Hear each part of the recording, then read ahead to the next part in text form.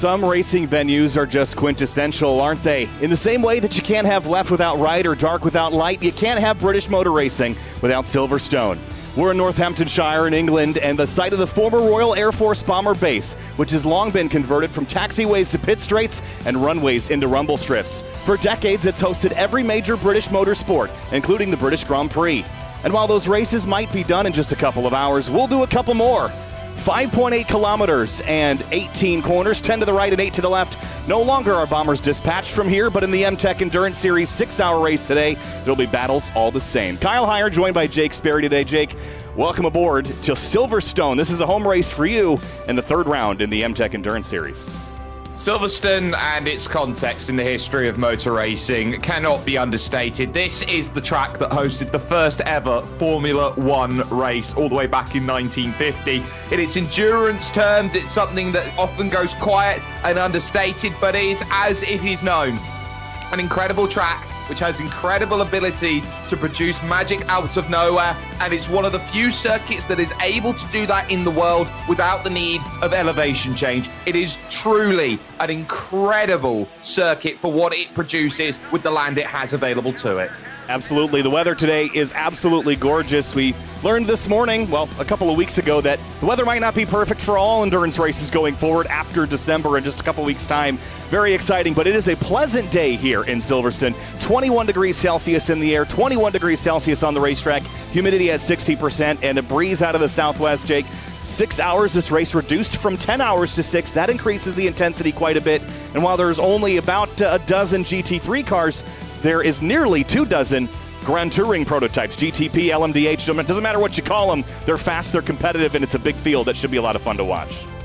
It is, and I think that's going to be really crucial in terms of how this series goes about producing itself. This is the sort of track which you look at and go, well, okay, what makes it so great that we've got so many different prototypes here today? And it's the fact that it's all about the high speed, the mid to high speed corners. That's what is the selling point for why we've got so many here today. Because it's the sort that, as a driving experience, Kyle, you throw one of these Cadillacs, these Acuras into these corners, you are absolutely sitting on a gold mine of downforce, and that's where the love is going to be. I would love to see a few more GTs out there. I think GT is the most popular out there on the iRacing service, so I think it's not impossible to get a couple of GT teams in together and say, hey, let's do a couple races, see where you go, and have a bit of fun with it. But ultimately, I think that it's going to be the stopwatch today where most of the fun is going to lie, and these drivers absolutely fanging it through every single corner. Yeah, we're going to get to watch the 6 hours on this is probably one of the highest average speed tracks that we'll be on beside Le Mans or maybe Daytona a bit later in the season. Let's have a look at the season standings as far as they're concerned. This way into the season, after 3 rounds, as far as the GTP standings goes, it's still Hydra Race Geodesic Racing on top by 10 points, but they had a pretty catastrophic round at Watkins Glen, Jake. Out a couple of times, a few different accidents that pulled away their advantage, but of course it was Overtake Race Team late in the going. After late race dramas, they were able to go 5 spots better and pick up to tie for 4th in the standings, just 20 back from Hydra Race Geodesic. Look, the issue that these drivers are going to have is that you are not judged on your best performance. You are judged on your worst. And Hydra Race Geodesic Racing have the one good thing in the back of their mind. They've got their bad race out of the way early over the course of this season. They have had time to adjust, the ability to get back on the horse, so to speak, and go out there and try and ride some laps around the paddock. That's what their goal is going to be. But you look down that list and you see, well, hang on a minute. Top 10 are still within half the point haul of us. There are still chances that they are able to score some really amazing, some really important points.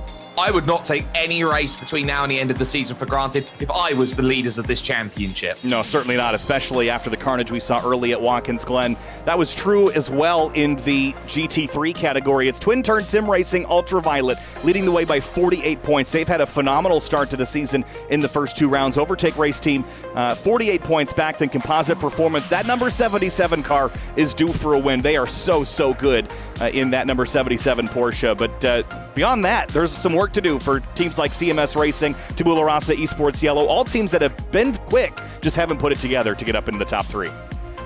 Yeah, and this is what you're starting to understand about the GT fields is that yes, drivers can be quick, and yes, drivers can go out there and produce the results that they really want to over the course of the season. But if it doesn't hook up, that's where morale starts to really take a hit. And often you find that when some drivers can't quite string the results that they need together, everyone's going to turn around and look at each and every other person in the team, and those mistakes do creep up over the course of a season. Now, for those teams that can stay consistent, like what Twin Turn has done so far, that makes them a really alluring prospect. They don't have to be the quickest every single week. They just have to manage it from here on out.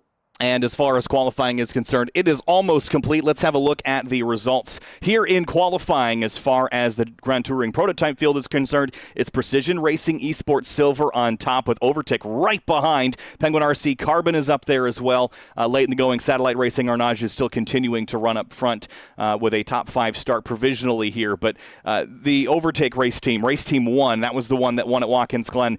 They were kind of out of it as far as overall pace was concerned. It was dramas at the front, 2 cars colliding late in the going in the dark that led to them to their first victory of the season in that lone Acura. And look how lonely they are amongst the field with the thundering Cadillacs up front right now. Yeah, 6 of the top 7 inside the top 10. Of course, Hydro Desic, one of the only BMW runners here over the course of the season. They've just jumped up then to 5th position in the dying embers of qualifying. They're still under 35 seconds left to put a lap in, and they have the provision of 4 laps to try and get that over the line. So that's going to be crucial for them in this close qualifying. But again, really strong qualifying. The Cadillacs look really, really strong, and that consistency value from them, I think, has shown itself here around Silverstone. Yeah, certainly. There's a look at the rest of the order. Some of the Acura's Precision Racing Black, the Implower team, RSC Esports down towards the bottom. And then, of course, you've got your the GT3 category. Take one more look at the top. It's Overtake Team 2 and the Ferrari at the top of the order. Ferrari, Porsche, BMW with Twin Turn Sim Racing, Ultraviolet, NRG Team 19 at the front there. That's going to be a lot of fun to watch as the field is set. We're going racing for 6 hours here at Silverstone. Let's talk about this racetrack one more time before we get the green flag. Of course, you see the sector stripe there at the top right of the screen, but your front straight actually leads you into Abbey here on this configuration. You're coming out of Club into Abbey, and then you head into that loop section on the opening lap. So it starts fast, it narrows down into that hairpin, and then the rest of the racetrack is extremely quick through Copse, Maggots, and Beckett's as well, Jake. So lap 1 is going to be high octane. Got to get those tires up to temp quickly. Yeah, it's a frighteningly fast circuit as they will start on the Sir Lewis Hamilton straight between Club and Abbey. But the run that they're going to have today is going to be all about saving tyres. This is a tyre really destructor of a track because all of the slow corners are long, and that's going to be the struggle. The run through the village in through the loop. You then have Beckett's in towards Woodcote Corner and Luffield. You've got those corners which are so difficult. And then the final 2 corners on the lap, Stowe and then the Vale through Club. Again, it's all about really destroying those left-hand side tyres. And that's where you're going to see a lot of the struggle here today, is that you've got no real hillage, so to speak, to give the tyres a rest. They are not going to be able to slow down and stop the way they want to. Another look at the weather before we kick things off here for the 6-hour race. Just after 10:15 here in the morning. So we'll run until about, was that going to be about 4:30 here in the afternoon to finish up this race in 6 hours' time. It'll be myself and Jake for the first 2 hours. It'll be Finney and DeCuna and DJ Clark for the next 90 minutes after that. And then Finney and I taking the coverage to the end today. So buckle up and get ready for this one. Short pace lap here as well, Jake. Is that going to contribute to the inability to get tires up to temp before we drop that green flag?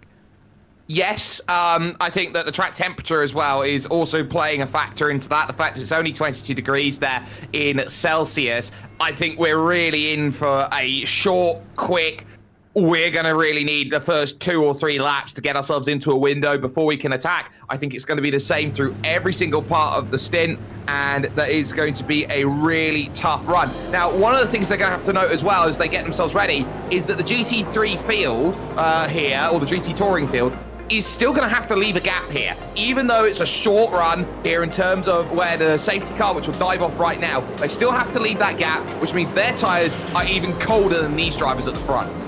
Yeah, it's going to be tough for them to get temperature in. It's going to be a wild start to this one. 6 hours at Silverstone Circuit. as Precision Racing Esports Silver tries to find the magic that they failed to find at Watkins Glen. The field leaves the final corner, and we're coming to the green flag. MTEC Endurance Series, race number 3 of the season, 6 hours on the board, and we're racing at Silverstone. Precision Racing Esports, a nice clean getaway. They merge to the left for the first high-speed turn. Side by side, it's the Satellite Racing Carnage car, Jesse Lyon, on the outside as they sweep through the first corner. And it's so easy to trip up in the early stages. Very aggressive start by a lot of these drivers in the field, able to manage to navigate perfectly. GT's off and away now as well, and they will have themselves their own scraps to deal with. It was great qualifying by Overtake, but they're already in a spot of bother with the Porsche and the BMW there behind, which is being piloted by Garen Batten, who is a very dependable set of hands. Looking around the outside here, heading into the middle sector, 3 wide in the middle, searching as all these drivers tiptoe their way through the loop. Yeah, the aggression level's really high in the GT field, only 10 cars, so you can't fall that far, but you got to keep the wheels on the car for the entire race. Bombshell Racing Team Odin had a problem here, Jake. Let's have a look and see what led the 88 to disaster this early in the race. Through the loop here, getting power down is a challenge on cold tires. Was there contact with the Hydra Race Geodesic car? No, gets on the curb, loops it around, doesn't make any contact, but drops to the tail of the field. Look, Aintree is such a difficult corner because it's that awkward amount of straight that you've got between turns 4 and 5 that gives that opportunity to feel like you're going to be good as you go through the corner. You're in the middle gears through there, and Kyle, that's going to be where you're going to find all of the troubles out there in the early laps. Going through the middle gears when you think you're safe, when you think all of the torque's disappeared from the wheels, no, you're still going to get a little bit of slippage, and that's where the troubles start to happen. Some new teams here this week. It is DFR Racing GTP. Nicholas Daly behind the wheel right now, 11th place. After starting 1 spot further, they gained it with the spinning Bombshell Racing Team car. Pretty orderly start otherwise for the Grand Touring prototype field. They're all in line as they complete the first of many laps this afternoon. An important first lap as well was Boris Angelovando behind the wheel of the Precision Racing Esports silver car. So Boris doing a great job. Ben Ford will be following, then Jesse Lyon, Blake Reynolds. No need to say too much about him. And talk about a battle of pro stripes today, Kyle. You've got in 5th position for TNT Racing GTP, one legendary driver in the form of Benjamin Lindsay, a pro stripe over a decade ago here on iRacing. Battle for position, 10th place, DFR Racing GTP under fire from Ray Kingsbury. That's the blue Penguin RC Simulation ice car. Just behind them, Satellite Racing Mulsanne with Ryan Walker. And a lot of Cadillacs in this field here, so every time we talk about multi-class, multi-make racing, and you're racing a similar car, how do you find an advantage? It's going to be down to the setup, and it'll be down to the driver. You don't have an advantage as far as equipment is concerned, or the balance of performance that could make that maybe easier for you. I'll tell you what, I think this is going to be the sort of race where everyone is just trying to have as much focus as they can. Ray Kingsbury and the Penguin RC Simulation ice car is looking behind at Ryan Walker. The Scotsman that is there behind him is absolutely going to be on it today. He absolutely knows what it takes to drive around this circuit. He's back in 12th position, not with an angle down into Stowe along the hangar straight, but it's all about focus in these early stages of the race. You can't win a 6-hour race from the opening minutes. You can, though, however, throw the car into trouble, and the smoke that goes through. Here's the BMW going side by side. That's a very comfortable overtake there. You can't really ask too much more of Elias Roman for BRT Heimdall. The Venom sim racing car of Ramon Sherpa has to do one thing and one thing only: sit and watch it. Yeah, Porsche versus BMW. The BMW takes the spot for now. Elias Roman in the BRT Heimdall car moves up a position. Shepard backwards 1.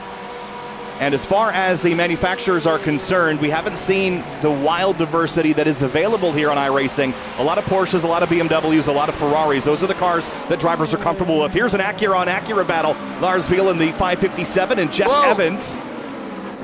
Nate Stewart's gone off. Penguin RC Simulation Magma over at Brooklands Corner. So that is how quickly you can go from hero to zero around here. And they are fighting with grip. It's a flat corner. You can see he's all on his own as he goes in, on the curb, just diving in. And the rear just says, no, I don't want to turn that way.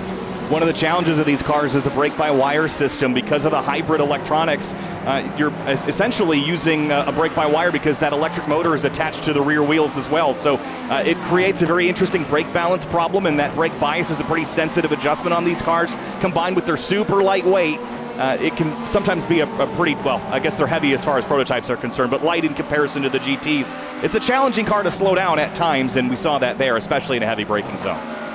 Oh, it is really challenging. These cars are in and around a ton, so it's pretty much a case of it will feel light. It's light for a car when you consider your average road car is about a ton and a half, so to speak. So you're pretty much sat with an understanding that these cars have all the power that's available to them. They've got all the downforce that is there as well. And you are trying to navigate them through arguably one of the most legendary roads that has been in existence. This layout, of course, since 2010, I do believe, was the last, 11, sorry, was when it was created. So they've had the opportunity to know this track for a decade, haven't felt the need to change it. Speaking of changes, look out for the front, because it is now starting to get a little bit dicey around third place. Vincent Leroux finds himself with Dominic Eisenberg trying to get into play. Yeah, this is a battle for third in GT3, and there's a similar battle about to heat up for second in GTP as well. There's that.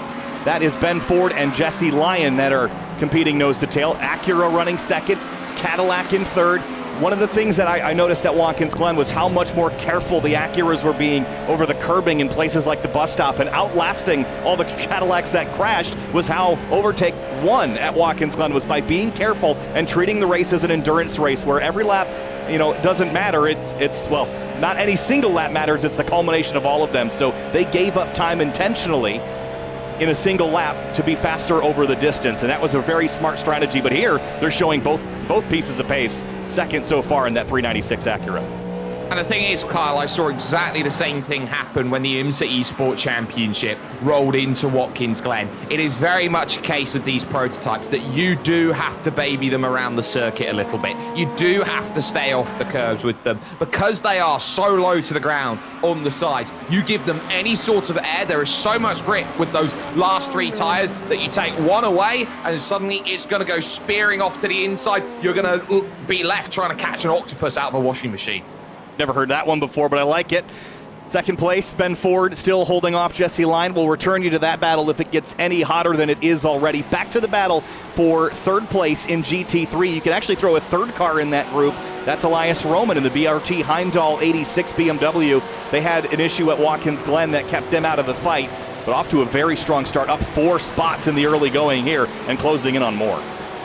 Yeah, they are looking for those places, and as many places as they possibly can. I think they are going to be sat in a real position today where they want to show that they have a little bit more than what they had at Watkins Glen. They struggled a lot in the middle phase of the race. In the first phase, they look really good. But that BMW is very chunky. It's very high as well in terms of machine. And a lot of the Porsches, especially when you've got that Porsche Center there on the left-hand side of the Johnny Walker Bridge, you can see it there from this camera shot perfectly. Porsche know how this track works. So they will build a car here today that works quite nicely around this circuit. That's why I think the Porsches might have a slight edge over the BMWs in terms of how they might work, because the innate understanding of how to build a car and the properties that you need to be quick at Silverstone, I think the Porsches have a little bit more than the developed BMW. Yeah, I think one of the things that Porsches have as a strength is stability on throttle, and you're on throttle so much here and in such high-speed corners. I think that will assist them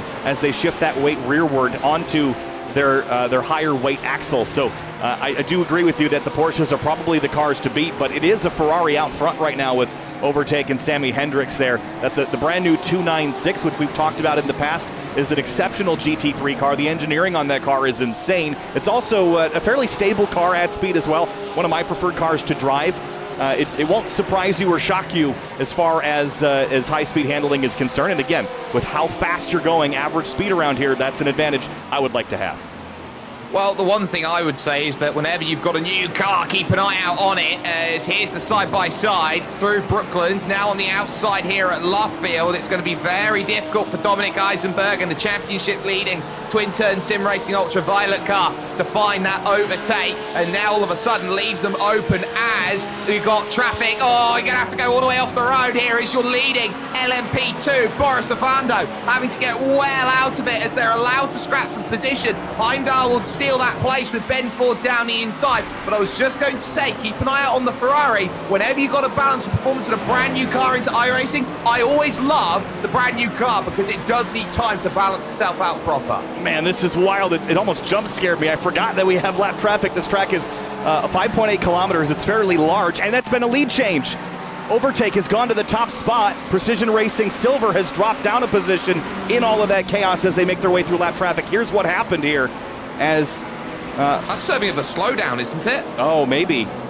Yeah, it is. Oh, it's huge drama. Top two have been caught out in the GTP field. So the Hydro Share Desic car in trouble, and so too Overtake Team 3, Peter Lowe. So both of them, I think, have just had an almighty accident over at Stowe Corner, and that is not where you want to be having an accident at the fastest place on the track. That is huge damage for the championship leaders again. Watkins Glen was catastrophic. This could add to that as well. Both cars hit pit lane. Here's what has happened, and we just caught the tail end of it there, but huge drama indeed. Heading down into, is this into Stowe here? Yeah, it's into Stowe, and this is the key here. Hydro Share Desic car stays all the way to the right-hand side, tries to pinch a little bit to say you can't go around the outside, and then ultimately, when you've got still that Grand Touring GT3 car in the background there on the outside, you're trying to push a 3-car wide gap into 2. That's the sort of thing. Look, doors closing, but you have to say, Overtake have to stay off the accelerator, really. They really were late in terms of getting that to a stop. And this is also terrible news for Dominic Eisenberg, who was caught up in that. You see the major damage to the front here. This was a car that started on the front row and was running up front, was just losing a few spots in the heat of battle, and is now running last in class here in the first 12 minutes of the race. Catastrophic. And all the while, Elias Roman has dropped a few spots as well, trying to avoid all of the carnage. So just like Watkins Glen, we've had early dramas in a big way. We absolutely have. I've never seen a modified Porsche, Kyle, but I think that's about the closest that we're ever going to get to one of those. But that is an absolutely wrecked number 23 machine. And the ultimate price that we're seeing here is that championship is all changed. Both of the leaders within the first 15 minutes of this race, Kyle, have race-altering damage. And just in the first pass of the multi-class traffic as well. Now, we didn't really address that in the beginning of the show, but at Road Atlanta, we got away with a miracle somehow. That track eats cars in multi-class scenarios. We actually did pretty well as far as crashes go there. We had a few of them, but nothing out of the ordinary. Watkins Glen, on the other hand, was just full of accidents and slides and spins and crashes, some self-inflicted, some from multi-class interaction. I did not pin this one as a place that would be one of the harder tracks given that it's so wide, but the speed differential, especially in the high-speed corners, is going to lead to a lot of jam-ups there, and when the traffic's still packed together early in the race, that's why we saw some of that. Absolutely, and I think that's where it's going to be very subtle here at Silverstone, and why this is the sort of circuit where you look around at everybody here and you go, are you going to give me enough space on the former airstrip roads? The thing is, when this used to be an air base, is that you weren't ever going to encounter traffic anywhere you were going to be on this place here when you're going out and you're taxiing down the runway. So for all of these drivers to all of a sudden have to deal with 2-3 bits of machinery on the same piece of real estate, naturally everyone's gone into fight or flight. Ben Ford and overtake, taking advantage again of the slowdown from the Precision Racing silver car. Boris Angel Ovando, who's dropped to second, but still making pretty good time. And then Satellite Racing Arnage, Jesse Lyon, started fourth, up to third, and tracking down both of these leaders right now was about even with the overtake leaders last time by as far as lap times are concerned in that Cadillac VR GTP.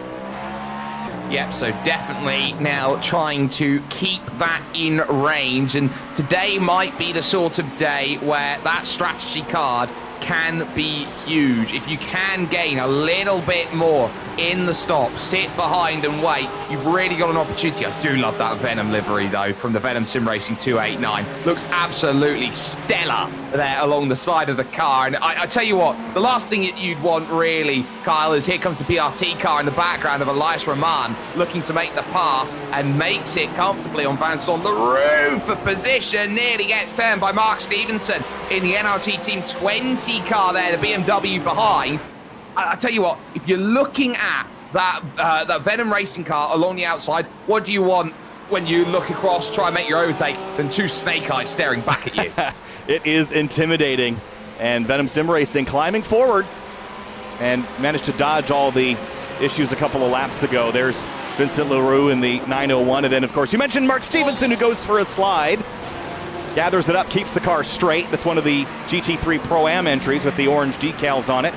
And he'll use that runoff area for what it's designed for and pull back on track after losing a couple spots. With the matrix there on the bonnet, you could say that was a debugging process going through. Turn 1 is often understated here for Abbey Corner here of how difficult it is. It's a fast right-hander. Car never settled in the rear. It's able to save it by skirting across the farm and heading towards the village. But here's a look from behind. Here's the big look. Car in the rear, never settled. Does well to save it, but that's a point as well for drivers behind. If someone has an issue through there, how difficult do you think it is at one of the most loaded corners on the circuit to get off the throttle? Very. I mean, if you get off the throttle, you shift that weight forward and then you crash. That's as simple as it is. You have to balance weight very well here, especially in some of the rear-wheel drive cars. When you're putting all that weight on the front axle, it unloads the rear. The Porsches, I don't think will have that problem nearly as much, but such fast, flat corners as well. We're coming off of Watkins Glen and Road Atlanta that have a lot of camber to their corners. The car leans into the turn. Here, you're just kind of skating across a flat surface, so your mechanical grip is greatly reduced, and you're just struggling, especially in corners with less downforce even. You don't have anything to lean on other than just the grip from the tire. Here's a battle between the 557 Implower car and Bombshell Racing Team Odin. They spun on the opening lap and are rebounding nicely.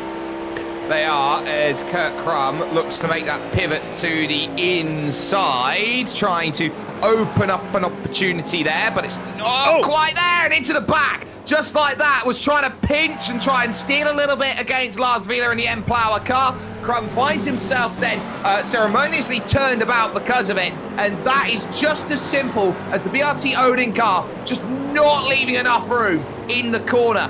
Just leaves a car width in a little bit. You have to give that room, especially when you're not halfway alongside. Yeah, just didn't judge that one right and kind of just ran into the back of the Implower car. It will drop Kurt Crum back down again. Another one of the teams that has had exceptional pace, but they haven't been able to stitch it together. Whether it's been accidents, whether it's been penalties, it's just not gone their way. You know, have they run where their pace tells me they should be, then they might be leading this championship. Back up to the front, though. Precision Racing Esports Silver has caught overtake. It's only 0.4 of a second between them. Well, Boris Angel Ovando has the pace and has the pace in spades, so you can't really argue about how quick he is. The man from Club Texas in the United States getting very aggressive then through at the loop section of the circuit, leading on now through Aintree and onto the Wellington Straight, which forms part of the national circuit here, or what used to be the national circuit. And then is that lunge into Brooklands Corner, the fast left-hander, and then it slows it right down into Luffield, this long 180-degree right. This is the sort of corner here, Kyle, which will be the definition of iRacing's rain and its Tempest system, that Luffield corner, because that's the sort of corner I look at and go, well, when you go through here, you have to be on the outside equal in terms of pace compared to what you are on the inside. That difference in taking an outside line, it being faster in the rain, is what should be the definition of a rain system in sim racing. And Ovando right up against the edge of the racetrack, dropping a tire into the gravel. Just the left rear, though. We got, again, previews this morning of iRacing's new Tempest system, and I think that will be an absolute game changer. The ability to search for grip around the racetrack, to have the tire strategy play into effect. It is very exciting times ahead in iRacing, and especially in multi-class endurance racing, where that's a factor that basically interrupts at some point every endurance race globally. So I'm very, very excited for that, as I am for this battle for the top spot. Just 20 minutes in, and Ben Ford on defense here. Now back into traffic. There's a twin-turn sim racing car. He has to wait. He has to lock it up. Here goes Angel Ovando to the inside and takes the lead back away. I don't think Ben Ford was really expecting nothing out there of the twin-turn car, knowing how quick it's been all season long. Twin-turn car has done nothing wrong in that situation. You're told to hold your line and take the natural line as you go through. It's a responsibility of Ben Ford to get that pass done cleanly. He did so well not to create an accident out of it. That was comfortable by, of course, one leader now of this race, Boris Angel Ovando. But Ben Ford, my word, that was as scary as it gets into turn one here. Yeah, that was really close to being disaster for both of those cars. And, you know, that's one of those scenarios that you look back in hindsight and you wish that you did one of two things. You wish that you dove in there without any regard to the lap car and just got the pass done, despite maybe making them angry. Or you read the road a little bit further in advance and you wait earlier in the straightaway. The idea is not to catch that traffic mid-corner or right at the exit. You want to time it so that you can get back on throttle entirely, they can get back on throttle entirely, and you're backing up really halfway down the straightaway before to avoid that scenario. But it's very, very hard, and you always wish you could do something over, but you just can't.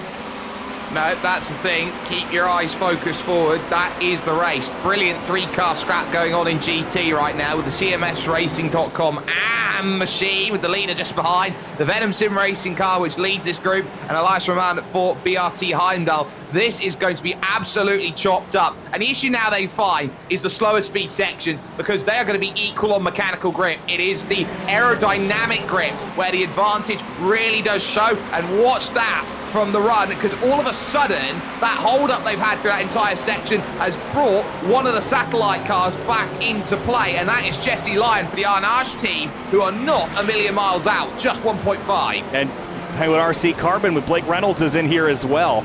So this has tightened up the entire top five in GTP. And Boris Angel Ovando basically had the same scenario happen to him that happened to Ford a lap prior, just ran up on top of a GT3 before he had anywhere to go with it.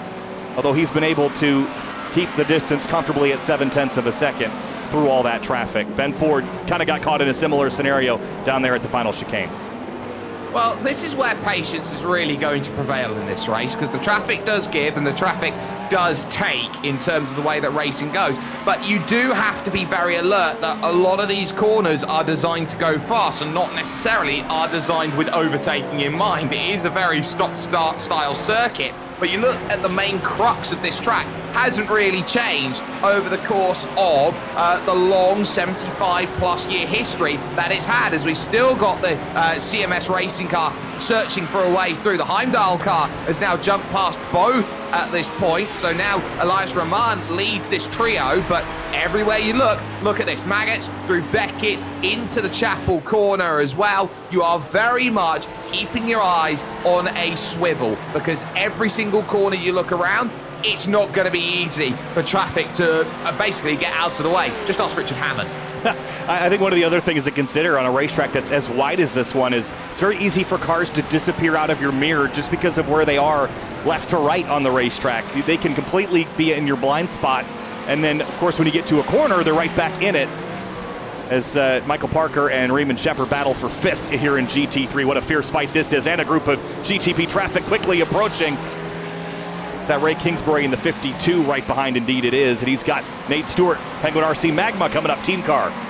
Oh, I tell you what, this is going to be brave, because they almost thought about three wide. Nate Stewart knew better than that. He'd just stolen a march on Lars Wheeler in the M-Plower car, and he might have an attack here in towards the village section. Kingsbury is shuffled off his line. Oh, that's so clever by Nate Stewart. He took full advantage there of Ray Kingsbury. He just put the car on the inside to the point where the spotter would say inside right. You can see here, just at the point where it says inside right. So Kingsbury has to leave the room. He oversteers through the corner because he's not expecting car inside. And just like that, I'll sweep round the outside and I'll take it on the next corner. That is genius from Nate Stewart. That was clinical. Ray Kingsbury, though, would like it back.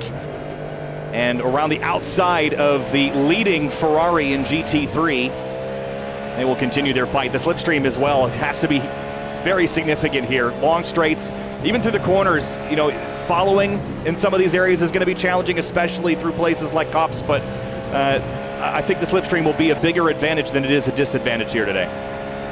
Imagine being out of the race for 6 laps of this race, trying to repair some damage. You get back out on track as the overtake Team 3 car is at this moment, Pat Labrosse, and then you get told, oh, you've got a 1-lap stop and hold penalty. Oh, man. That's just salt in the wound, as they say, and that cut is still fresh for overtake Team 3. Trying to repeat the success that their sister team had in upstate New York a couple of weeks ago. And then Hydro Race Geodesic. They are still on the pit lane, repairing damage. The limiter is still on. I can't tell if Peter is still in the car or not. He will be in the car, yes. So Houston in the car. He was out for a moment, but, you know, they've only just fixed the damage to the front right fender there on that BMW. So the sniffer, I believe, has had, quote-unquote, its nose job completed. It might be an improvement, some could say. But I think for Hydro Race, they're not going to think that. Just been a tough couple of rounds. At Road Atlanta, they just put on a clinic. And then at Watkins Glen, it was just issue after issue after issue. And they just could not stitch it together, even after rebounding pretty nicely mid-race and already down 8 laps. Now they're back on track. Just as we said that, they're rolling out of pit lane. 1 lap down to the nearest GTP, overtake Team 3. 8 laps down to the leader. Yeah, and so the chase very much on. Michael Parker here, still trying to have a search for that position as he hopes that this time he has got himself a real opportunity to make that overtake. On the brakes in towards Luffield Corner, and this is where you're fighting the grip. You're hoping that the tyres and the way that the construct is going through, you always look at those left-hand sides. Now watch out on the left-hand side then, going through. That's comfortable then for what is the RSE Esports car of Ryan Sharp that comfortably dispatches there. But then you get more fast right-hand bends here. Cops Corner, the former turn 1 on this circuit. My, what a committed corner that is. There's a lot of big commitment corners around here. I find the flow of this place just exceptionally fun to drive. I'm actually quite jealous of the drivers in the Grunt Touring prototypes. Here's Michael Parker up the inside. Little contact there, door to door between the two. There's Hydro Race Geodesic going by. Parker gives it back, but a little hands-on there between the Ferrari and BMW. And look, this is the one thing that I think the BMW's got an advantage on with every other car. In a one-on-one, side-on-side contact moment, when you've got the Ferrari versus the BMW, it's the ultimate battle bots moment where that BMW's not going to get beat. It's not going to budge. It's a unit. You know, they might not fly bombers out of here anymore, but they still got some tanks on property. And Elias Roman's piloting one right now.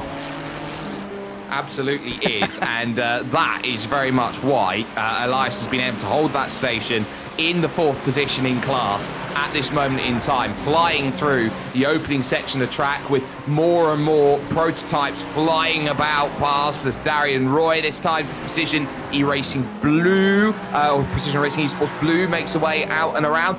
But there is focus here in terms of how these races are constructed at this point. Gap at the front currently sits at 1.6 seconds, and I would say we're very much still in range towards the half-hour stage of this race. And I would say if you're anywhere within 10 seconds between now and the final pit stop, you are very much in a great position to make something happen today. Absolutely. We're also coming up on the pit stop sequence for the GTPs in the next 10 minutes or so. We'd expect to see them on pit lane for the first time.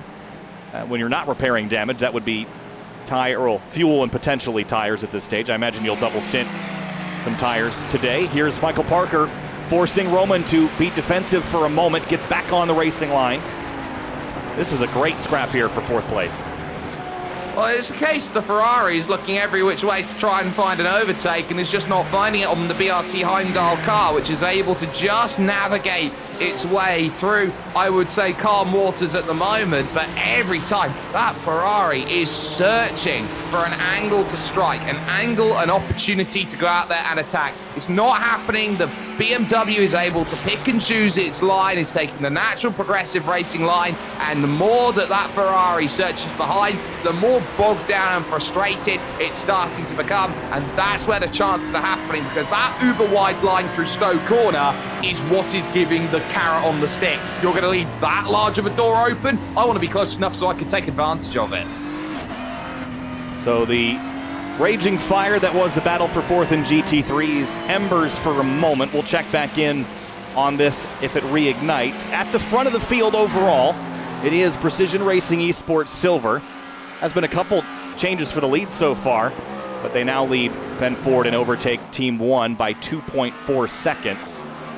And now that you don't have a driver breathing down your neck quite so much, that is going to allow Boris to pick and choose the battles with the lap traffic a bit more efficiently. And as far as they say, the rich will get richer. He's just going to grow that gap, I think, now that he's got some time to think about decisions before he has to make them.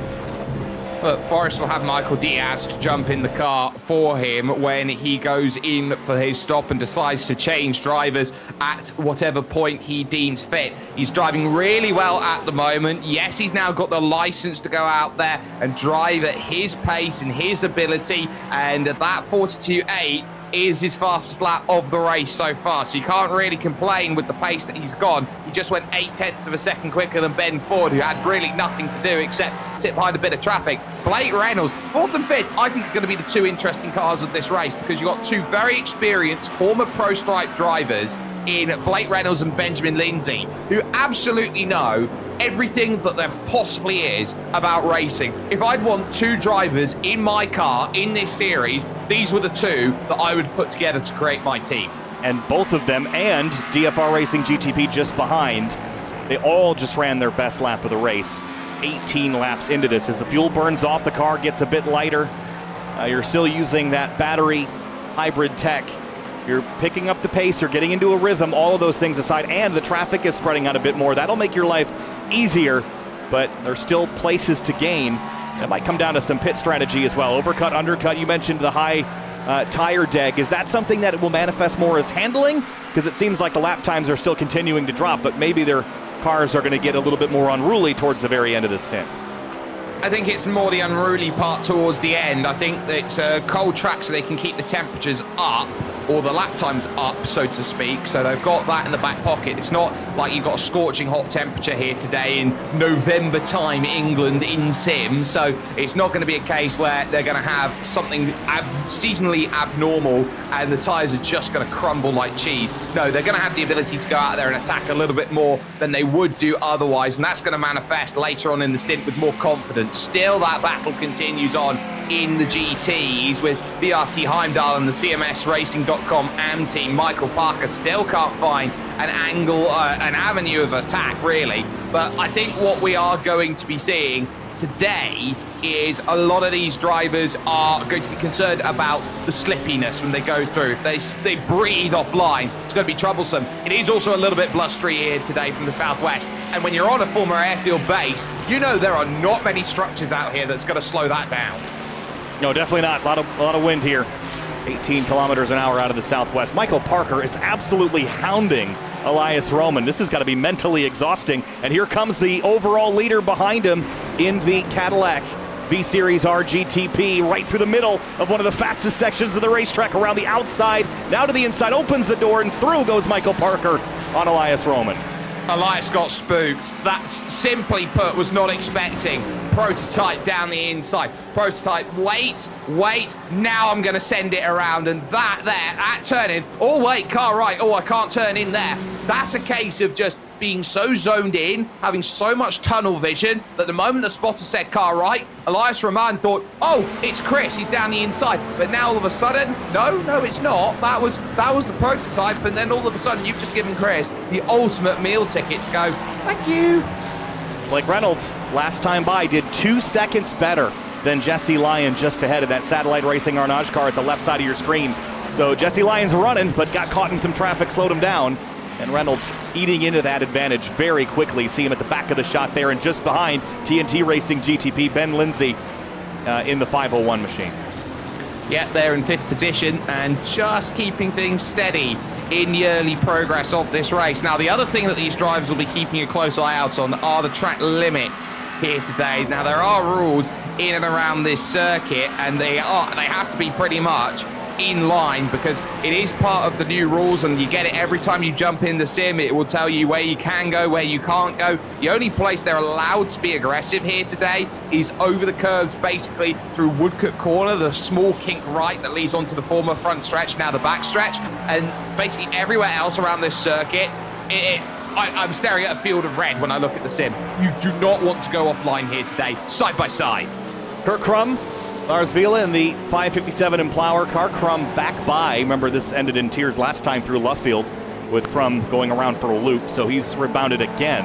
And if he could just not dig himself out of holes every time, this car would be up in the top 5, as I mentioned earlier. But every time he, digs himself out of a hole, he falls right back into another one.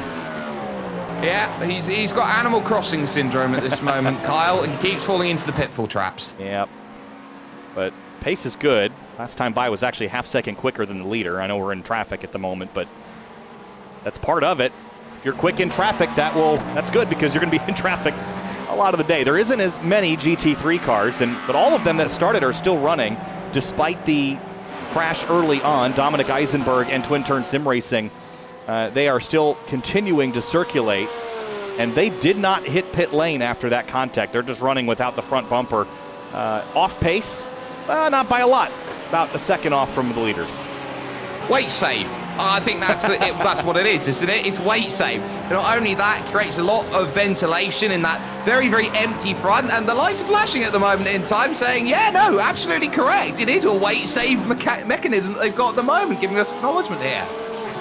Well, I'm not sure I would make that trade, but it doesn't seem to be hurting them all that badly. And they'll, one of the things they're doing is keeping themselves in contention by being on the lead lap, right? They are going to have a chance to fix this. It might take them a couple pit stops to clear most of the damage, but if we've learned anything from iRacing's new damage model, it's that you can basically repair your car back to 100% if you give it enough time. So if you can space that out over a couple of pit stops and stay on the lead lap, you are absolutely in contention, especially with a fairly small GT3 field today. So this is where you've got to start doing the maths and seeing whether that is viable as a strategy. They're losing about, from where they are, I would say about 1.5 seconds a lap here, Kyle. In terms of the way that they've got to go about their race and get to that stop, they will lose less and less as they get that repaired. But it all does depend on how long it's going to take to repair that car in requireds and optionals, basically. They're going to hope that a lot of the optionals on that car is able to go, as you've got Matt Kingsbury now there with Michael Parker in that battle and continuing on through, and Kingsbury very much stays out of the way of the prototypes that go through, which does interrupt it for a little bit. But I think the key here is, well, how many minutes of optionals do we have? How much is that going to bring the car back into play? And was it the right decision to stay here and get things going, or are they going to be walking wounded basically for 6 hours trying to get any small morsel left of crumbs at the table? What will help them is that the Porsche has all the important bits in the rear. So effectively, the front is just ducting and bodywork. So I don't think it will impact the reliability of the car. That's the major thing. I'd imagine that there's probably not a lot of suspension damage. He hit pretty square. It was a spinning GTP that was what the 23 contacted. So I'm thinking it's basically just bodywork, and it shouldn't be a super long repair. I do see the hood crumpled a bit as well, but again, just ducting under the hood and the fuel tank, in fact, of the Porsche. So I don't think it's a huge concern. They are losing time. They have to do that math, but I think it's mostly just aero efficiency and not lengthier repair like suspension or engine damage. One other thing that's going to be affecting them with is fuel range here today, because you've got those exposed front tyres on both sides, which pretty much means that it's not optimal hitting the front of the car. They're going to have to push a little bit more through the air because it's not going to be as natural over the car through that section, and that means you're going to use more fuel per lap. And because they will be using more fuel per lap, they're going to be in a little bit of trouble in terms of they might be a lap or two shorter compared to everybody else out there. So I wouldn't be surprised to see them as some of the first takers onto the lane. Quokka Racing, Matt Kingsbury in the 55. Slipped down the order last time by, lost a spot to Michael Parker. Here comes one of the accurate GTPs. That's the 171 Precision Racing Esports black car of Jeff Evans. But Kingsbury lost 3 seconds last time around. Michael Parker got by, and now he's got a little bit of pressure from the BMW of Elias Roman. They've lost touch with Michael Parker, 2 seconds clear of this battle for fourth. And that's how quickly you can lose it. Matt Kingsbury, 2:03.1 that last time by. Michael Parker, 2 minutes, 0.8. So Kingsbury is struggling out there a little bit at the moment. He's finding the wrong side of the traffic, and every time he's going about, he's looking here, there, and everywhere, almost feigning for the pitch, but there goes the Hydro Race geodesic car to the inside, just about skipping on the way through, but Matt Kingsbury here, he's really having to fight against that Ferrari, and there's the margins that you can see. Very, very tight, nothing to lose if you are the championship leading car at this moment in time, way down the order, very much forcing an avenue through. That was really tight between Kingsbury and the Hydro Race geodesic car that is still running last with Peter Houston behind the wheel. Here goes Roman down the inside, takes the spot away, 4th place for the 86.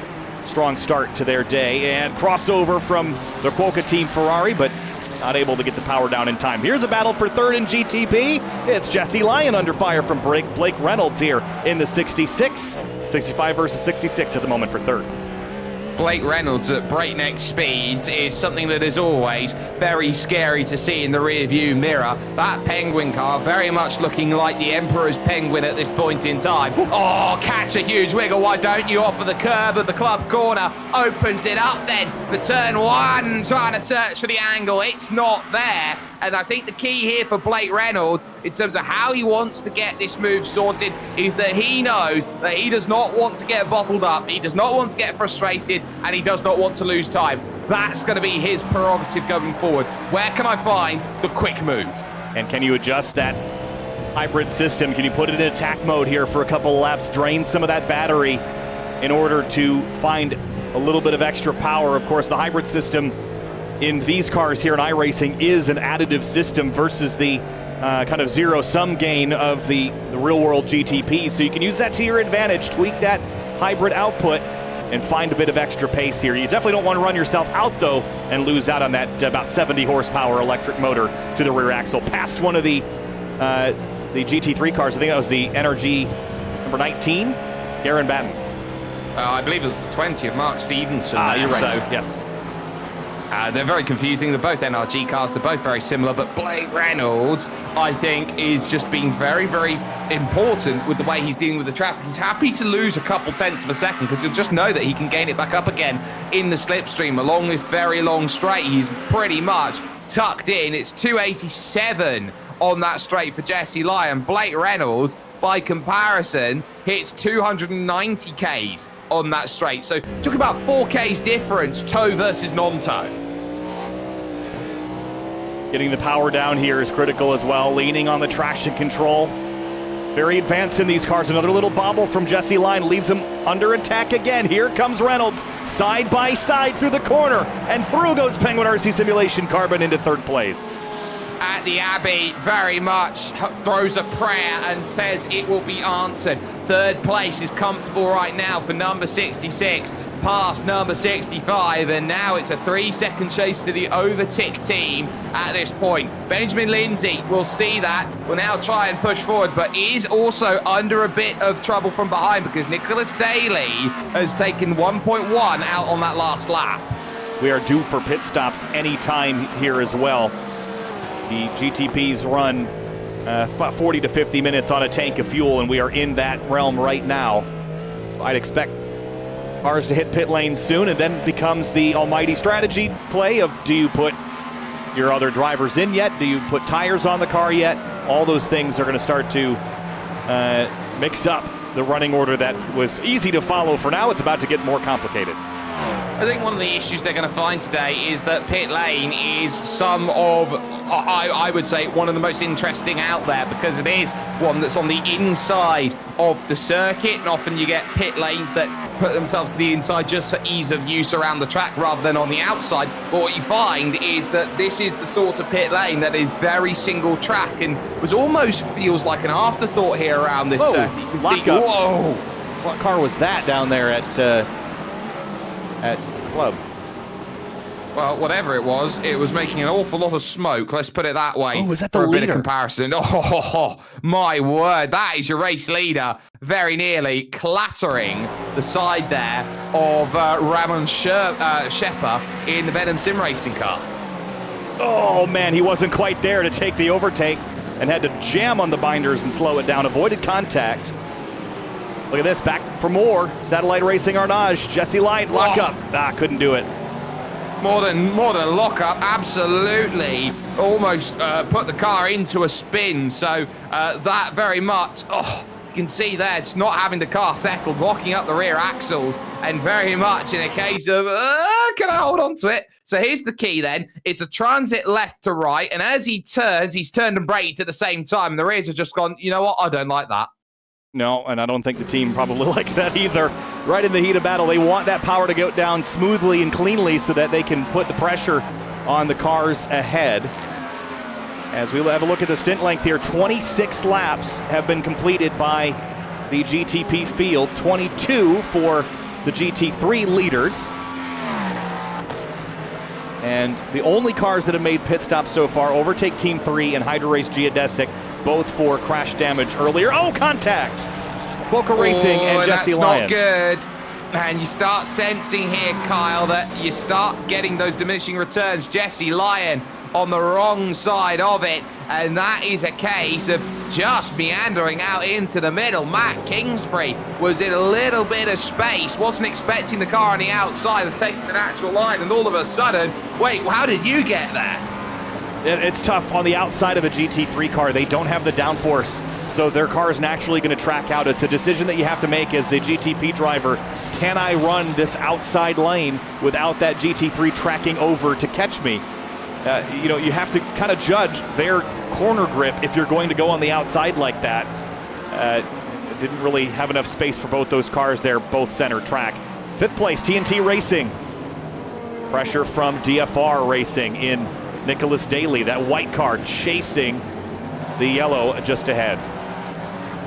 So that focus now to get past the TNT car of Benjamin Lindsay, I think is going to be really, really important. TNT, a team that has been pretty much here, there, and everywhere. It's been to the highest heights in terms of sim racing. They were known for the longest time as one of the best Skip Barber teams out there in the world of sim racing. Kyle, with the likes of Philippe Laibert and Hugo Prato, they were one of the premier teams out there in that sphere in the beginning realms. But right now, you've got to look at where they are. Benjamin Lindsay, incredible driver, has settled into the US, I would say, endurance scene here with iRacing. He's got Teddy Burns to jump in the car after him as well. So I think they're in a very nice position right now, P5. Nicholas Daly is comfortably giving that chase.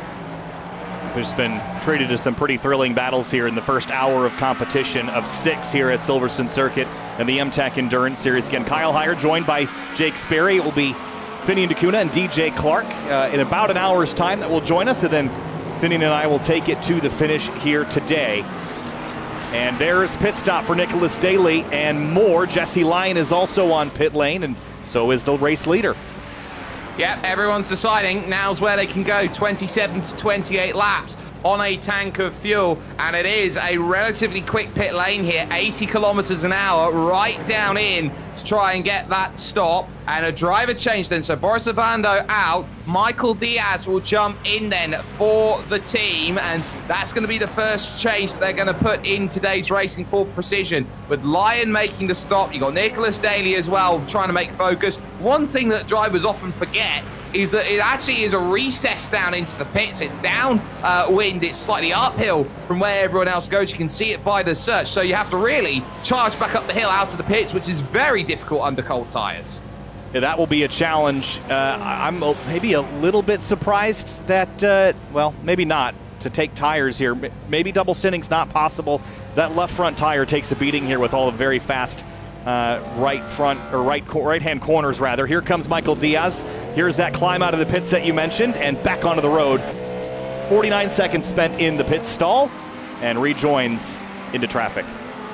And that traffic, you have to say, is Jeff Evans, which will be for position, and then Peter Houston, who will absolutely not be for position 8 laps down at this stage of the race. So there is still some work to be done. Everybody now is going to start diving out of the pits here, trying to get themselves some space. But in comes then the other car then, so the Overtick Team 1 team, the 396, lap later. How will that pay dividends for them? And it is a trundle along here at just about 50 miles an hour. What is that, 72 Ks, something like that? Got it at 80 Ks 80 here. Ks. Okay, I wasn't far off. That's a pretty good guess. was a pretty good guess. I'll give you that. I'll give you some credit. I know about 110 or so is about 60 miles an hour. So, and there's the behind them. That's the DFR. Sorry, the TNT racing car. It looks like these different acronyms. They're so difficult. TNT Racing, DFR. Well, they have the same team. I think they're team vehicles. They've got the same kind of shark fin livery on them, so maybe not much of a surprise there. All right, well, there's still battles on the racetrack. Here's this one, Twin Turn Sim Racing Aurora on the outside of Riemann Schepper. That's Sebastian Eisenberg. A little crossover here between the Porsches. Good battle. Yeah, the second of the Eisenbergs in the second of the twin-turn cars, which is actually the first of the twin-turn cars in this race. So the Porsche's trying to search for a way to get around. The Venom Sim Racing car, I have seen so far through this first hour here, Kyle, it's seemingly only gone backwards. Yeah, early on they were looking like they were going the right direction, but now, well, I guess it's kind of all evened out. 6th place, now started 5th. But it feels like they've gone up and down a lot, doesn't it? Up, down, all around, slant ways. They've done everything except get into Willy Wonka's great glass elevator, it seems, at this moment in time. It's been that sort of day in the opening hours.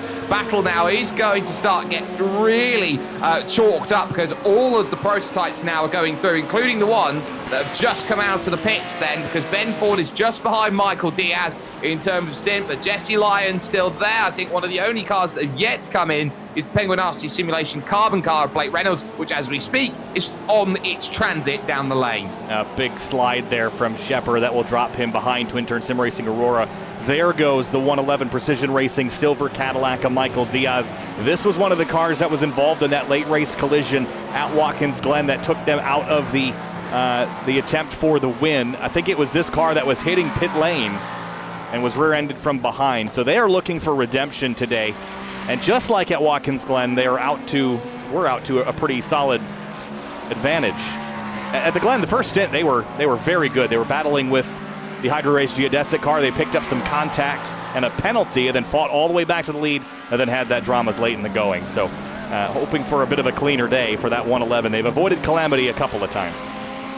Well, the cleanest place to be out on the circuit is leading it traditionally because you're in control of the race and it's up to everyone else to push above 100% to try and catch you. I think that's where the differences have been, as in comes Jeff Evans in the Acura then to make the pit stop, and that should, in theory, cycle the field out now and put back into the race lead one Mr. Michael Diaz and co, except for the fact that Blake Reynolds and that Penguin RC Simulation carbon car has stolen a march on everyone.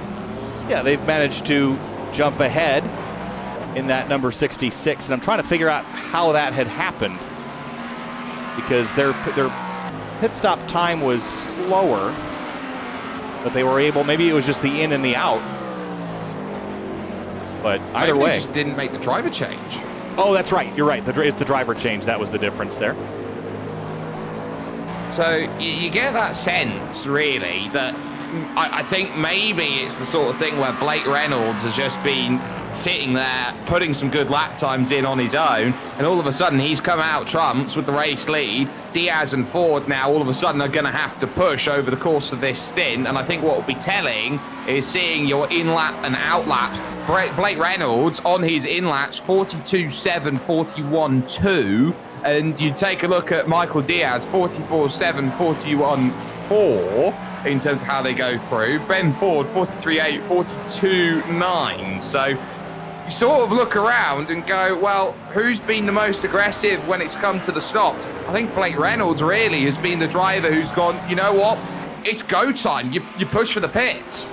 Yeah, and I think the other thing to consider, as you mentioned the outlaps here, is that Blake Reynolds has had 30 laps or so to kind of learn the racetrack, learn the conditions, learn the traffic. Michael Diaz is hopping straight into a car that was running up front, but it takes a few laps to build up that confidence, build up that pace, and be familiar with your surroundings, with the traffic and everything of the sort. Even the track conditions, right? You can practice all you want before jumping in the race car, but it's not the same racetrack. So all that will lead you to a slower outlap and a slower get up to speed lap.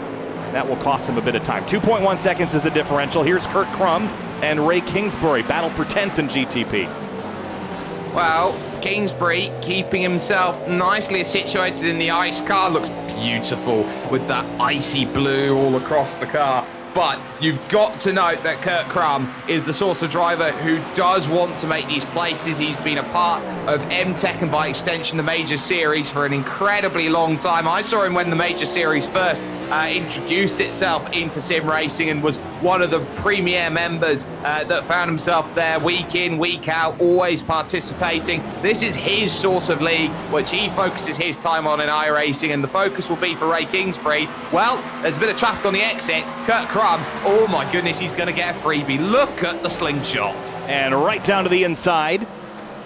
And through into position through Brooklands and into left field. Kurt Crum takes 10th place away. And just ahead, he's also got Nate Stewart on the chopping block, another Penguin RC car stuck on the outside through the loop of a lap down GT3, so he lost a bit of time on that lap around, and he's also catching the 32 twin-turn sim racing Aurora car, and he'll get by that without too much drama. Yeah, there are no dramas, there are no problems, there are no troubles. It's just easy picking off the drivers one by one. Now, this is the first time you start to mention the safety cars and how they work here in this series. They are random. It could be naught, it could be a lot more than that. And partially it's based on the incident count. And with, I would say, less drivers here today than what we've seen in the opening couple rounds of the championship, Kyle, and the fact that this is the sort of circuit which you look at on paper, and yes, you can pick up an easy one here and an easy one there, but when it fans out, it's pretty much, you know, you can drive it like the back of your hand, because a lot of drivers understand Silverstone and know what Silverstone is. I think safety cars are going to be a little bit less viable today than they have been at other places. Yeah, now, the reminder that in the past we used that incident-based system, but now it's a random number-based system, so it is still just as likely, but, you know, I kind of agree that you know, we had a few at Watkins Glen, we had a few at Road Atlanta. You know, I think the stats would tell you that you're probably going to have a race or two that doesn't have any. So could this be that one? I don't know. It's a shorter race, 6 hours, as opposed to the 10 that this was supposed to be. So I'm not sure, but either way, I know that it's going to be exciting, and the yellows will absolutely change the outcome of this race, as it did at Watkins Glen, as it did at Road Atlanta. We had 17 GTPs start this race. There are 15 of them on the lead lap. So bunching the field back up, it's going to be dramatic if we get one. Yeah, all 27 cars are still circulating at this moment in time, which I think has been a really key point to the start of this race. We do have one car down in the pits. It's Rick Kuipers, who is driving about then for the Venom team, and they look like they have been down on the lane for a considerable amount now, and they just about leave the pits. And now, after their pit stop, they go. So an early call then on the stoppage then for Rick Kuipers, around 55 minutes there for the Porsche. Yeah, that's slightly on the shorter end of the stint, but again, this is one of those races for the GT3s that is fairly simple to break up, because you can go roughly an hour on fuel.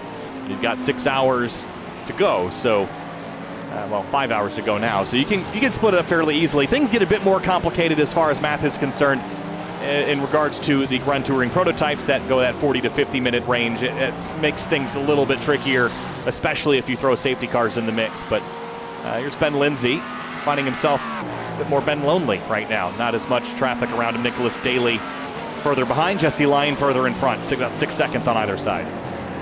Island racing is what I like to call it. You're on a desert island and you're left with only your own thoughts out there and the circuit in front of you. Benjamin Lindsay will be very grateful for this. Yes, it's not what you want as a driver to just be on your own. You're all racers. You all want to be going out there and racing. But the one thing you can guarantee, if you're out there on your own, just with the track to deal with, is nothing's going to affect your race except yourself. That is the most comforting fact that you have out there. Sailing into Maggots Beckets. What a fun section that is.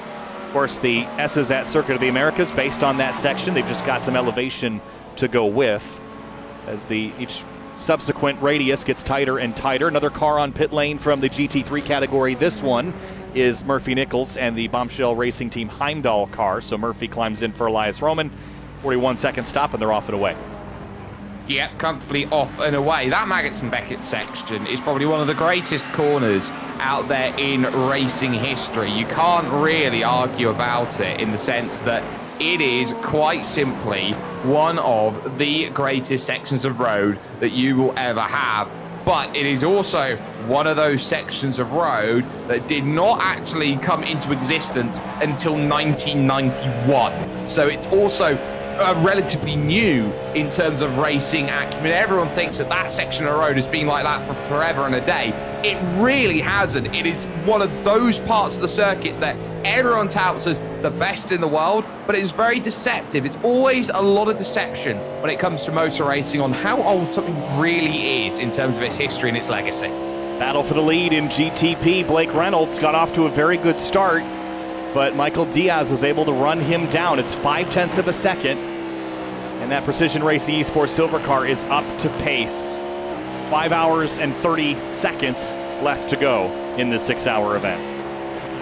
Well, Blake Reynolds had done a very good job of building that margin, but the issue he's always going to run into is that Precision Racing Esports Silver car is always going to bring that margin back. And the 43.9s that are being run by Michael Diaz at this moment are absolutely trumping the 45 flats that Blake Reynolds is doing right now. And the fact that Blake Reynolds here can't match the pace that he was doing in the early stint, he was doing 43s and 44s, he's now doing 44s and 45s.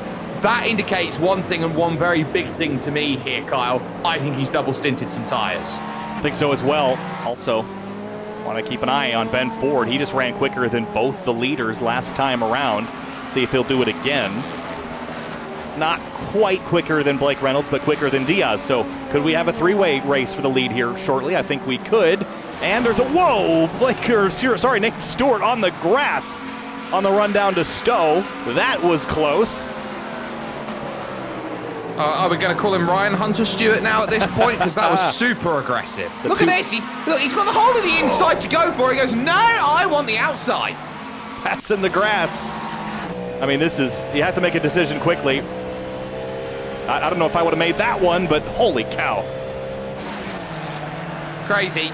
Well, he had confidence in the car that was going to stay there, and what are you supposed to do there as the car that is lap traffic at that point in time? That Porsche could have very easily have been totaled. Nothing more you can do. Nate Stewart, I think, is looking behind, going, I just do not want this pressure by Kurt Crum.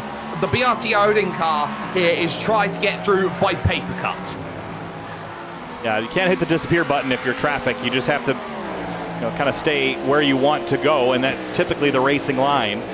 But he left 4 feet to the outside, and then Nate Stewart used all 4 feet, and then about 2.5 more to the grass side of the road. This battle for 9th heats up. The one for the lead continues to be about as hot. This is Penguin RC Carbon and Precision Racing Esports Silver. Diaz continues to hound him. 2 Cadillacs and an Acura in the top 3 with just under 5 hours to go. This is going to get really good. It is going to get really good, but the one thing that Penguin car doesn't want to be is very much like Penguins, endangered, and that happens when you get into battles. So you get that sense that Blake Reynolds here is looking behind at Michael Diaz, does not want to give him an opportunity to get through, but realizes that the closer he gets, the more likely they get. Oh, he was right up underneath him there. I think he was actually completely under the rear spoiler at that moment in time through turn 3 at Village Corner. This is getting really dicey. And all the while, so is this one. 0.3 of a second between Crum and Stewart. GT3 battles have mostly fizzled for a moment as the pit stops have happened on the last couple of laps. Whoa, big slide to the inside of Murphy Nichols, and here comes Crum up the center, 3 wide. Well, this is what you need a BRT teammate in a different car to do. Give yourself an opportunity. Doesn't work out, but that was so scary there with the BMW that was there. It's all about focus there. It was comfortable in the end as they all managed to get it through, but that could have been so much worse. Yeah, and they really didn't have a lot of grip on the outside lane there as he turned in. Just understeered right offline, wasn't in the rubbered-in groove, and just went straight effectively. Here comes Crum now to the inside, late on the brakes. Not late enough, though.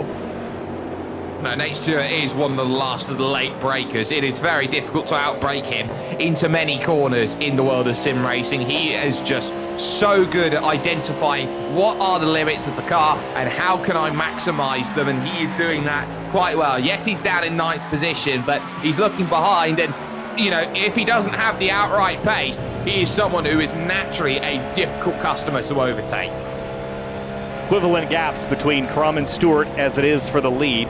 Oh, a little late on the steering there as Nate Stewart got that all wrong. Beckett's couldn't find an apex here, and Crum will have a run down here. Look at the acceleration, though, of Stewart's car heading towards Stowe there. Just got up and went. At the end of the straight, the slipstream will reel in Crum, but Stewart just gets up and goes like nobody's business. Maybe turning that hybrid up on defense. Yeah, and that can very easily happen, but you can so close to running out through that section. You have to be able to recover that at the same time, and that's going to be where the focus is. Now, the Overtick Team 2 car out there on circuit, which was the leader, has just come out of the pits then after making the pit stop. So I am going to be very interested to see where they have funneled out in comparison, and the answer to that is going to be very comfortably still in the race lead, so they don't have that much to worry about. But right now, it's the Penguins right now who need to fall into rank and file. They are both on the defense. Very, very exciting, both for ninth and for the lead. A little bit tighter here for the top spot. Look at Michael Diaz slicing and dicing through the Mark Stevenson NRG traffic within slipstream distance. Just half a second, 2/10 back now, heading into Stowe.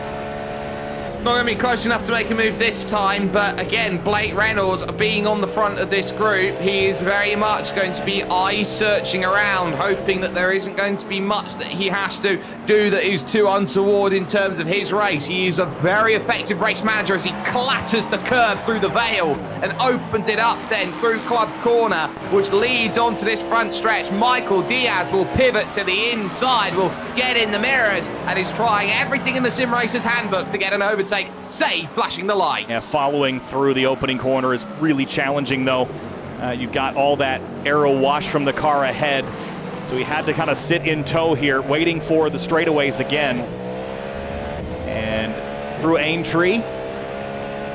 And Crum has found his way alongside Nate Stewart now on the run down to Club. I think he's got it. If he can hit the brakes and get an angle, Nate Stewart is so aggressive through the corner. Contact is there and almost a pivot to turn around. Nate Stewart does not know when to quit, and that is making Kurt Crum's life so difficult to make the pass. Yeah, that was hands-on there, trading a couple blows with gloved hands there. They got away with it. I don't think any of them will have any damage, but that was about as much as you can run into somebody without sending somebody around. Here's a look at it again. Into Club. They had the lap car on the inside and then just kind of ran Crum out of room. They came back together for a moment, but just slight touches. It's the fine margins there that I think really do personify it, as here goes race lead battle. This is surely Michael Diaz's time now. He is tucked up underneath. He might decide he wants to go to the inside. He will at the latest available opportunity. Blake Reynolds will give him the room and will not fight him initially through turn-in. So thank you very much. That puts precision back into the point. And they've got traffic, lots of it, just ahead. And heading into a very fast area as well. So maybe can Reynolds steal this back? I think the Precision Racing Esports Cadillac has more pace at the moment, but if he gets caught up behind these Porsches, which he will not, he'll be in good shape. Reynolds, oh, he does get caught behind one of them. That's the Venom Sim Racing car. Yeah, but you have to remember, Blake Reynolds had to get out of the power as well because he was fearing an accident. So trying to preserve his race, being very reactive as a driver, Reynolds wasn't going to risk anything, and just as such means that they all hold themselves steady. Rick Kuipers would have had a big scare as he's in his own battle right now and is entitled to hold the line that he wants, as Kurt Crum again will now have a search here in towards the Vale, and once more, not happening, but there's a lock-up here, and the over-under, a double over-under coming through. A little bit of contact, open it up through the final corner, why don't we? Stewart holding on the outside. Come on, lads! No, that's not how you want it to end. Kurt Crum is demolished. Destroyed, and back across the road, the car skids. No brakes, no wheels. That car is absolutely destroyed. Kurt Crum run into the wall there. Dramas with Nate Stewart in a big way. I think what you have to say is Kurt Crum was desperate for that move. Nate Stewart was desperate to hold on to it. Look at them, they're trading panels as they go through. Stewart is desperate to hold on to that line. Yeah. And I'm not sure how much of that was him being unsettled by the initial contact or how much that was him giving a receipt. So that, I think, needs a little bit more of a second look. You can see he's out on that rumble strip, so he takes a tap. He gets back on the circuit, and I think, oh, that's a swipe. There's no other way to describe it. That's a swipe. Yeah, you can see the hands juke to the right there, and the stewards are not going to take kindly to that at all. And neither will Bombshell Racing Team.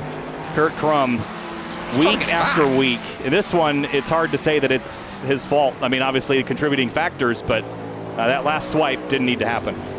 Very much looks like a 1998 Michael Schumacher trying to pilot a three-wheeled wagon back in the rain at Spa. Yeah, I think there's a lot to carry back as far as parts are concerned, but also a lot of frustrations. And has he gone by the... No, he's not on the pit straight just yet. Ah, you got fooled as well. Yeah. And everyone does at some point. Yeah. The front stretch used to be the front stretch. Everyone gets fooled because it's a dual pit lane system here around this circuit, and they're both just as prevalent in terms of pit buildings. You've got the old pit building and the new pit building. But Kurt Crum, give him some credit to pilot this three-wheeled wagon back home. Yeah, not fun to bring this one back to the team, but not sure what else he could have really done there other than just concede. I think what he's trying to save is the tow time, which I think on top of that, I think is going to be crucial, because where he has that incident on the front stretch there, Kyle, it's the longest part of the circuit to get back. Here's the other Penguin car out there on circuit right now. Blake Reynolds and co. is desperate to try and get through. They'll be going through a smoke screen at this moment in time, which is being left by Kurt Crum. In fact, actually, Jaden Hopp, the RSE Esports car, also having a little bit of a moment out on circuit there as he ran off the road. So basically, this is basically a dogfight out there every which way you look, because you've also got this one, Satellite Arnage, Jesse Lyon trying to get in here with Ben Ford. Yeah, one battle ends and another kicks right off. Ben Ford was running the leaders down, but now he's got some company from behind, so we'll keep you on the tightest battles as we can. Nothing really to update you on as far as the GT3 battle is concerned. We'll take you there if there is something that needs our attention, but Michael Diaz, Blake Reynolds, and then Ben Ford, Jesse Lyon, the top four in GTP, all locked in pretty fierce fights for the front running at the moment here at Silverstone. 41 laps complete of an estimated 207 or so here today. Yeah, and I tell you what, this has been the sort of race today which is befitting of where we are in Toaster, England. It's a case you've got to wait a couple minutes and then the toast pops up.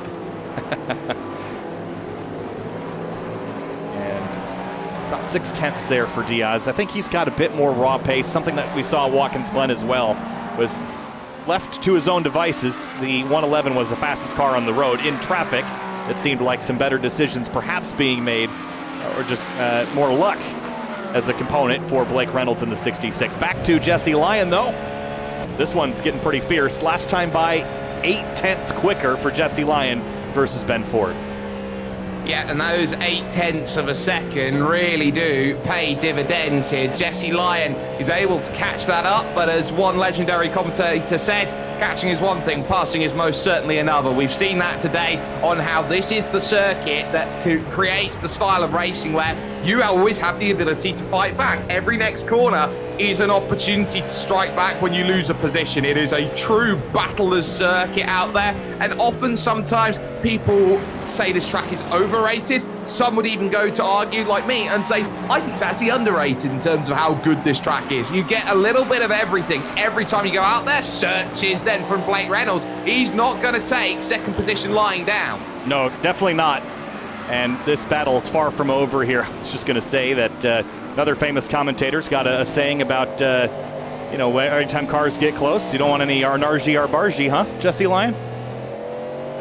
Very true, very true. Jesse Calvin doesn't want Fish any is argy-bargy here. He's one of my buddies. I love Calvin. I actually asked Calvin at dinner one time where the argy-bargy came from, and he told me that it is not his original statement. He didn't come up with that.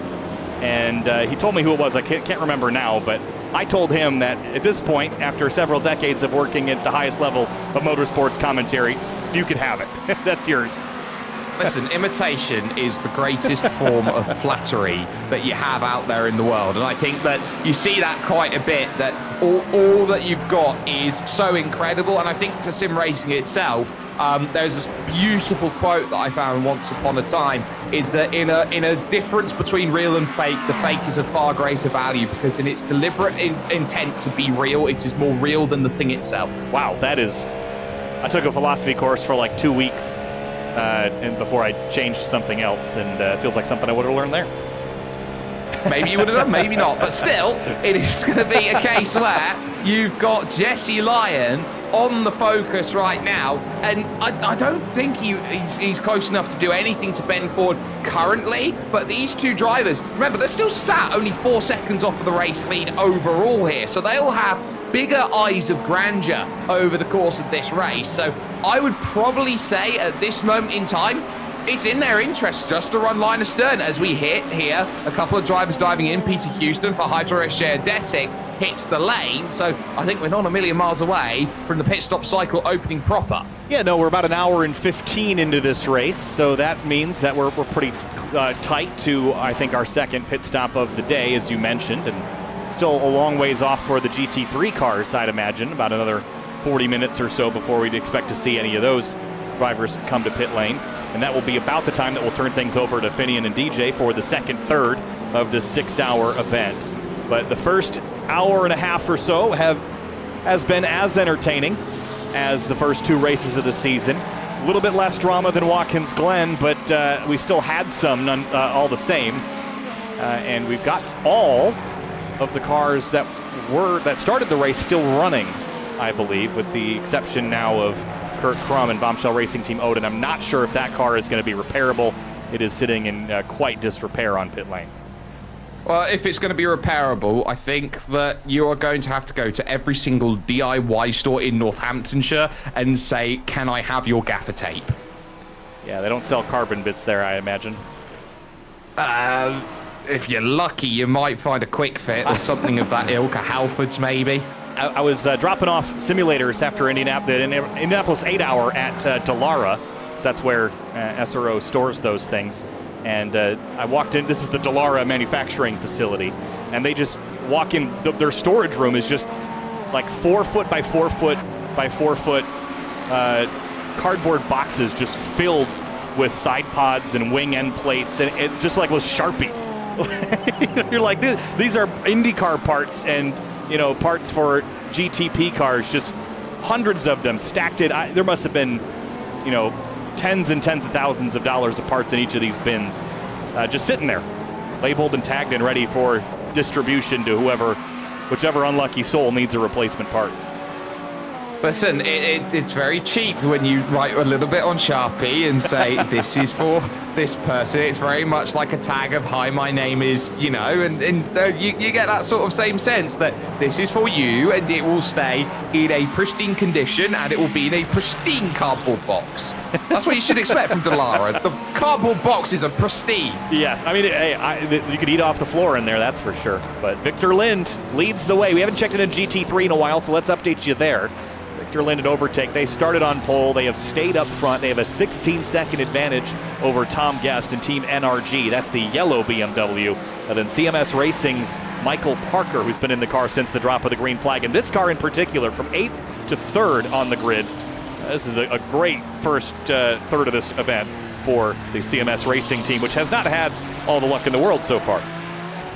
No, not this season, but definitely piloting the Evo machinery there, the 296, absolutely beautifully out there. And I tell you what, it is very carefully modeled, that Ferrari, and is doing a very incredible job. It's pretty much going to be one of those things where I just look at those winglets on the front of the car and I just think, wow, the time and the effort that is being put into this package to get that sculpted to work the way it needs to. It is just a marvel to look at. It is, I think, one of the most beautiful GT3 cars ever built. And honestly, the bi-turbo V8 didn't really sound all that crazy after they went to turbo anyway, so I didn't mind losing the V8 for the twin-turbo V6. And I think what we gained as far as the Italian sexiness that you get with race cars, this is a great next version of Ferrari's GT3 machine. So I'm a big fan of this. I always say that the British race cars are always swoopy, those, the Bentleys and the McLarens and the Astons. Italian cars are sexy. The German cars are always very brutish. and the American cars are always somewhere in between. But, yeah. Yeah. I think there is a brand and there is a style that is always derived from what everyone thinks should work and how those philosophies of racing sort of come about and have been brought up through the years. And I think what you find from racing is that everything is an absolute experiment. And speaking of experimental cars, that BMW being sim developed is one of the most incredible stories I think we'll ever see, and we'll only get more of those stories as racing progresses. Yeah, I think that's one of the greatest tools for a sim driver, is to have a car that is as close to the real version as it can be. And how could you get much closer to that than to have the ability to use the exact same steering wheel that's in the real car, to have this car basically co-developed alongside the sim version. I think there's so much value in sims, maybe not always from a seat-of-the-pants feel perspective, but absolutely getting used to the touch points, getting used to how things look from the cockpit, the ability to turn the same dials and have the same effect in the sim versus the real world is something that BMW has, frankly, an advantage on over everybody else right now because of that Fanatec developed steering wheel alongside the vehicle itself. So very, very cool story. It is an incredibly cool story, and you start to sense that there is an incredible array of technology as well in sim racing that you're surprised actually how deep the rabbit hole goes when you jump in, because it's not just as simple as, oh, hey, I've got a steering wheel and pedals, I can be competitive. You absolutely can. I remember seeing the Logitech G esports team turn up to the Nürburgring Sim Racing Expo with a set of G29 wheel and pedals, and you think, you're the best sim racer in the world, and you're going on a sponsored G29 instead of, say, something like hoisting belt pedals and direct drive steering wheel. No, they went with the bread and butter basics because they were sponsored to do so. But you got everything from your button boxes, your dials, your steering wheels, your pedals that are spring loaded, and you got things like double clutch and hand clutch and all the things that you've got going through, H-pattern sequential shifters. I've seen pretty much everything out there in sim racing, including someone drive on a Guitar Hero controller. I started racing on a joystick before I went to an Xbox controller, and then up to a G29, and now to a Fanatec CSL-DD. But we've all had some kind of trajectory somewhere. We've got a moment here with 4 hours and 40 minutes to go. Let's have a look at just some of the overall highlights from the last hour and 20 minutes or so while things are a little bit calmer. This is lap number 3. Well, I don't know if I can even go back that far because I don't have replays pulling on. Let's go back to the big one, though. This is lap 39, about 10 laps ago. This was Kurt Krum versus Nate Stewart. And this was heading down into the final corner. They had done some battle before, but Jake, this is where the drama came to a peak, and sounds like it'll likely end the 88's day. Well, it has done. It might end the 03s because it is currently under investigation. It's that there. That is what sends everything through, and that's what the investigation's about, whether there was control or no control, and there's not much that Kurt Krum can do about that, and I think he was just being a little bit chipper, and the red mist sort of descends, and there's not much that you can really do about that when you're a driver except hold your hands up and go, hang on a minute, that's not the sim racing I'm brought up on. Yeah, and this was what was just prior to that as well. This was a couple laps previous. Nate Stewart there on the inside kind of ran the 88 off the road there just a little bit, clipped the curbing as well. So that was all part of it. Anyway, that was the biggest drama from the first hour and 20 minutes or so. We're back live watching the second place runner, Team NRG. What you got? What I've got is that it will be a 3-lap stop and hold penalty for the 03 Penguin RC Simulation Magma car and a final warning for conduct. Final warning, that sounds quite serious. That a 3-lap penalty is by far the largest contact penalty that we've seen so far. Absolutely, and I think that the line's been put down. They are going to fall short of disqualifying the car from the race, but they have done pretty much, I would say, Kyle, everything but.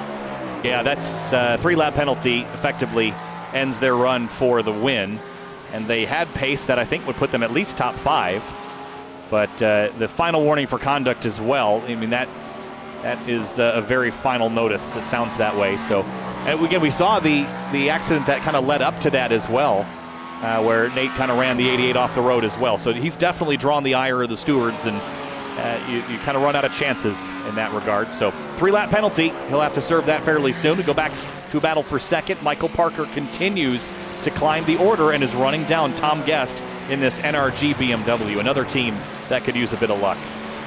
It's been subtle, really, the way that Michael Parker's been closing in that gap. So I'm sure that it's going to be a case where they drive on through and go, you know what, we're just picking up it a little bit at a time here, a little bit at a time there, and Tom Guest is going to look. That's the weirdest Porsche I've ever seen actually there from Tom Guest. Looks very BMW-ish at this moment in time, charging about then through and trying to get as much drive as possible. But the 19 here is going to look behind, and yeah, it does look a little bit BMW-ish, doesn't it? Well, what happened there? Is that true for everybody?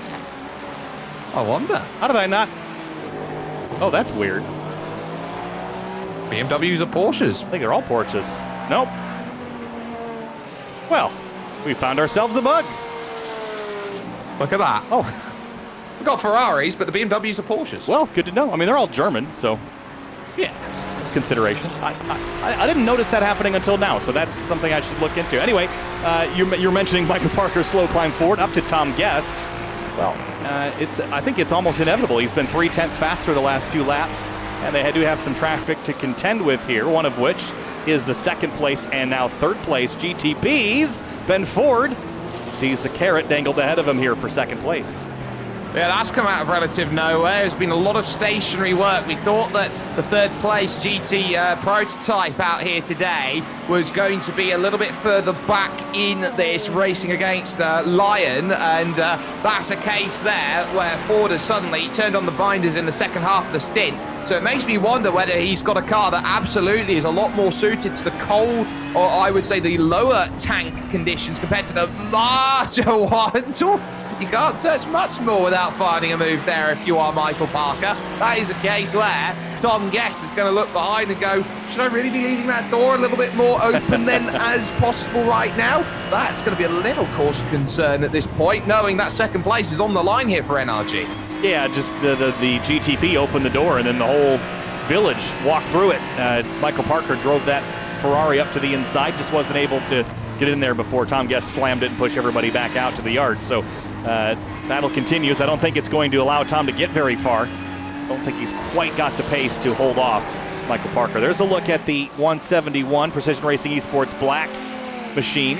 They have distributed Precision Racing has, they've distributed their luck across 3 different vehicles. They've got, of course, their BMW M Hybrid V8, the 162. They've got the Acura ARX 06, and they've also got the Cadillac V-Series R GTP. So they've distributed all their luck across 3 different chassis. They're just missing the Porsche.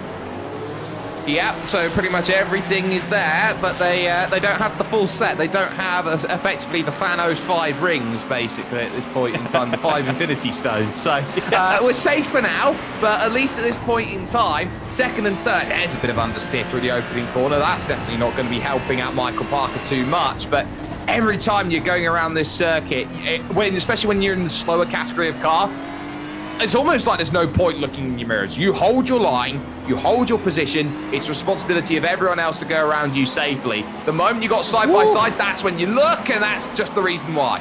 Yeah, that was not great for Michael Parker. He had a couple GTPs just make their way to the inside, and it's a battle. It's Nicholas Daly and Thomas O'Leary. The Bin Boys car is approaching. We have not mentioned this team really once today, this pink and blue Cadillac V-Series R GTP. They started 10th, they're up to 7th, and now with O'Leary behind the wheel, they've got Daly clearly in the crosshairs. I tell you what is interesting is the fact that I believe they've got Pastor Maldonado on the front of their car. So, but take that what you will. I think they know what part's going to get damaged. Yes, and what's the name of that? The Pepe Frog? Is that his name? Yeah. Yep.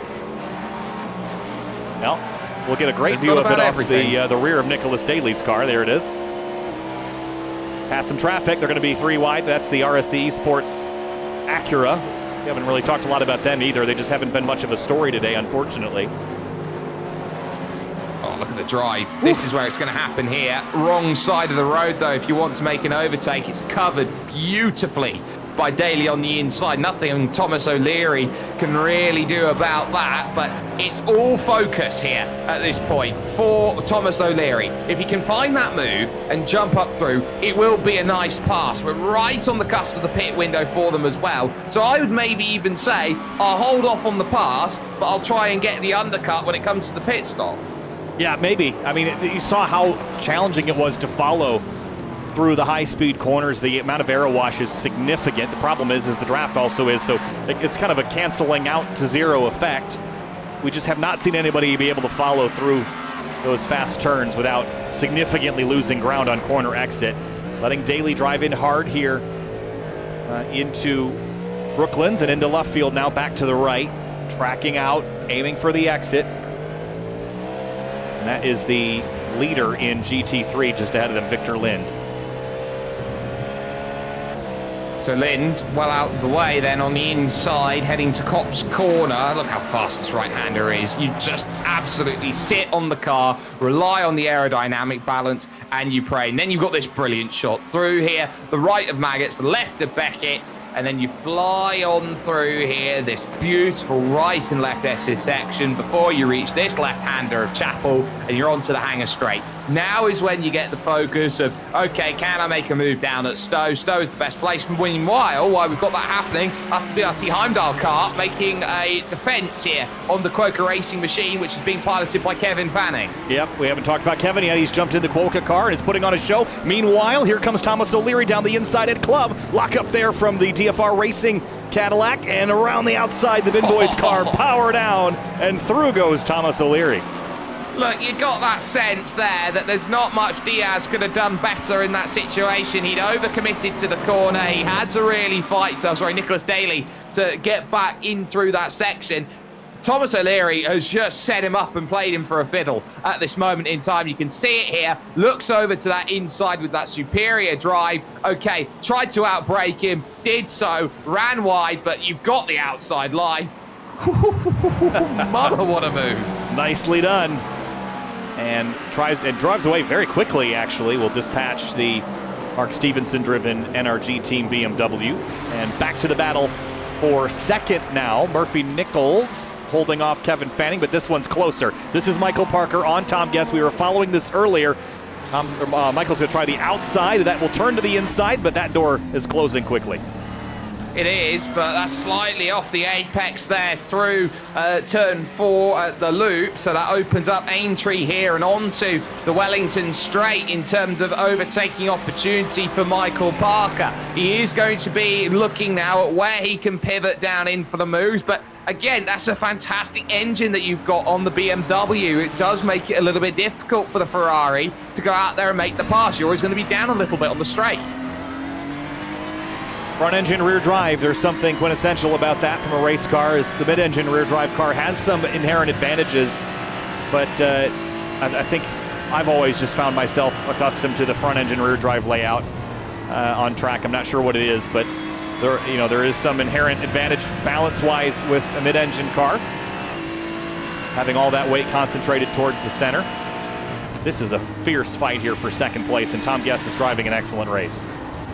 He is driving an excellent race. As you say that, though, he does run wide, but I think he's going to just about get away with it until now, because this is where you're going to start picking it up. Here's the move. It's going to be one of the ice cards there from the Penguins that's going to go through. Here comes the look then to the inside. Is he going to go aggressive and make that pivot? I don't think he's got any other choice but to. He goes steaming down the inside and holds it and makes it stick.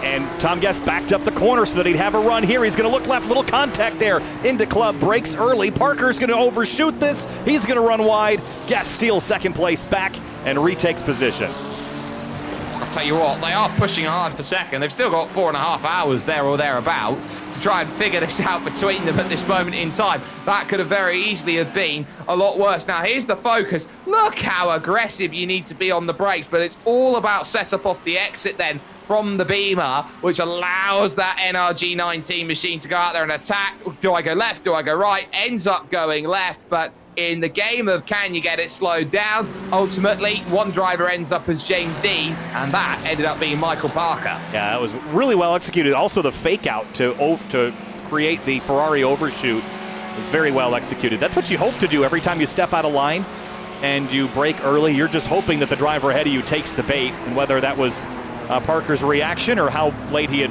braked, regardless of where the 19 car was, it worked out for Tom Guest. He retakes the position. I just don't know that he's actually quicker than Parker. He certainly outdrove him, outsmarted him there, but I think Parker's got a touch more pace at the moment. He's been on the tailpipes of this BMW for a while and is not going to disappear. It's very much like a basketball pick, so to speak, Kyle. You're always trying to get that feign that gives you the space to go out there and attack, and I think that's very much what we saw there in terms of a pick and roll style move. Yeah, I'll let you through, but I'll get the roll back when I go and attack off of the next stage. Left, right, no, I've got the angle, let's go for it. And I think Michael Parker's going to be wise now to the fact that the move's never truly going to be considered over until you can rubber stamp the next corner, and that's what the next focus is going to be. The moment he gets close enough here, he has to, with full authority, make sure he takes the run away from the NRG 19 car if he is to make a move. And this battle remains the closest one on the road. I'm just keeping my eye on the GTPs because we are expecting pit stops this lap or next based on the math so far. Look at the inside contact. Oh, and that's not ideal. And I think that's going to be a redress of the position. Chose not to make the overtake there, did Michael Parker, realizing that, yeah, I've made contact and I'll be liable for a penalty if I made that move. So the position does get redressed. So this is the key. Trying to cover left, trying to cover right. That was a late attempt to try and go to the inside, but both drivers are effectively blocking and turning at the same time. It really does muddy up the grey areas of what you can and can't do on the circuit. You can see trying to come to the inside, and the contact comes along because basically it's blocked. Yeah, I think the 19 was fading left there as well, but I think you're right. I mean, I don't know that there was a pass attempt there or opportunity anyways as the leader goes by. That's Michael Diaz through, and trading positions is Thomas O'Leary past Daly. Daly is on pit lane in the DFR Racing GTP, so that will start that sequence of pit stops. Sequence number 2. There's that bombshell car still sitting in pit lane now with a right front wheel reattached to the hub, so some repair work has been underway as Daly climbs out, and behind the wheel now will be Everett Paddock. What a great name. Yeah, Everett Paddock will be certainly searching for a bit of pace in the car. Ryan Walker as well for Satellite. Absolutely. As far as you can in, I think the crew are lined up and as close to the garage as you possibly can. Can't get much closer, and I'm sure there is actually a little bit of time loss for not actually getting the car pointed straight in the pits. I think they actually do calculate for that. They do, and it's not going to help them, that's for sure, but Ryan Walker will stay in the car. Here's your overall race leader, Michael Diaz. This car so far has led 38 of the 55 laps today with 2 different drivers as Diaz immediately comes to pit lane through the cones and into pit lane at 80 Ks. One of the most scariest pit entries that you've got, and it's also one of them where you actually have to make the pit lane slow because of how quickly the line sort of creeps up afterwards. You absolutely need a line that is slow enough so you don't gain an unfair advantage by jumping in the pits. Almost everybody else has decided to stay out in terms of their races at this point in time, so there's still a long way left to go in terms of this race. They're not even 1/3 of the way through this after their second stops of the race. So they're pretty much looking around at each other, trying to reverse engineer this one. And still, you got Parker versus Guest, and still searching about for places. And again, turn 4's proving a little bit of a weakness here for NRG. Yeah, it seems to be. Now, we're about 1 hour and 40 minutes into this race. We only started with 10 GT3s. We've got all 10 still running. But, you know, I think the traffic is spread out. They're all, except for one on the lead lap, all but Twin Turn Sim Racing Ultraviolet. Actually, they're all on the lead lap, the same lap to each other, which is nice. But they're spread out enough now that I don't think traffic or big groups of traffic will be a huge concern for the GTP field from here on out. They're going to have time to pick and choose their battles, as you see now. The yellow, I'm trying to remember what car number, that's the 501 TNT Racing car goes through. Ben Lindsay has not yet stepped out of the car. I'd imagine that we'd see a driver change here for this team up shortly.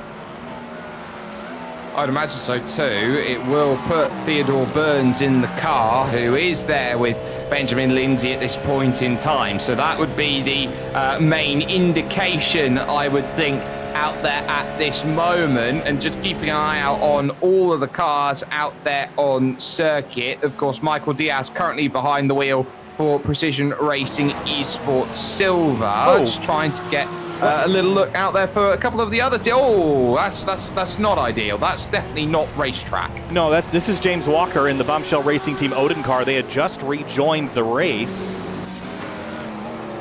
and they were moving slowly along and then just took a left, I think, just to get off the road. So maybe the car isn't driving the way that they were hoping or expecting, but that was very strange. Back to second place in GT3. Battle's still on. It is still on through the opening corners, and I think the search is going to be a rather important one to get that place. If you can open it up and make it happen, it's going to be something that I think you're going to smile about in terms of where you make this move. It's going to be one of the waiting game moves, though. You're going to have to be very much in a race where you are opening up and looking for a pick. And that, at the moment, could come from this bit of traffic that goes through. Doesn't quite happen the way that it's wanted to, though. So, again, I don't think out and out there's enough here for Parker to make the move on Guest. I think Guest has pretty much put the car in all the right places. Yeah, doing an excellent job on defense here. Hasn't made a lot of mistakes that would allow the Ferrari to get down to the inside. Paul Darling has climbed behind the wheel, the Satellite Racing Carnage car. We know Paul is exceptionally talented, has a ton of pace, is a Grid Life Touring Cup Series competitor in the real world, and has really impressed everybody with just his clinical decision-making, and he's also just one of the nicest guys out there. So he's now in this Satellite Racing car, running 5th at the moment as we continue to watch this battle for position. Let's jump to this one, because now it's Kingsbury on the attack on Paul Darling here for 5th. Yeah, and that, I think, is a change of drivers for one, not the other. So Paul Darling's come in for the Carnage car and has jumped and taken over from Jesse Lyon. And Paul Darling, as one of my friends would say in the commentary business, Bill Soupzahn, it would be Paul Oh My Darling, out there in the car at this moment in time. Pivot to the inside with the traffic there. Oh, big pivot. And somehow it's oh, that was so brave and yet so reckless at the same time by Ray Kingsbury. How on earth there was not a multi-car pileup? That is beyond belief. I'd have no idea how they did that. Let's have another look at it as they come up to the traffic here on the straightaway. You know, a minute ago I said that we wouldn't see big groups of traffic, and I was immediately proved wrong. We've got 4 hours to go. Of course there would be. Watch this, to the inside. Brave move regardless of the traffic. Gets to the traffic mid-corner. Paul Darling just gives him a second to figure it out, because he knew if he tried to take advantage of it, Kingsbury would look left. That was just smart decision-making for a driver that just climbed in the car for Paul Darling. For Kingsbury, the aggression showing as he is still on it. Now, while all that was happening, Michael Parker and Tom Guest continued to fight very, very closely while that was happening. So lots to look at here with a long ways to go. Yeah, a lot of this is happening right in the middle of the pit window here for your prototypes. Almost everybody has driver changed and gone in, or you can go to the outside, straight to the outside to try and make that move. Not going to happen here at Luffield Corner. Get the drag off the exit, and you might have a pivot, trying to take as much of a path of least resistance as possible. Searching onto that outside line is not going to happen. Blake Reynolds, by the way, is in for your overall race lead, so he's one of the last drivers to come in to make a stop. But again, we are very much locked in stasis at this point. Where can that Ferrari Evo pass the BMW, which is pretty much holding everything and chalking up the road? Michael Parker has had enough time to sit behind this BMW to analyze where his Ferrari is better, but if it's not better in the places it needs to be, then you're not going to get past. It's as simple as that. You have to find an advantage in a place you can use it. Well, you know what they say. It's the sort of thing where if you've got a medium to high downforce car, it is so good in qualifying, but you put it in a race situation, you always need to take a bit of wing off the car, Kyle, in order to just have the ability to be raceable and to make overtake. Yeah, it's really challenging sometimes to race a car that drives really good, because it needs to be fast on the straights to have an advantage in the corners, or before the corner to make a pass in the corner. And if it's fast on the straights, it usually doesn't handle as good in the corner. So it's a trade-off there as the overall second place car goes by. Here's a look to the inside. Brave move there, and Tom Guest didn't take the bait. I don't know how he keeps doing it, but that 66 Penguin RC Simulation Carbon car keeps coming out in the race lead. they keep doing it, but it's not by a lot. Yeah, none. Give it credit, none. Side by side to Aintree corner. Boris Angel Lavando, who's back inside the wheel of the, or back inside the cockpit, so to speak, has got that done. And finally, it's almost complete here for Michael Parker. Outside line searching for Tom Guest. He can hold it around Brooklyn. He'll have a chance at Lovefield, but again, he's going to try and set him up and play him for a fiddle here. Get the run through. Not quite the easiest place to get that to happen, though. Good move by the Ferrari. Yeah, this is where the BMW struggles a little bit, so the Ferrari finally gets through. So Michael Parker up to second place. All the while, we were just watching that battle for the GTP lead. Let's go back a little further and see how all this transpired. Here he is, fresh out of the pit lane. And he just didn't have a lot to defend here. This is just pure confidence coming out of the pits. That's how quick and easy it is to get back out there and just attack when you've got fresh tyres out there that have been rubbered in for 2, 3, 4 laps. Blake Reynolds is running longer than everybody else right now in terms of his strategy, and he is doing so well on the pit stops that he's coming out ahead of some relative drivers that he needs to, and he's continuing to make this race his style of race. He just knows where he needs to push, how he needs to push. Question's going to be when he jumps out of the car, can his teammate do the same?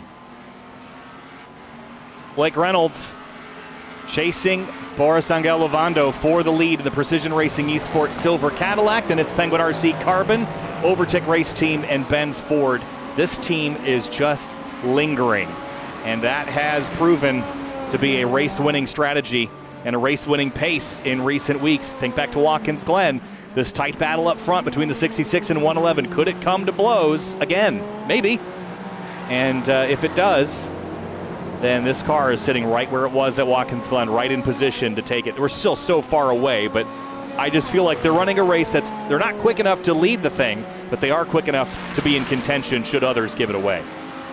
Look, they're too quick to be a slow car, and they're too slow to be a quick car. They're very much in a catch-22 in terms of this race, and I think that the way that they're going about it here is actually really clever. They know that they can't go out there and win this race on outright pace. That's not what they're trying to do here today in the Acura. They're trying to get some consistent points out today because they know that everyone around them is falling into a few troubles out there, and with such a, I would say, difficult championship that they've got at the moment. You can see here the Magna car that's second in the championship. Well, they're pretty much in big trouble because they're down a 3-lap penalty and dropping way down the order. In fact, they've been out of the car for 5 laps, so they're done for the day. Precision Racing Esports Silver is what they're basically racing against. And okay, yes, they're doing well, but there'll be trade-offs later on in the season. So Precision Racing Esports Silver have the pace today, yes, but everybody else, they're all racing for it. They all want it. Top 2 in trouble. Chance for everyone else. Keeping our eyes on other cars that are climbing their way through the race. The Bin Boys car, they started in 10th. Alistair Catchpole behind the wheel. And while their livery is quite silly, they've been taking this race pretty seriously, and they've climbed up about halfway from where they started. And running times that are quicker than Theodore Burns just ahead. I think he's relatively fresh out of the pit lane. 2 laps into the stint, but they are closing in on that 5th spot. They are, and that's going to be crucial for them because every place they can gain is vital points in terms of what they want, and it's a brand new driver in Theodore Burns who is behind the wheel right now of the TNT Racing GTP at this moment in time. So they definitely have the ability to catch, but they've got about 10 seconds to work down on the Cadillac being driven by Teddy Burns at this point. So there's still work to be done. There's Mark Stevenson, by the way, though, in 9th behind all of the adoring British public who have come out to watch this incredible sim race. And there is your overall race leader. Woo! Straight through. And this is a battle for position. Rick Kuipers in the Venom Sim Racing Porsche versus Mark Stevenson here. And their second place, the 66 of Blake Reynolds in GTP. So this is for 8th in GT3, a fairly fierce fight between Porsche and BMW.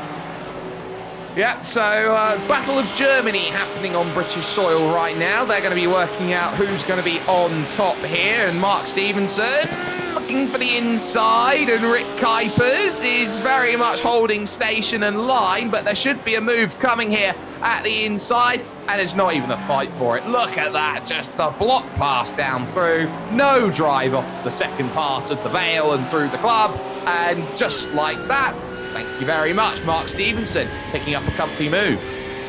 And we'll move the NRG Team 20 car up to 8th place in class. And that will let us breathe for a moment. We've got fairly spread out battles as far as the classes are concerned. Just getting a look there at Ben Ford. He's dealing with some lap traffic in the form of the Plower team with Alistair Mim behind the wheel of the 557. Another team we haven't really mentioned a lot of today. They were top 5 contenders at Michelin Raceway Road Atlanta. Today has not really been their day, though. No, the Acuras have struggled today, and I think that Alistair Mim behind the wheel is needing a little bit of help from Lars Vila out there, and I don't think the car's really been all together to put it in the nicest way possible. That little slide's not going to help, but it's going to stay out of the way of the same type of lap traffic that goes through. And, you know, I think this is going to be a learning curve for the Plower team, that today's not really their day, and falling a lap down is certainly not going to help them if a caution comes out. Also hasn't been the day for BMWs either. Both the Overtake Team 3 and the Hydro Race Geodesic BMW. Sorry, it's Precision Racing Esports blue car I'm talking about. This is getting a little exciting, though. Peter Houston passed some traffic. Just rebounding again, as they did at Watkins Glen. What a frustrating weekend that was for them. And it just started in a similar vein here today, getting caught up early in a collision. And it's taken them, an hour and 50 minutes just to get back to the top 15. And with a low attrition rate so far in this race, I mean, we're only just starting to see a little bit of it. This is going to be the reality of their day here. Peter Houston's just going to stare down and say, well, there's 2 cars that are out of the race, essentially, and we're the 3rd car from the bottom at this point. We need a little bit more help, being 8 and 7 laps down at this moment in time. So you look around at Peter Houston and you go, well, what more can we do? We're not really in the points game at this moment. We need a little bit of chaos around this track. But remember, this is FIA Grade 1 standard. The first circuits have been FIA Grade 2s out there. So you argue, where's the big incident going to happen? I'd say it's a little bit more difficult because you've got a million acres of runoff everywhere. Yeah, at Watkins Glen, we ran into the Blue Armco a number of times, and we also had those deadly interloop curbings that destroyed basically 3/4 of the field over the course of the race. We don't have that here. The curbs are relatively flat and usable, with the exception of some of the sausage curbs in the chicanes and the hairpins, but you're not approaching those with the same level of velocity that you did at Watkins Glen. So, combine that with the fact that the racetrack's wide, there's lots of grass, lots of runoff, as you mentioned. We don't anticipate the attrition level being all that high, so it's going to be a long day. They've got decent pace. They might make up a few more spots, but it's not going to be a top 5. It won't be a podium for Hydro Race Geodesic. They are going to lose more points, especially with some of their fiercest rivals leading the way, and by quite a bit. They're the sort of team that's hoping for 4 Las Vegas-style manhole covers to be hit. Yeah. Not likely. They figured that out over the last 7 decades or so around here. Yeah, drainage is absolutely fantastic around this circuit. Security may be a little bit cautious, I would say, over the last couple of years. But ultimately, you've got still a great bit of battling that's about to take its place. Everett Paddock going around the outside of the NRG 20 car. Making that happen. Then Tabula Rasa. So this will be 4th position there with the GT cars. But with the prototypes, Paddock's got Alistair Catchpole. Well, he's got the catch, and very much he wants to get himself then through and moving on forward. But look at the run right now with the green machine of NRG. What can that Tabula Rasa Porsche do? It's been a little bit up and down. I think this is more down and running a little bit wide. Around the outside, easy pickings on Corey Stafford. Yeah, through past the yellow and black Porsche. Not sure that Corey Stafford has much to respond with either. That car did not look like it was handling very well, even on its own without a BMW in front of it. BMW doesn't leave you a lot of air to contend with if you're following it in tow. It has the aerodynamics of an obese hippo, but it gets along pretty well on the straightaways regardless. and off and away it goes. It's almost like saying that certain types of car are less aerodynamic than a cow. I mean, that might be true in the form of the BMW. I mean, look, it goes. It does go. Look, it is, and this is true in SRO. This is true in the IMSA WeatherTech Championship. The BMW is one of the fastest cars in a straight line. I just don't know how it does it. The same way I don't know how engineers figured out how to make a rear engine layout in the Porsche make any kind of sense and drive good at all, because that shouldn't happen, but they have done.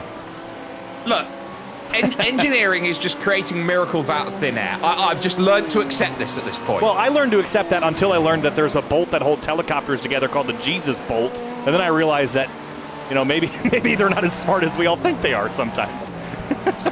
Sometimes the easiest option is also the simplest option and is also the correct option. Yeah. Let's put it that way.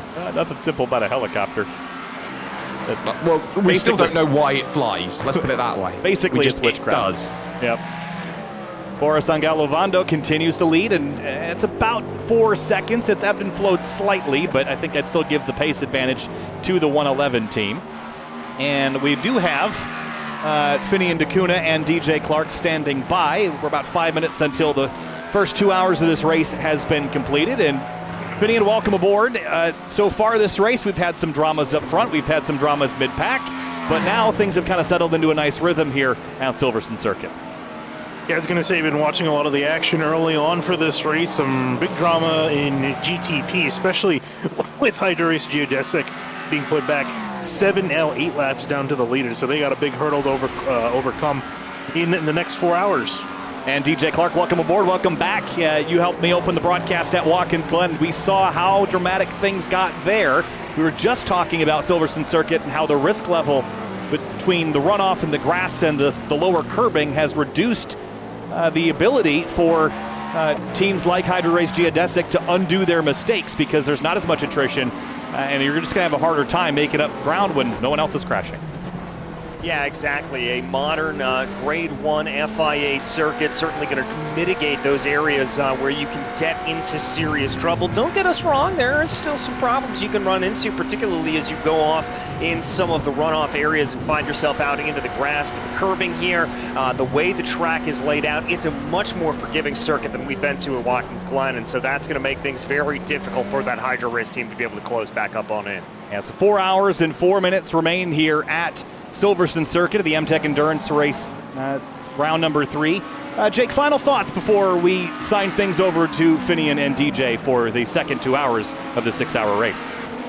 I think this is a race where Odetic Team 2, the 327, they've only got themselves to really worry about in the GT field. They have been absolutely lightning quick with that Ferrari, and they're going to be very difficult to stop. What you do have, though, is a very unpredictable prototype field, which I'm absolutely loving in terms of the racing that we've got out there overall. That's going to be where the smiles and I think the meat and potatoes of the race is going to have to be found in the middle of this one here, because that's going to be where it sets the scene. It is very much the sort of race where Precision Racing Esports Silver have the control, but they could so easily lose it here at round 3 of MTEC.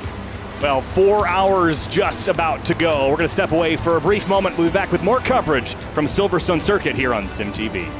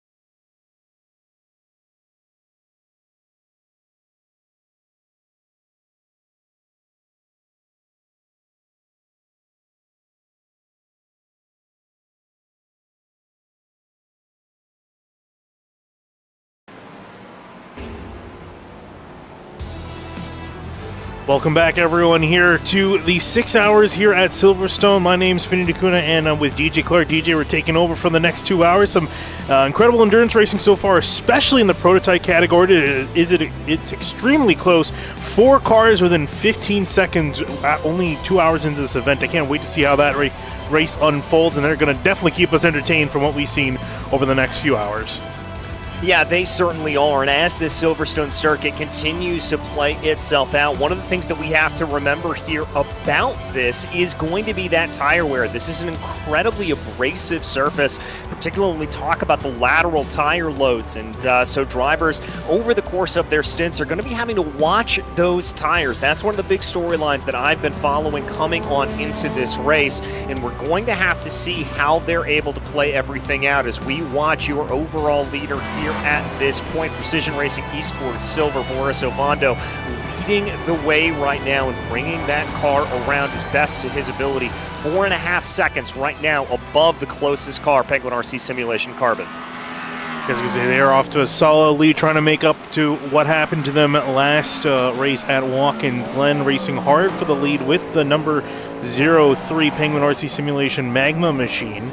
Unfortunately, they got the bad end of the both of these cars got the bad end of the stick, and it was Overtech Team 1 who ended up winning that race. They weren't the fastest there, but they took the win.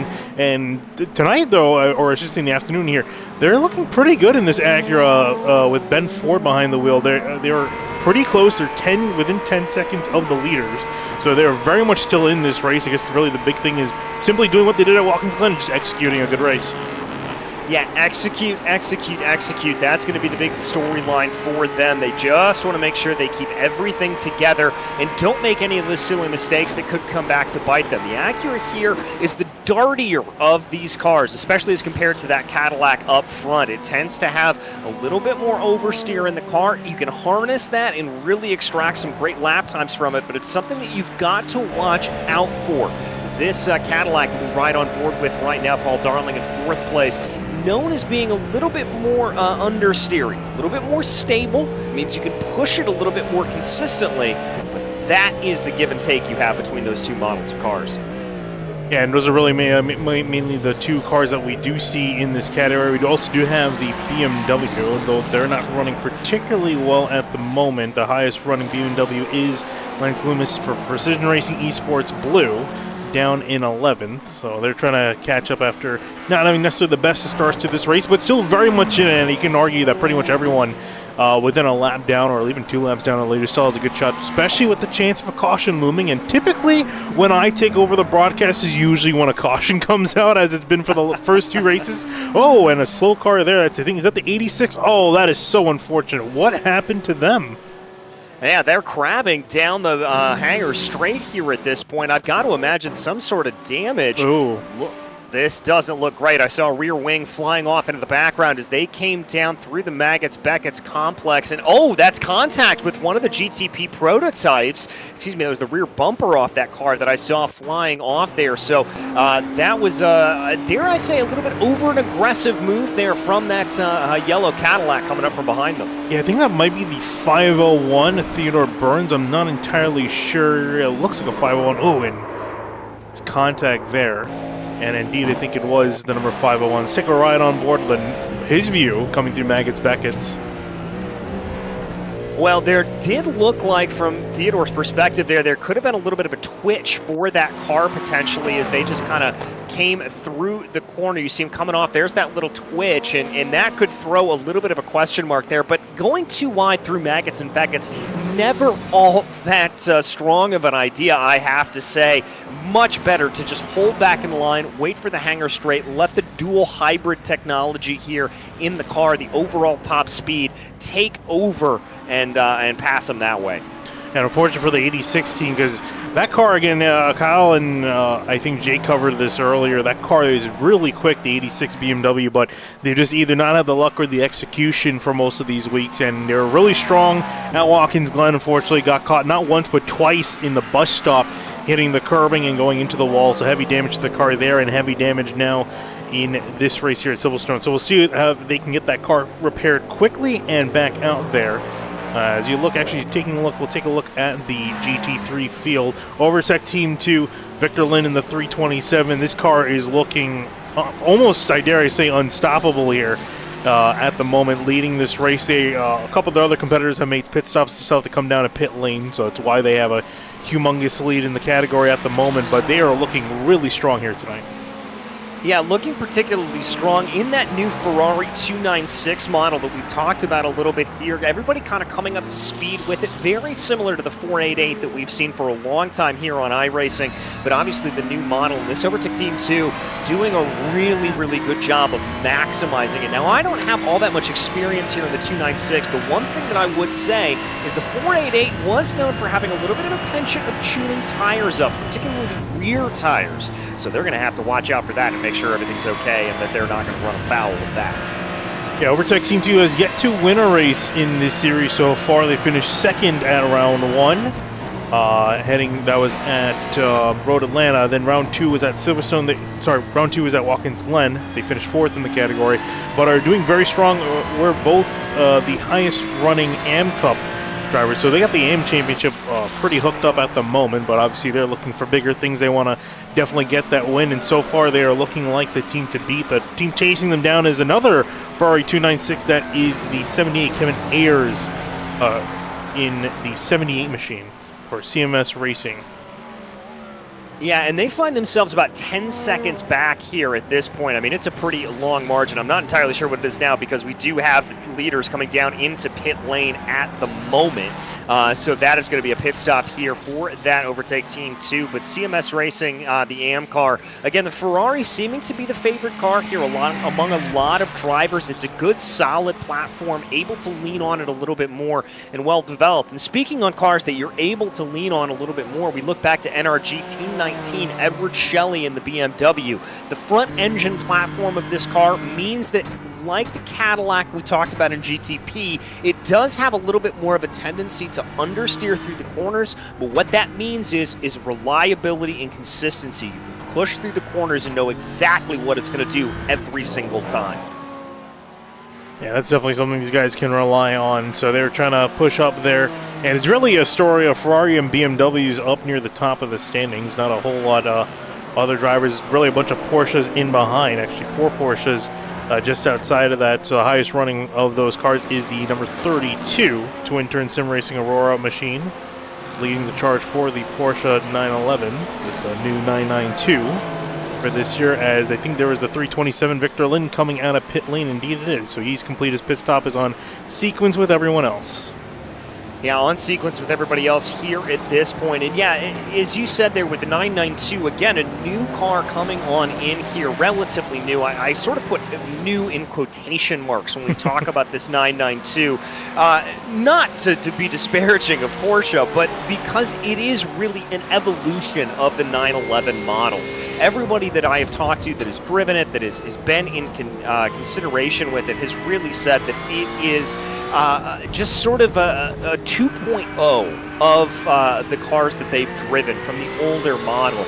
The really only discernible difference in between the two is, of course, that single beam taillight in the back to be able to tell them apart. But the handling characteristics, everything else, very, very similar to what they were used to. It's just kind of a new way of thinking about it, and some new buttons and knobs and some improved performance overall. And try to see if you can put the new performance to work. You see the GT3 race leader getting past the NRG 20 car. That's in 5th place. This is a battle between the NRG 20 and the Twin Turn Sim Racing Aurora number 32 machine. Battle for 5th place in class. Trying to see if 32 get a great run out of Maggots and Beckett's. Yeah, very, very good run here, and we're going to see that straight 6 engine of the Porsche coming into play. Going to try to tuck up behind a little bit as they look to the right, going down into Stowe, and they're going to try to commit to that corner. It's not going to play out. They've got to be a little bit careful, though, coming up behind them here at this point. That's Satellite Racing Arnage smartly going to stay out of the way. They're picking their way through the traffic. Yeah, that's really the big thing for the GTP leaders. They have to try to find their way around the traffic as quickly as possible, but also just make sure they keep themselves safe because there are a variety, there are a variety of fast corners and slow corners, but the 20 getting caught in the final corner onto the front straightaway, and I think just narrowly avoid catching the tire barriers, but he will continue on.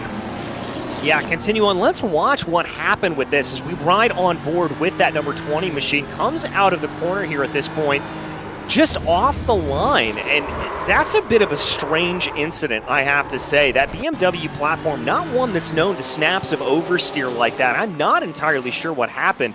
It just looked like they got a little bit squirrely coming off of the corner, tried to overcorrect, and then just brought it back around. Yeah, I think just put maybe too much wheel into it. Maybe the tires are feeling wear out, but I could have sworn these guys had just come to pit lane. Yeah, they're only 4 laps out of pit lane, so tire wear is not really much of an issue. I guess maybe the way they're running the setup for the number 20 machine, maybe not enough rear downforce. But yeah, an interesting wreck for a car that we both consider a fairly stable racing platform. But the number 20 will be dropped down to 8th place with that little spin there. Kind of come back from that, and this is the big thing as a driver, just trying to reorient yourself. You're kind of feeling yourself down in the hole. You want to push the car more, but you gotta have to reel yourself back to make sure you don't get yourself caught up in any more issues. Yeah, exactly, and it's one of the hardest things to be able to do as a racing driver. It's kind of like the old adage of don't think about an elephant. What's the first thing you're going to do? You're going to think about an elephant. And you know, you find yourself making a mistake, and you have to tell yourself, don't push the car, don't over push the car, because when you do that, you're going to be more likely to make mistakes. And what you need to do is just focus in, settle into a rhythm, and calm yourself down a little bit more. And that's really the way to be able to gain that lap time. But the natural instinct is to push, push, push. And so that's, it's frankly counterintuitive in the way that you have to run it. Taking a look at Everest Paddock in the 227 DFR Racing GTP. They're catching up quickly to the 59 car, the blue and white. Sorry, the pink, blue, and white, as he runs wide through the final chicane. Thing dove a little bit too deep to the inside. I think might have been trying to get past some lap traffic. Indeed, there he is trying to get rewind a little bit further than that. He's trying to get past, I think it's the Tabula Rasa esports car. Yeah, I think it is as well. Dives down into the corner there, just overshoots it, just kind of doesn't get that braking right. And that's a very easy thing to do here in these cars, in these GTP machinery. We've got to remember the way that these cars are set, that you have a brake-by-wire system, but actually both sets of tires, the front tires and the rear tires, activate, they brake on different braking types. You've got that brake-by-wire system that goes to the rear tires that closes down the calipers, and then the front, you have so much of it that is actually dictated by the energy recovery in the hybrid system. And so it really does take a little bit of a minute to figure it out. And if you get offline, if you throw yourself off just a little bit when you're coming down into the braking zone, it can be very tricky to get these cars slowed down in the way you think you need to. Yeah, and Alistair Catchpole in the 59, the car that was being chased down, is now trying to continue to chase on the number 501 TNT Racing car. Theodore Burns just up the road.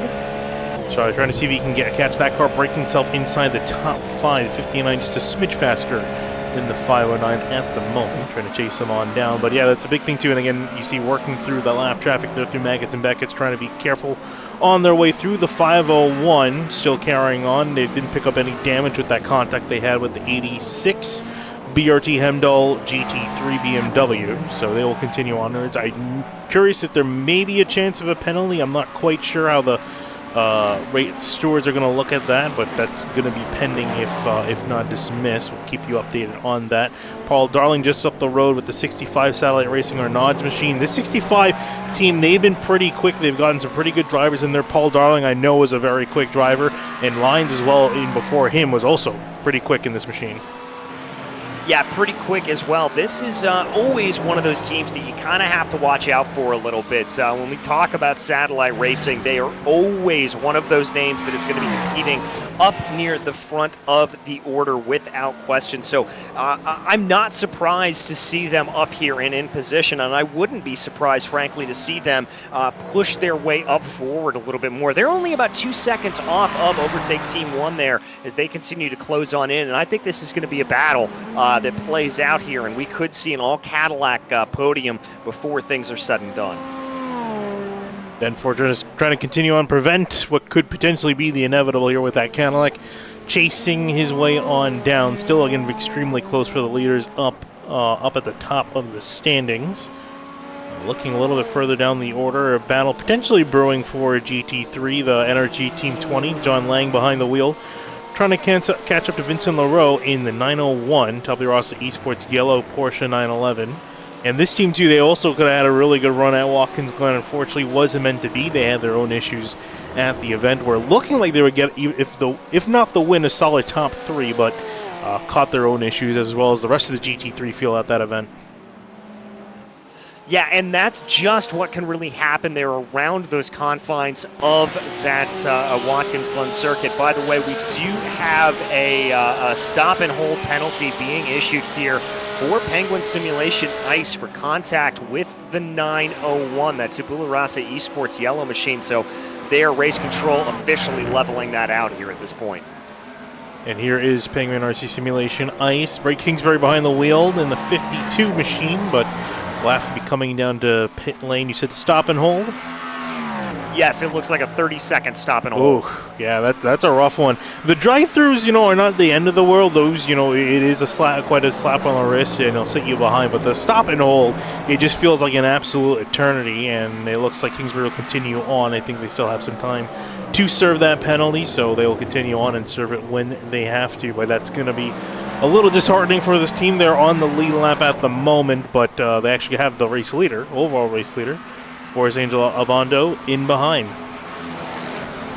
Yep, there he is as he continues to grow that gap up in front of him. That's going to be now a 7-second gap between Penguin RC Simulation Carbon.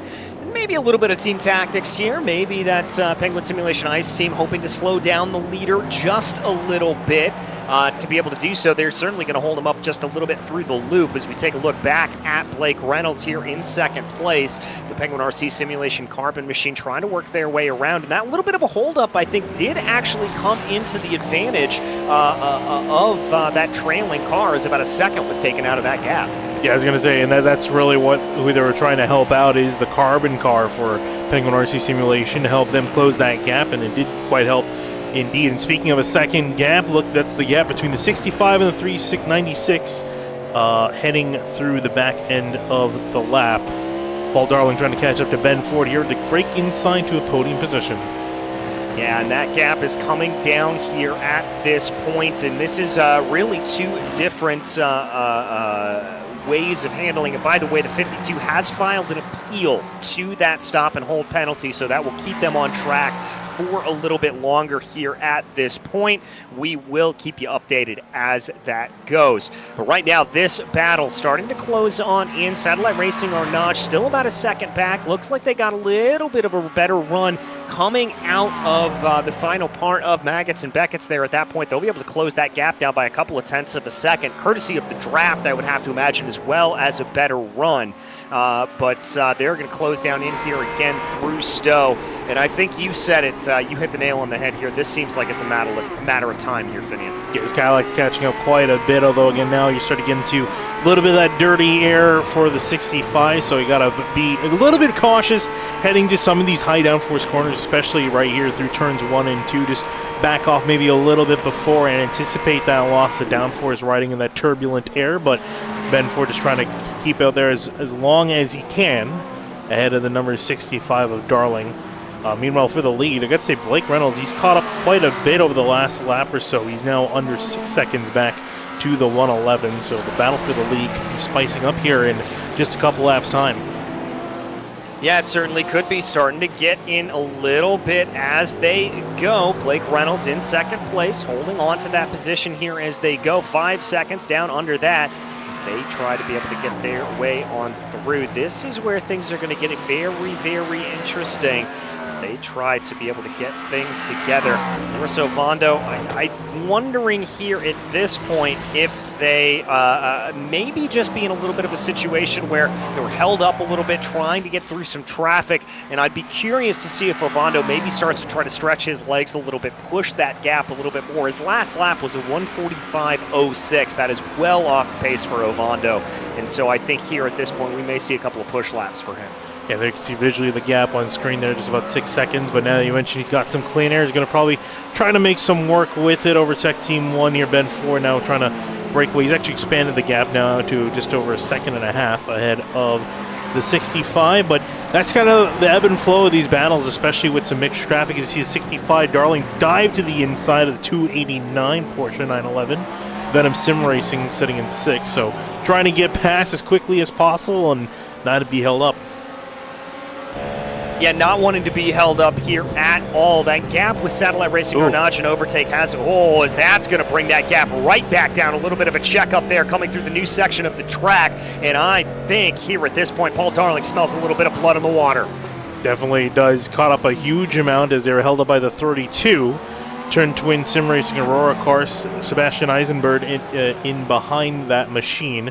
And here comes the 65, the slipstream down the straightaway. And here he goes. As he tries to make a dive, he does not. Sits in behind it. Yeah, he's going to sit in behind it here at this point, and I think for Paul Darling, he recognizes he doesn't need to really push here at this point. He knows he's got the speed to be able to go.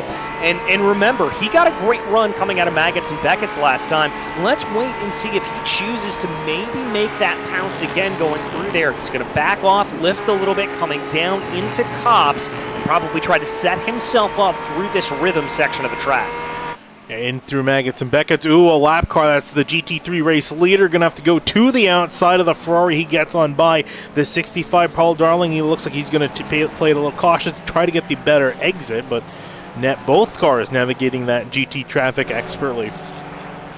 Yeah, really getting around it. That is how it's done. And look at that for Satellite Racing Carnage. They've still been able to close the gap up in front of them. It is now down to 0.3 of a second. That is just absolute pinpoint precision for them to be able to get their way out and around. And now Darling is able to just apply a little bit more pressure here. They've got about 10 seconds until they catch up to the next lap car in the form of Ray Kingsbury up the road from them. So they're just going to slowly but surely push their way up. Yeah, now's a chance for him. You can see that dirty air there, how much he had to back off. Lost the Acura by about 0.4 of a second, it felt like 0.3 of a second, just sitting behind that dirty air through such a high downforce corner. But then now through the slower corners could try to get a little bit of a better run off and then back down the straightaway, trying to see if he can catch back up. And it looks like he caught a little bit of that dirty air here. The gap expanding back out to about 0.5 of a second as they continue to just try to slowly but surely work their way on up and through. Let's see if anything's going to be able to happen here as they close down through Luffield. Bringing that car around once more. Just trying to push here as much as they can. Trying to see if they can get anything to play. It looks like the gap's expanded a little bit, just not the area of the track that I think they necessarily want to be able to go on at this point. And that's going to put Darling at a little bit of a disadvantage, but he'll be able to take Maggots and Beckett's a little bit flatter out here at this point, so that may be good for him. Maybe good. Looks like he's going to kind of back off for now, try to maybe get resituated here. I think maybe it could be a benefit for them to catch up to lap traffic, but of course with that you have to kind of hope you catch them in the right place. Gets a great run down the hanger straight, but just not really close enough to make the dive. Yeah, not really close enough there at that point, and that's a little bit of the back and forth that I think he's going to have to mitigate. He's learning at this point where the points of weakness are in that Acura. Just slowly closing in, figuring that out, understanding where he's going to be able to make the attack. And I think here for Darling that he's recognizing that's the area that I can push. I wouldn't be surprised if he decides to make that move going down into Stowe on the next couple of laps. Actually had a really significantly better run through turn one. Was a lot closer this time by. Now back into the straightaway, heading towards Brooklands. He's a lot closer in behind. I don't know if he's close enough to make a dive, but could try to fancy an attempt. It does not look like he's going to pursue it, but he's looking a lot closer than 65. If he can keep this run onto the hanger straight, might have a shot of getting back at that 396. Yeah, that's going to be his hope here at this point. Again, the hanger straight has been where that Cadillac has looked the best. He's closer than he's been here going into Cops, but remember that could come back to bite him a little bit with the aero wash coming off the corner. Tries to poke his nose out into line here just a little bit. Let's see what he's able to do as they come down here through Maggots and Beckett's. Nice and tidy, keeping it on the curbs, keeping it in the trails of the 396. Got a fantastic run off. This could be it here. You're going to get a big run down the straightaway for Ben Ford. Probably going to be running out of options. Let's see what Paul Darling can do. Let's see, indeed, as he closes down. Not quite close enough to be able to make that play. I'm very surprised by that, Finney, and I thought he was going to be able to. I thought he was going to, too. Got a great run through Stowe, though, but just not quite enough there. I wonder if Ben Ford maybe turned up. You know, there's not a whole lot of options they have with the battery deployment, but you can put it into overtake and try to scamper away, and I think that's what we saw with Ben Ford there, because I was surprised that Darling didn't close up really at all down the hanger straight. Yeah, and we should talk about that. I mean, the energy deployment that you can do, it's basically just a switch on your steering wheel that you're able to change around, going from balanced to overtake to qualifying to fuel save. And so that's clearly what they're trying to do here at this point. But lap traffic ending up in a little bit of an opportunity as they exit out of the loop. I think this could be one of the best opportunities for Paul Darling. Darling trying to get some sort of slipstream down the straightaway. It really is not there. And Ben Ford is able to keep ahead in that Acura. I'm not sure if it's just the Acura having a lot more straight line speed or what, but the Cadillac of Darling in behind, rarely able to catch up now in behind. Yeah, barely able to catch up behind. This is an interesting play back and forth. We have to remember this is also not only two different aerodynamic concepts. We talk about the understeer and the oversteer kind of the Acura and the Cadillac, but it's also two different engine concepts. A turbocharged V6 in that Acura really helps to develop at high speed in particular, but the bite off the line here for the Cadillac and that naturally aspirated 5.2-liter V8, absolutely incredible and makes one of the best sounds in the world. Oh, here's another battle going on track. This is a battle for 5th place. Further down the order, TNT Racing fighting with the Bin Boys here for 5th place in class. Side by side, they head towards Cops Corner. They head towards Cops Corner. They're going to need to sort this out before Cops Corner, and it doesn't look like they're going to. That's going to put a little bit of a bad run there, I think, for the Bin Boys as they try to be able to hold on to it. Bin Boys is going to be able to have the run, but it doesn't look like TNT has any impetus to go away here at this point, but they're going to have to by the end of that run. And TNT was looking like they're trying to go side-by-side, Meggett and Beckett. Speaking of side-by-side, this could be side-by-side. Darling very close on the front straightaway, but again has to back off into turn one. So two fantastic battles going on here in GTP. Yeah, and this is exactly what we signed up for here when we heard that this class was coming on in. This is exactly what we wanted to have happen. Darling going to continue to stoke behind here at this point, going to hold up in that draft. You can see it starting to play out, the gap coming down to under 1/10 of a second here as they run. But again, just not having that straight line speed over that turbocharged Acura, but a great charge down through Brooklands. Yeah, that Acura seems to really scamper away on the exit of these corners, and that's just really just seeing in between that and the top end, just not where the Cadillac is quite able to punch back at the Acura. But looking at a battle between two Cadillacs here, taking a look quickly back at the 59 and the 501 battling for 5th. Yeah, as they continue up this battle, and it looks like the Bin Boys able to turn away there a little bit more, grow that gap to about 0.8 of a second. Elsewhere in the GTP category, it does look like DFR Racing has come down into pit lane here on a lap 82, so they're going to be down into the pits, and they'll be taking their service here. That's Everett Paddock behind the wheel of the car. Getting service of their machine, expecting more of the Cadillacs, more of the GTPs to come on down. The 111 race leader come down to pit lane as you see this battle get spicy again as they're caught up in GT traffic. Both of them just narrowly able to get by in Stowe. Yeah, narrowly able to get by, and I think here for Paul Darling, because of that, frankly, inability to get the top speed out of the Cadillac, they're going to be in a position where they've got to hope for that lap traffic to come into play. By the way, Precision Racing Esports Silver, your former leader, now also down in pit lane. There in pit lane, looks like Michael Diaz getting into that car. Ooh, smoke in turn one. Not sure why or how.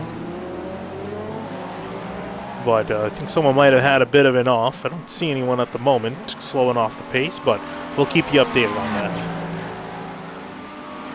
All right, we'll keep you updated on that if we see anybody else being taken as a precaution there as a result of that. Another great battle here. I actually just clicked over to this on my own screen. This is Venom Sim Racing and Taboola Racing Esports Yellow with Peyton Schofield and Vincent LaRue behind the wheel of the cars respectively as they battle their way through Maggots and Beckett's. Hard-fought battle between these two drivers in GT, which has been a little bit more spread out than the prototypes, but they still can have some fantastic battles here and there, and this is one of them now onto the hangar straight for both Porsches as they're getting passed by some faster GTP traffic. Tabula Rasa Esports trying to get the run here and seeing if they can make a move. Yeah, seeing if they're going to be able to make a move here at this point, just waiting for the opportunity to strike. It certainly looks like what they're doing here. There's a little bit of a look down into the inside, trying to see if they're going to be able to get anything to go. Looking this way, looking that way, not really able to do it. We take a look back up at that battle, and that's going to be Overtake Team 1 coming down into pit lane. And actually before that, there was a pass on the hangar straight. I saw them change positions before they head to pit lane, and this was it. The 65 getting a fantastic run onto the hangar straight, exactly what I needed. Used a little bit of slipstream, jumped on out side by side for both of them.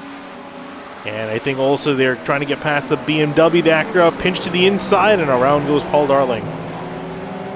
Around goes Paul Darling. Yeah, that's just using that traffic to his advantage, exactly as we talked about, really what he wanted to do. And that's going to be a little bit of, I have to imagine, a demoralization for that Overtake Team 1 car to be able to hold off for so long and then find themselves in trouble. And it looks like the big boys, the number 59 onto pit lane as well, so the GTPs continue to come down to pit lane to make their next scheduled stop. And I imagine might be a change in driver for them as well. Mark Mayhausen getting in that car. Mark Mayhausen getting behind the wheel of the car. We'll have to see how Mark is able to do, and this is going to be a crucial moment for that battle. Yes, they may have been overtaken here at this point, but it is going to be a situation where they can gain it back with some good in-laps and some good out-laps as they run. By the way, car 52, that is the Penguin RC Simulation Ice Machine. That penalty has been upheld. They will have to serve a 30-second stop and hold. Well, I mean, the worst thing they can say is no, right? So it was worth a shot to try to appeal it. Unfortunately, the stewards are going to uphold their decision, so 52 will have to come down and serve that penalty. So that's going to knock them down the order even more. Yeah, it's going to knock them down the order here. It's just not been a good day for them necessarily. Very, very tough running. Also looks like Satellite Racing Arnage is going to be coming into pit lane here at this point, mirroring what we saw there out of that Overtake Team 1 car. I like that decision. Come on in, and also changing tires as they do. The new simulation here on iRacing, in the olden days when we were running some of the old cars, it was a situation where you could not change tires and fuel at the same time. That is no longer the case, so there's really no penalty for taking tires. Yeah, so driver's probably going to try to take those as much as possible. The thing is, though, you do have to give it a couple laps for the tires to warm up. You can't just simply push. We saw in the opening lap some drivers being caught out and spinning early on, so definitely another thing to keep in mind. But once they do get warmed up, it's pretty good to go. I remember when they first had that implemented, where particularly in the old Corvette Daytona prototypes, you just drive out of pit lane at Daytona, and it was literally driving on ice. You were, I think, 5 to 6 seconds slower a lap for the first lap or two. So you really had to think about when you actually wanted those tires, because it really slowed you down. Sorry, I had to sneeze there, Finian. I didn't mean to leave you hanging, my friend. It's one of the disadvantages here of being up in a commentary booth and not being able to see each other, is you can't see my face screwed up and trying to sneeze. But yeah, I mean, very, very much the case. And I will tell you this week, if you are racing the officials here in the IMSA series, the Red Bull Ring, very cool track temperatures. You've got to wait a full 3-4 laps before you really feel like you're able to push. Close battle here, though. This is that Venom Sim Racing and the Taboola Rasa Esports yellow car. Well, NRG Team 20 said, I want to get into this conversation, and John Langs joined the battle as well. Porsche versus BMW, 6th, 7th, and 8th in class. So a great battle going on here, and this can get spicy here. The number 20 again trying to make up for some lost ground after their spin a couple laps ago. Here he goes looking to the right-hand side and laying on Leroux, but can't quite get the move done. Yeah, can't quite get it done there at this point, and I think patience is going to be the big name of the game here for a lot of these drivers. They just need to be easy in the way that they try to be able to build themselves around here. You don't want to be too aggressive. You don't want to throw everything off at any time of asking. You want to be calm, cool, and collected when you try to make these battles. Yes, there's area to be able to get the runoff, but you don't want to risk it and find yourself getting thrown off wide. Yeah, it's one thing you definitely don't want to do. Oh, as contact between the Porsches, the BMW will go as a cease part for him. What happened there between those two? I looked away for just a second to look at the timing screen, and some contact happened here. Yeah, it looks like coming down into the corner there through the right-hander. They tried to get their way into the loop here at this point, and yeah, just a little bit too much of a dive there for Taboola Racing Esports Yellow. I think they saw a door opening and tried to go for it. We're going to ride on board here with that NRG Team 20 car. I think they saw it coming and deliberately steered that car a little bit wide, saying, I want nothing to do with this. Smelled the blood in the water, decided to back off, and it got him 2 spots and a bit of a gap to work with as well. So just some minor contact between Leroux and Schofield, so that's going to set them back a couple seconds in time, but the cars are going to be in one piece there. You can see them all continuing onwards. Looking up the order here, taking a look, there is the number 66 GTP Cadillac down onto pit lane for their service. I think they were the last of the leaders to come on down. Yeah, I think they were as well, and that's going to cycle everything pretty much back around to where it was. By the way, Satellite Racing Carnage with a massive gap as a result of that. As we check Michael Diaz here, your leader, he took over from Boris Ovando. Well, Paul Darling in that Satellite Racing Carnage car, the gap is now 5.5 seconds. Yeah, big gap between them, and even with Darling too, the gap now 18 seconds between the 111 and the 65. I'm quite surprised to see it expand out that much, but that's how it'll stand. There is Satellite Racing Carnage at 65, and Mark Mayhausen in the 396 further on back and is trying to get past the number 14 Hydro Race Geodesic car 3 wide. Whoa, similar to what we saw with the initial contact that took this car out of contention with the sister car now, the 396. Yeah, you've got to be very, very careful as you try to throw this through the corners. You do not want to be too aggressive with it. You do not want to be chucking that car around. Let's take a look here at the replay. Down to the inside, just a little bit of argy-bargy, and again as the car drifts up off the corners. I was going to say that's close again. A lot of deja vu, I'm sure, for that team that they don't want to experience because they're already down 15th in class, and there are a couple laps they can actually try to catch. They've been trying to catch up to the Overtech Team 3 car, the number 400 Acura, who's just ahead of them in 14th, 12 seconds up the road. Yeah, so they're going to be trying to move their way up and forward here at this point. This is, again, that car that you saw getting overtaken by Satellite Racing. They just try to piece their way through the field right now and try not to have too many problems. Here's a little bit of a battle, and this is going to be Kevin Ayers in the CMSRacing.com entry right now. Under pressure here from NRG Team 19. Yeah, battle for second place in class, and these guys are 55 seconds off the leading Ferrari. Victor Lynn is gone and taken off away in that Ferrari 296, but here's the BMW, the number 19, trying to spoil the party for the Ferraris up near the front. Yeah, trying to break up that Ferrari party here a little bit and see what they're able to do. Again, that front engine design here of the BMW closing down on the new Ferrari. And this BMW is really only about, well, this particular model has been around for a couple of years, but another evolution there of the car, the very distinctive nose grille. Love it or hate it, it is there, and it is there to stay. But as they try to close down here at this point. We'll say this nose has grown on me a little bit. I still prefer the older BMW nose, but it looks less unsightly here. But it's going to look very sightly for the number 19 as he sails on by the 78 Ferrari 296, moves himself up to second place. Now the key to the battle is just trying to defend now from this 78. Yeah, just trying to make sure that you don't make a mistake once you've been able to get by here at this point, as they try to hold on as much as possible and try to stretch their legs. If that was a move that was coming up for a long while here, they know that it was going to be more speed in that BMW, and now you don't want to throw it all away now that you've been able to make the move finally. Taking a look further back in this class, the battle for 6th place still brewing. John Lang has not been able to shake off Vincent Leroux in behind.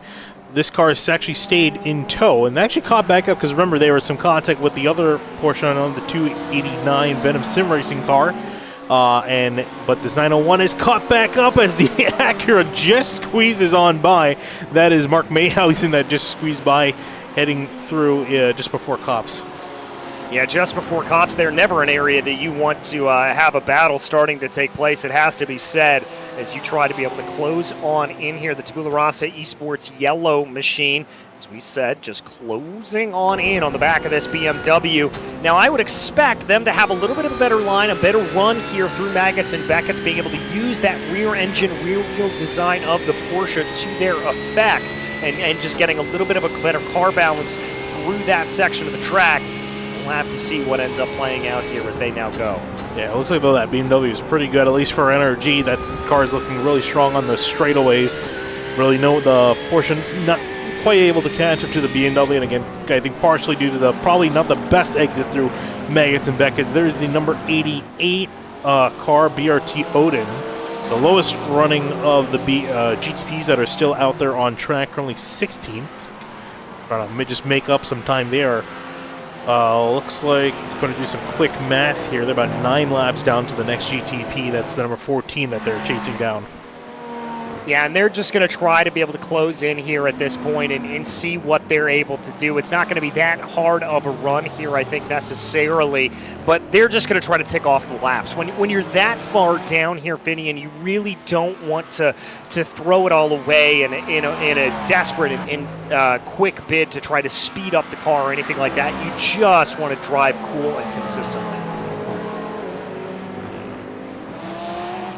Taking a look at some other battles going on. GTP, ironically, which was has been containing a lot more of the spicier battles this afternoon. They've kind of stabilized for now. As I say that, there's actually one brewing here, I think, for a car that just came out of the pits, Precision Racing Esports Blue. They just come out of the pits and ignite a battle with the 52. Cody Cosgrove now behind that machine. They've served their penalty, so now they're just trying to race it on back, and they've just got ahead of the 162. Well, that's going to be a good run there for them. They'll be pretty pleased with that to be able to get a position back whatsoever as they try to push their way forward, but throws it all away, and that's going to be the 162 having to take avoiding maneuvers. And almost a wreck there between the two. That probably woke up the 162 Lance Loomis behind the wheel. That was definitely unexpected. Yeah, very, very much so. Mid-corner there, just a little bit too much speed. Whoa, great reaction times. And we'll give props to Cody Cosgrove for just locking it down. Whoa. I'm just curious. It's not something I would expect to see that car do in that corner. No, you know what I think happened there is I saw the gears tick down a little bit, and I think he may have thrown that car into second gear, and that may have caused the transmission just to lock a little bit on him, and then that's what it was. But I think that could have been the root of that problem. Well, a little spike in the heart rate and blood pressure for both of these drivers, but they will continue on as they were. Maybe the 52 with slightly worse for wear tires as he's trying to just navigate through the field. That is the number 78. Kevin Ayers there in the Ferrari that he's getting on by. Car goes a little bit wider through the final corner. I'm trying to look here for any other battles looming on. Really the closest for GTP is the battle between the 52 and the 162. And then for GT3, closest battle, the 20 and the 901. Yes, they just continue to try to tick off the laps here at this point. That's the real key when you're in the middle of a race such as this. It's not really about trying to be able to rush up ahead or push at this point in the race. It's really far more about just trying to tick off those laps. Driving to the delta is what we like to call it. Just trying to keep things together, trying to not go too hard, and just your team's going to have a prescribed time that you know, and you're going to just try to drive right to that. Taking a look quickly at the weather here, it's just a little past 1 p.m. in the afternoon here in England, and air temp 22.5, track temp 23.3. I'm going to act like I know what those temperatures are in Fahrenheit off the top of my head. 55 humidity, so not that humid. A little bit of a wind out of the south. Well, I can look on my screen, and I have it over into freedom units, so I can tell you it's 75. It's 73 degrees Fahrenheit in the air and about 74 degrees Fahrenheit on the track. So that'll hopefully help us be able to do it. A little bit chilly, but once you get the tires up to temperature, it'll be running absolutely perfect. And we have to remember here that cool tires or warm tires on a cool track is exactly what you want. And it's not going to be that hard to get these tires up to temperature, namely because you're going to have the ability to not drive it too hard in the way it gets around. This is such an abrasive surface. There's so much lateral load that goes through the tires. You're going to be just fine. Yeah, that was one thing that Kyle pointed out earlier in the show, is that, you know, the races that we've gone to so far, Road Atlanta, Watkins Glen, a lot of cambered corners. Here at Silverstone, not the case at all. Very flat for all of its corners, not just in the elevation, but the way the corners are cambered. So you're really pushing, and you got some high downforce corners, and they are extremely flat. You're putting a huge amount of load on the tires, expecting them to perform. Yeah, you really and truly are, and you're putting a lot of faith in those tires. And we've seen a couple of times over the course of the racing here throughout the years that's actually come back to bite more than a few drivers. But obviously, not having that concern here with pit stops, having tire changes go along with them every single time that we've seen them come in. Yeah, case in point, Lewis Hamilton finishing with a flat tire in one of the. Technically, it wasn't the British Grand Prix. I think it was the 70th anniversary Grand Prix. It was during COVID when they ran two races here at Silverstone back-to-back, came across the line with a flat tire because they were trying to stretch out the tires, and those Pirellis did not quite last. I'm sure the Michelins will last a little bit longer for these drivers, although some lap traffic here for the 52 and the 162. This can get really dicey here. Two battles in two different classes here on the Hangar Straight. Yeah, and this is not what you want to see if you are those lapping cars here at this point, whether it's Precision Racing Esports Blue or Penguin RC Simulation Ice. You do not want to have those battles taking place in front of you. You want a nice, clean bit of track that you do not have to worry about passing those cars under that kind of condition. So thankfully, they were able to avoid it here at this point, but able to get through with maybe just a little bit of a scare. A little bit of scare, but they'll go on to the front straightaway, continue their scrap here. There's going to battle for 9th place between these two drivers, both of which are just over a lap down as we're approaching the halfway point in this race. Still no sign of a caution. Now, there's the chance that we could go green all the way to the end with the way the cautions are implemented here, so there's still very much that chance. There still is a chance that we could have a caution just later on in this event to bring these drivers back together, and you can bet that most of the other drivers are hoping, especially the drivers a lap down, hoping there is a caution to get them back in this race. Yeah, that's really what they're going to be banking on here at this point, to try to be able to get that to come back into play for them. They want to see a caution. They want to see everything bunched up, but I can guarantee you, if you're some of the drivers up the front of this field, particularly Michael Diaz here at this point, you are praying that that caution is not going to come. Through Cop's corner for these drivers, heading towards Maggots and Beckett's. Nose to tail, up in front, still very much the same.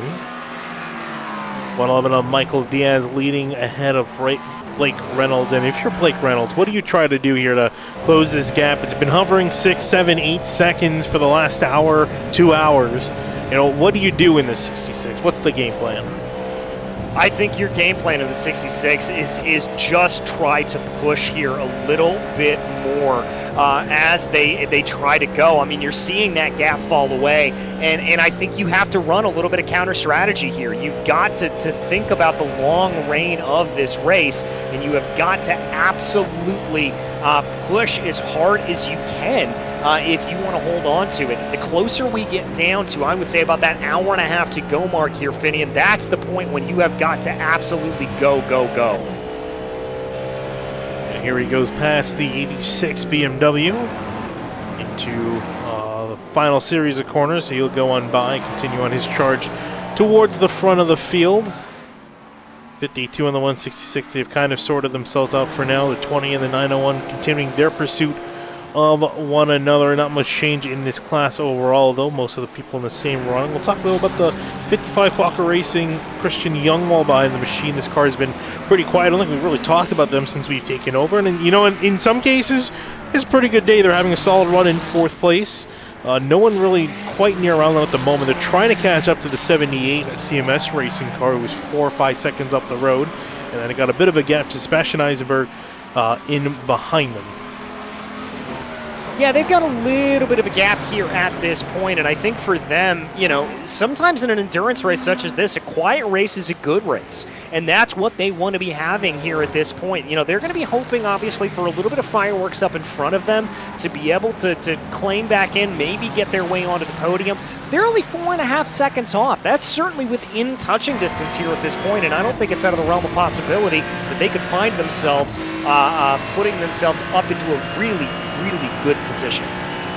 Really, just kind of, if anything, just hope maybe your competitors to make a mistake. That's an easy way for them to catch up. They're 4 seconds behind the 78, and then second in class, they're only just about 11 seconds in behind, which is really nothing in the span of this time, although there's an exchange for position and a battle for position still brewing. The 162 has taken over the spot from the 52 of Cody Cosgrove, who is trying to fight back through turns 1 and 2, but it has to kind of settle for that spot in behind. Currently now back to 10th place. Yeah, currently back to 10th place at the moment. Let's take a look at how this was set up. Is coming down into the final sequence of corners there. The BMW just kind of chucking the car down to the inside, able to make it run around the outside. And the Cadillac there not giving it up whatsoever. Good moves there by Precision Racing Esports Blue to try to hold on to that and to have the tenacity to stick around the outside. Yeah, what really hooked Cosgrove there was hitting the apex curve, the anti-cut curve, that raised red lining on the inside to prevent drivers from cutting the corner. That upset his car quite a bit and just hurt his driver off, not able to bounce back immediately, but still very much within the contrails of the 162. Still trying to see if he can get that spot back for 9th. Yeah, still trying to see if he's going to be able to close back in on it here at this point, and that's going to be a little bit of a question mark, I think. You know, we haven't really seen an ability to fight back here necessarily after a driver has sent it around a little bit, and so I think for them, it's going to be a case where they're just going to have to hope for a little bit of misfortune in front of them, maybe hope for a little bit of bad running up in front of them, and that could be the way that they get themselves back into this equation. Here's battle closing back up yet again. Vincent Leroux still trying to catch back up and get past John Lang. He's caught back up, but you know, we always say catching is one thing, passing is definitely another, especially from what we've seen and what we were just talking about. But the 901 trying to see if he can get back into 6th place here. But this BMW, the NRG team, John Lang, it's props not only to stay in front, but also just to keep a level head, especially when you got someone constantly in your mirror, constantly trying to make some moves and put pressure. But he's not falling for it. He's continued on. Yeah, he's continuing on in a good way here at this point. I like what I'm seeing. I like I keep using this phrase, but the stick-to-itiveness. He's just not letting this go away, and he is certainly trying to see what he is able to do and get himself into the best position possible. It's a good heads-up drive, and crucially here, Finian, he's not driving outside the means of the car. No, he isn't, and we'll see here. Here's another battle brewing. The 14 Hydro Race Geodesic car. It's caught up to Overtech Team 3, the car they made contact with in Stowe a couple hours ago. They finally found each other back on the racetrack, and think there might be any bad blood between these two? Maybe a little bit. I mean, we've got to remember racing drivers do have the memories of elephants here. They remember everything. So there certainly could be a little bit of bad blood taking place for them, and hopefully they're going to be able to keep it together and not have too many problems out on the track necessarily, but we will have to see what they kind of end up doing here as a result of this coming together earlier on. Obviously don't want to see any action take place. We don't want to see them really lock horns necessarily, but it could be the case that they do a little bit here as things go along. Yeah, and I'm really just speaking of the number 14, there's going to be a big change in the point standings, I would imagine, coming out of this afternoon. HydroRace Geodesic was leading the points coming to tonight, but really for them at the moment, it's looking very hard for them to finish really anything better than maybe 14th or 13th with the way things are running at halfway.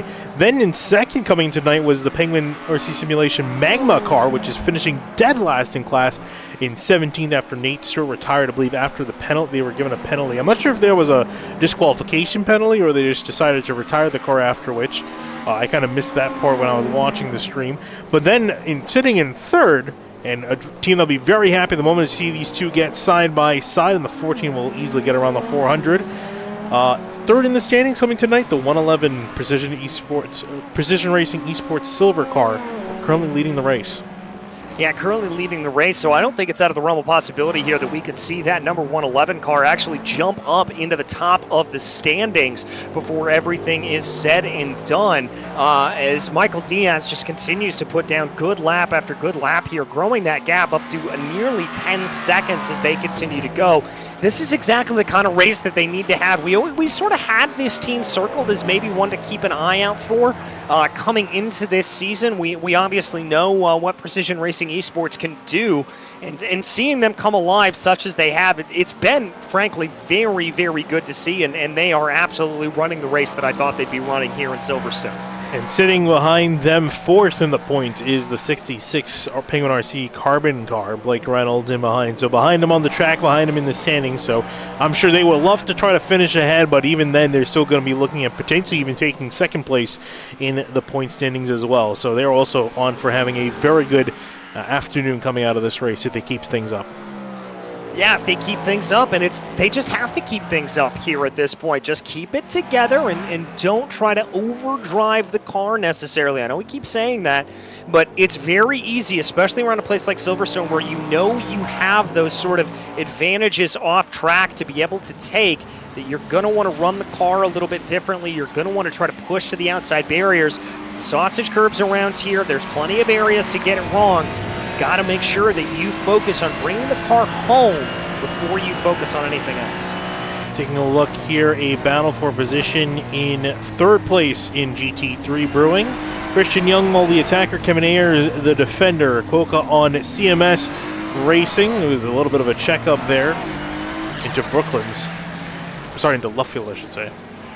Yeah, a little bit of a checkup there as they came down through the corners right now, and now it's going to be a little bit of side-by-side between the two Ferraris as they are giving a little bit of the run there, as it looks like that was going to be LaRue, I think, giving that up a little, or excuse me, that was Youngwall giving that up a little bit to Edward Shelley. Oh, sorry, that is Ayers giving it up to Youngwall. Yes, you're right. I don't know how to read a timing screen, apparently. Shelley's glad that they're currently sitting 13 seconds ahead of Youngwall. Although that being said, with the 55, he got by the 78 pretty quickly. Ayers just kind of pulled over and let him on by. Didn't really put up much of a fight. And I think that could mean the 55 is starting to come alive here. And again, there's still quite a bit of time. They could potentially work their way up and see if they can get past that BMW just up the road. Yeah, they certainly could, and I think if they are able to get themselves into a position where they're able to fight with that BMW, they're going to want to, so we may see a little bit of cooperation in between the two as they maybe try to start to do that a little bit and try to build back in here and maybe want to work together a little bit more than we've been seeing earlier on. So that battle will fizzle out between these two. And most of the other battles have fizzled out. I'm still quite surprised looking here. Paul Darling, the second stint, not sure what's happened really to 65, but he's fallen off quite a bit. 25 seconds now behind the leader. I think when we started, he was only sitting around 10 to 12 seconds in behind. So this team is not, I'm not sure what it is, if this is tires, if he's picked up damage anywhere, but not as strong of a stint this time through. Yeah, not nearly as strong as I would have expected him to be. In that 16 seconds, the gap, I wonder if they are managing maybe a little bit of tire wear, maybe a little bit of something else here for Darling, but that is certainly going to be the right way to be able to do it. It is certainly a good running there for that. And their sister car right in behind them, physically on the track, but on the standing sheet, they were a lap down. That's the number 64 machine. And behind them, little David Nichols in the 64. Yeah, Nichols here in that 64 machine. Those are teammates there at the moment, so obviously they'd like to be running a little bit closer up in the field and able to be running a little bit with some more cooperation in between the two, but Nichols just not having the luck come his way here at this point, as he is now going to be a lap down.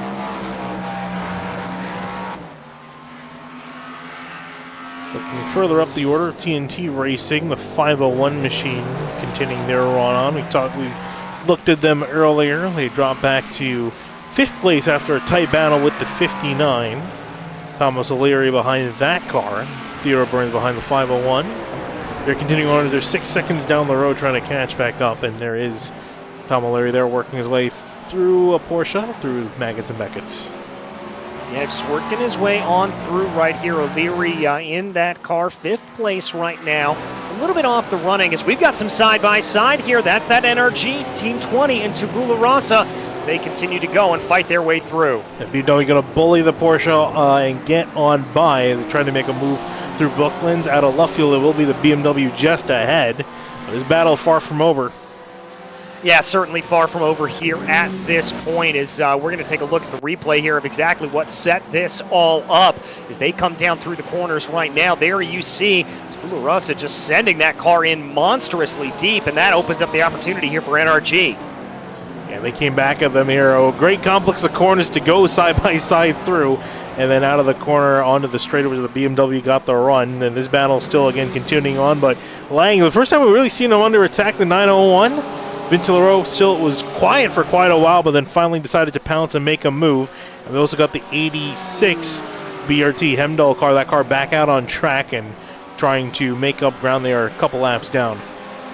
Yeah, a couple laps down here at this point and just trying to be able to make up as much ground as possible. Oh, that was 3 wide coming up through Stowe. That got a little bit hairy. Thankfully, all drivers able to get through it nice and cleanly. Oh, and it looks like John Lang is going to be coming down to pit lane to get service to his car. Take a look here. Trying to find where these guys were exactly on the track, but this is again another 3-wide battle into Stowe Corner. Ooh, and some door-to-door action as well between the 86 and the 901, but luckily everyone making it on through. Yeah, luckily everybody being just okay there at that point. They were able to get on through. And yeah, we do have our next takers down into pit lane. By the way, there was a review between an incident between the 289 and the 901 machine. That is the Tabula Racing Esports yellow car. And then the 289 is the Venom Sim Racing car. That has been deemed a racing incident, so no more issue there from the stewards. I think that was that contact we saw between them in the first sector.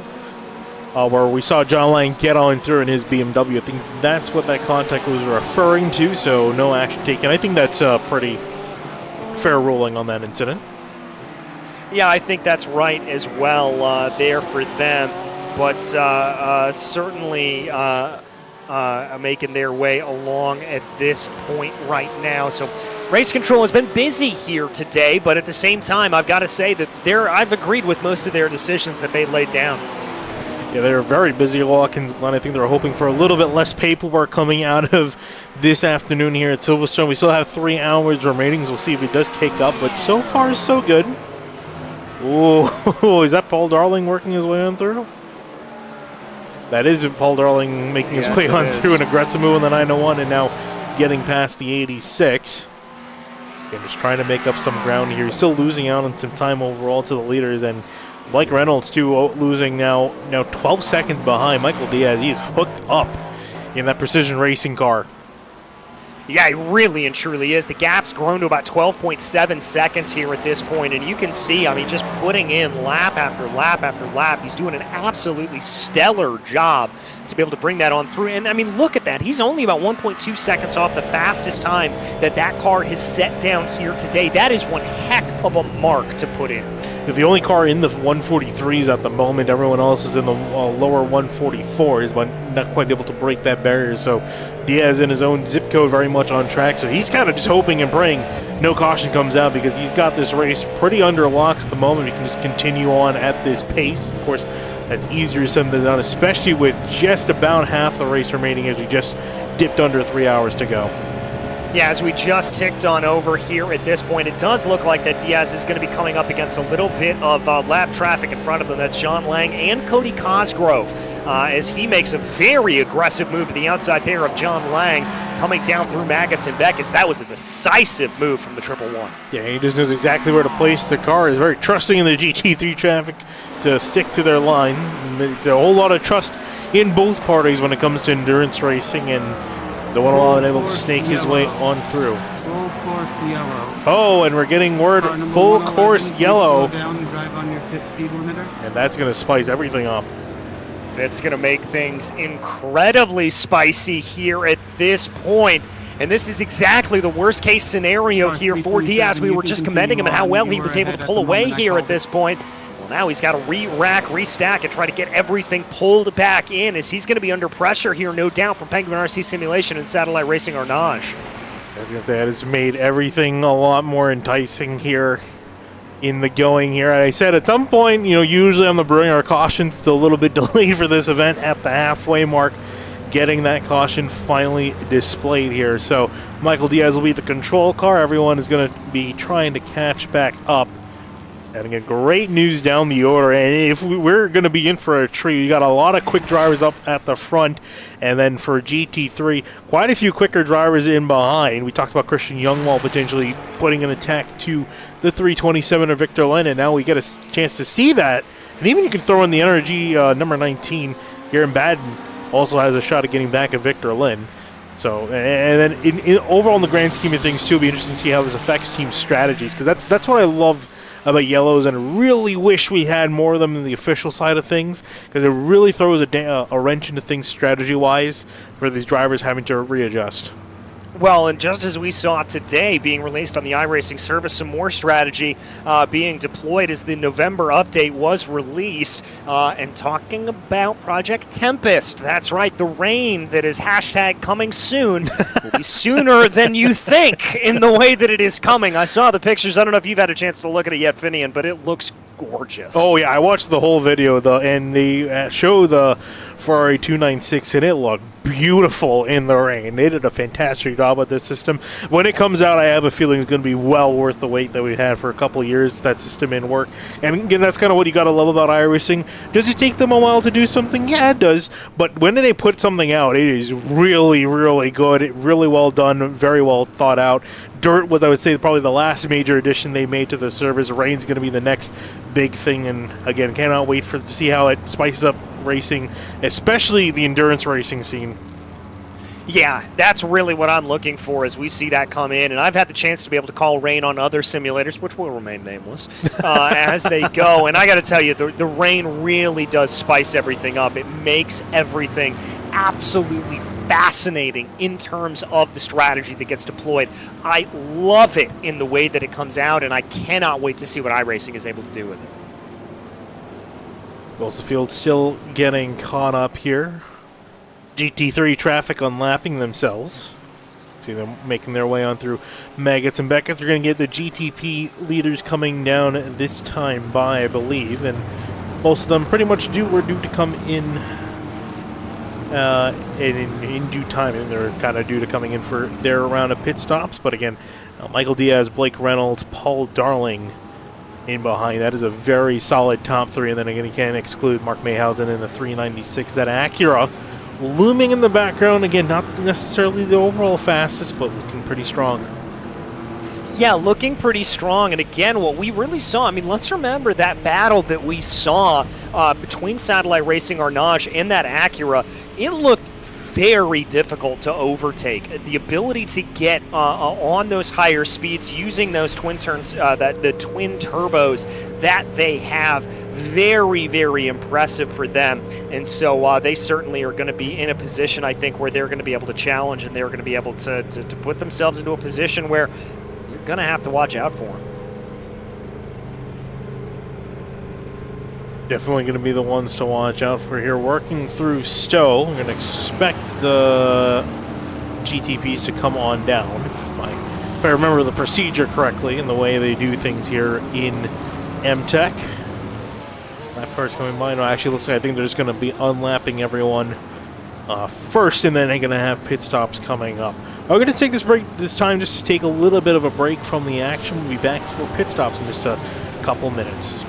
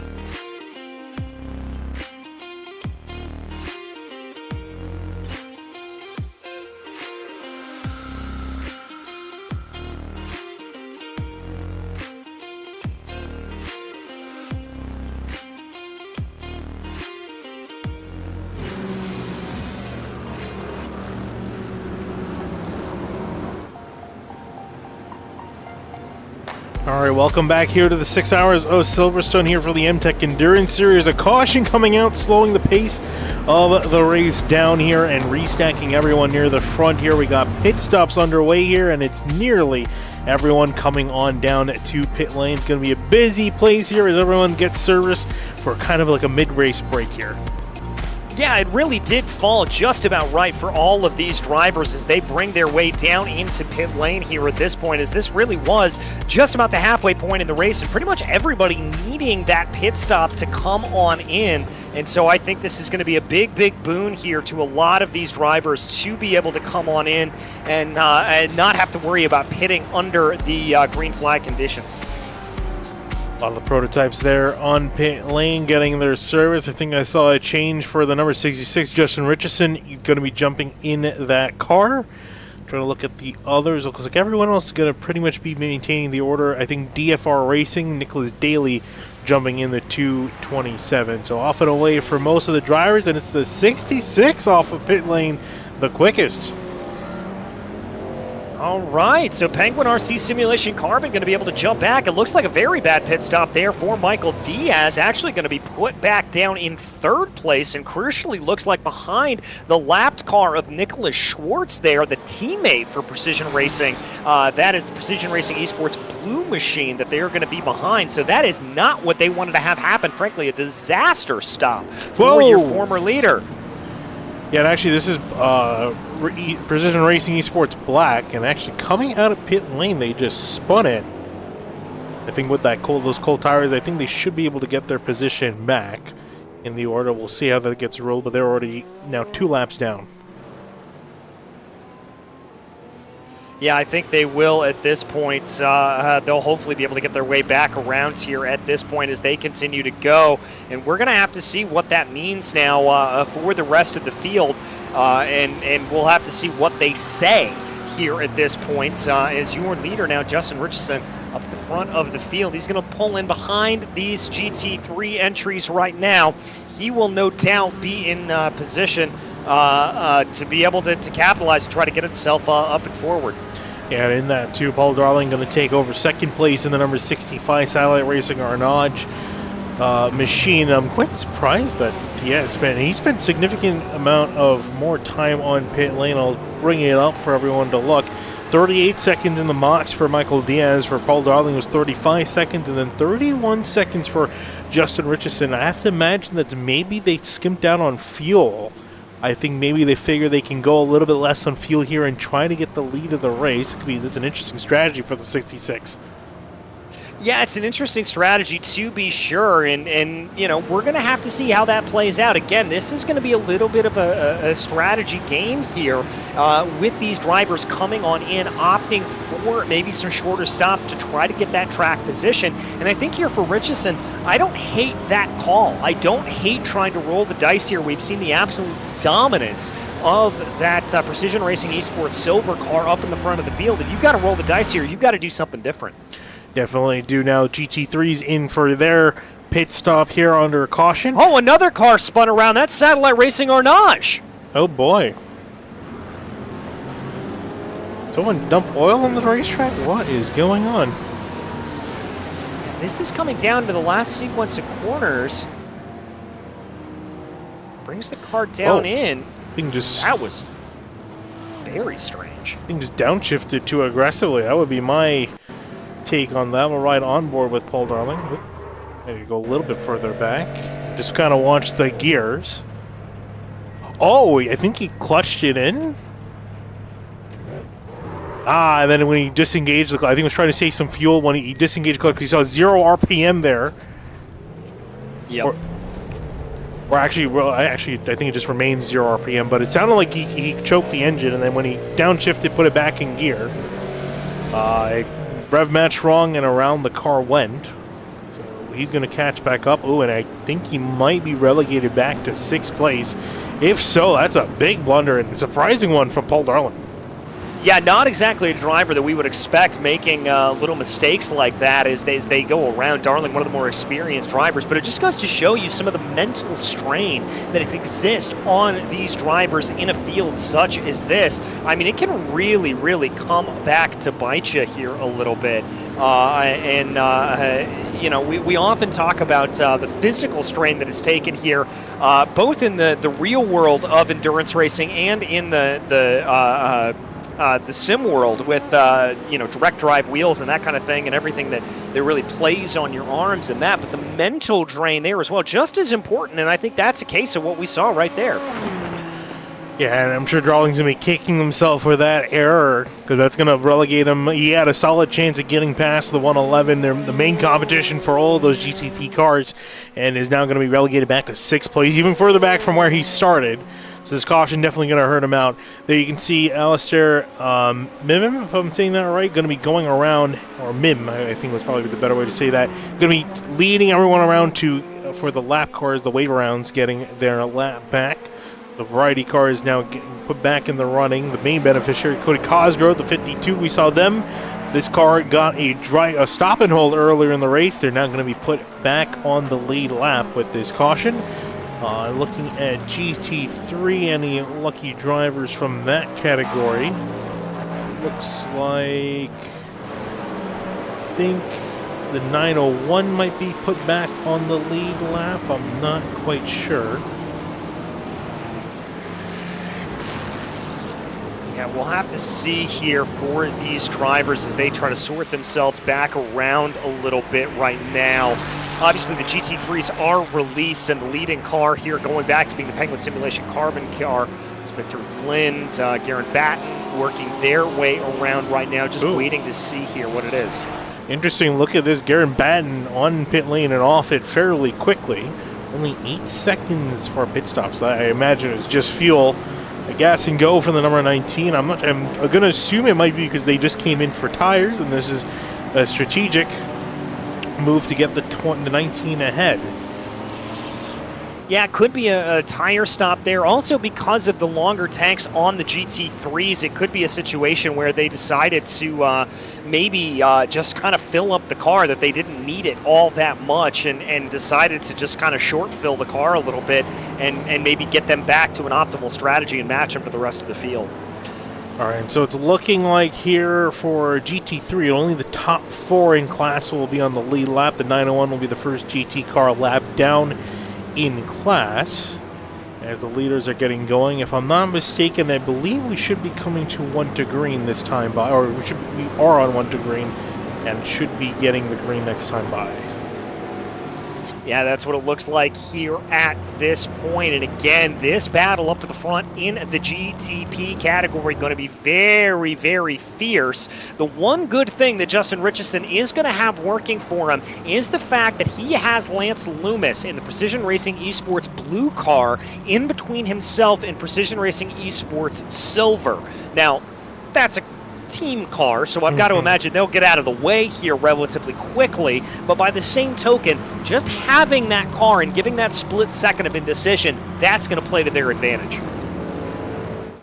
Yeah, it'll be at least some sort of gap between them on the start, so we'll see how quickly the team cars will shuffle the order, but as we get ready to go back racing here, a slight change up in the order, and again for Penguin RC Simulation Carbon and Penguin Precision Racing Esports Silver. Both teams potentially have the shot of inheriting the points lead coming out of this race. And now with this change up in the order, depending how they finish, either one of them could be the one taking that points lead. So we'll see. It's going to be an interesting race between these two cars, the quickest cars of the field. And we'll see how they get going here onto the hangar straight for the final time under caution here. Just about under 3 hours into this event, ready to get back going. All right, here as we get ready, Justin Richardson ready to bring their way up and through. Here they go, coming down through Stowe one last time as we get ready to take the green. There we go. The virtual pace car essentially will be off. Field in control.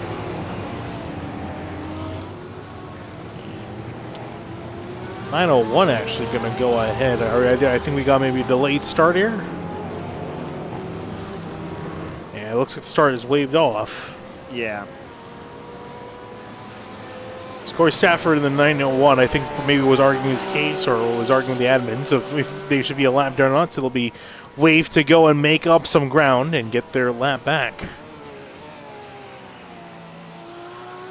Yeah, I think that's what it was here at this point. So we're going to circulate once around back again here at this point as they're going to bring their way back on through that Tabula Rasa Esports yellow machine coming back around right now.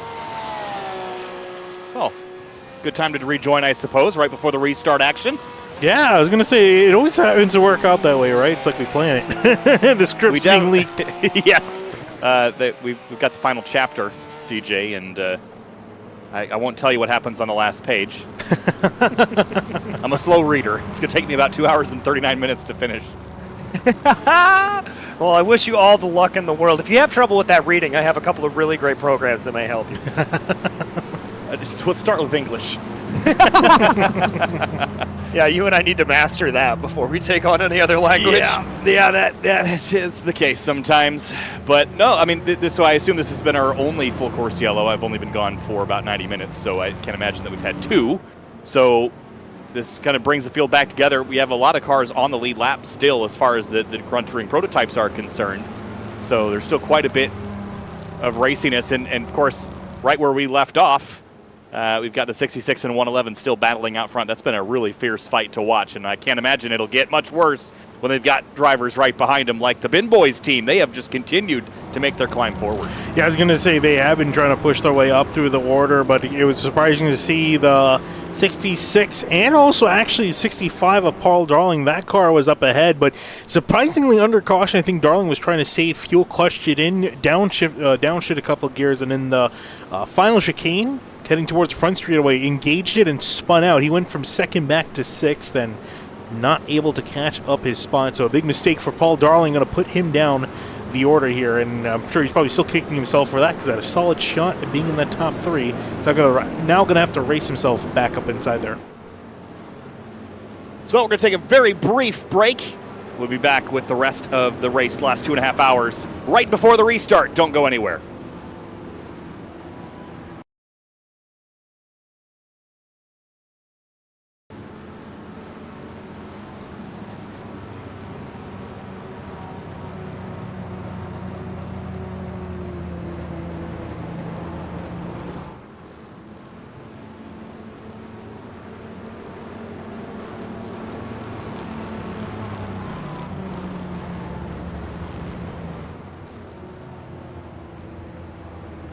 Back live for the MTEC Endurance Series. The restart on the way. Justin Richardson, Penguin RC Simulation Carbon in command.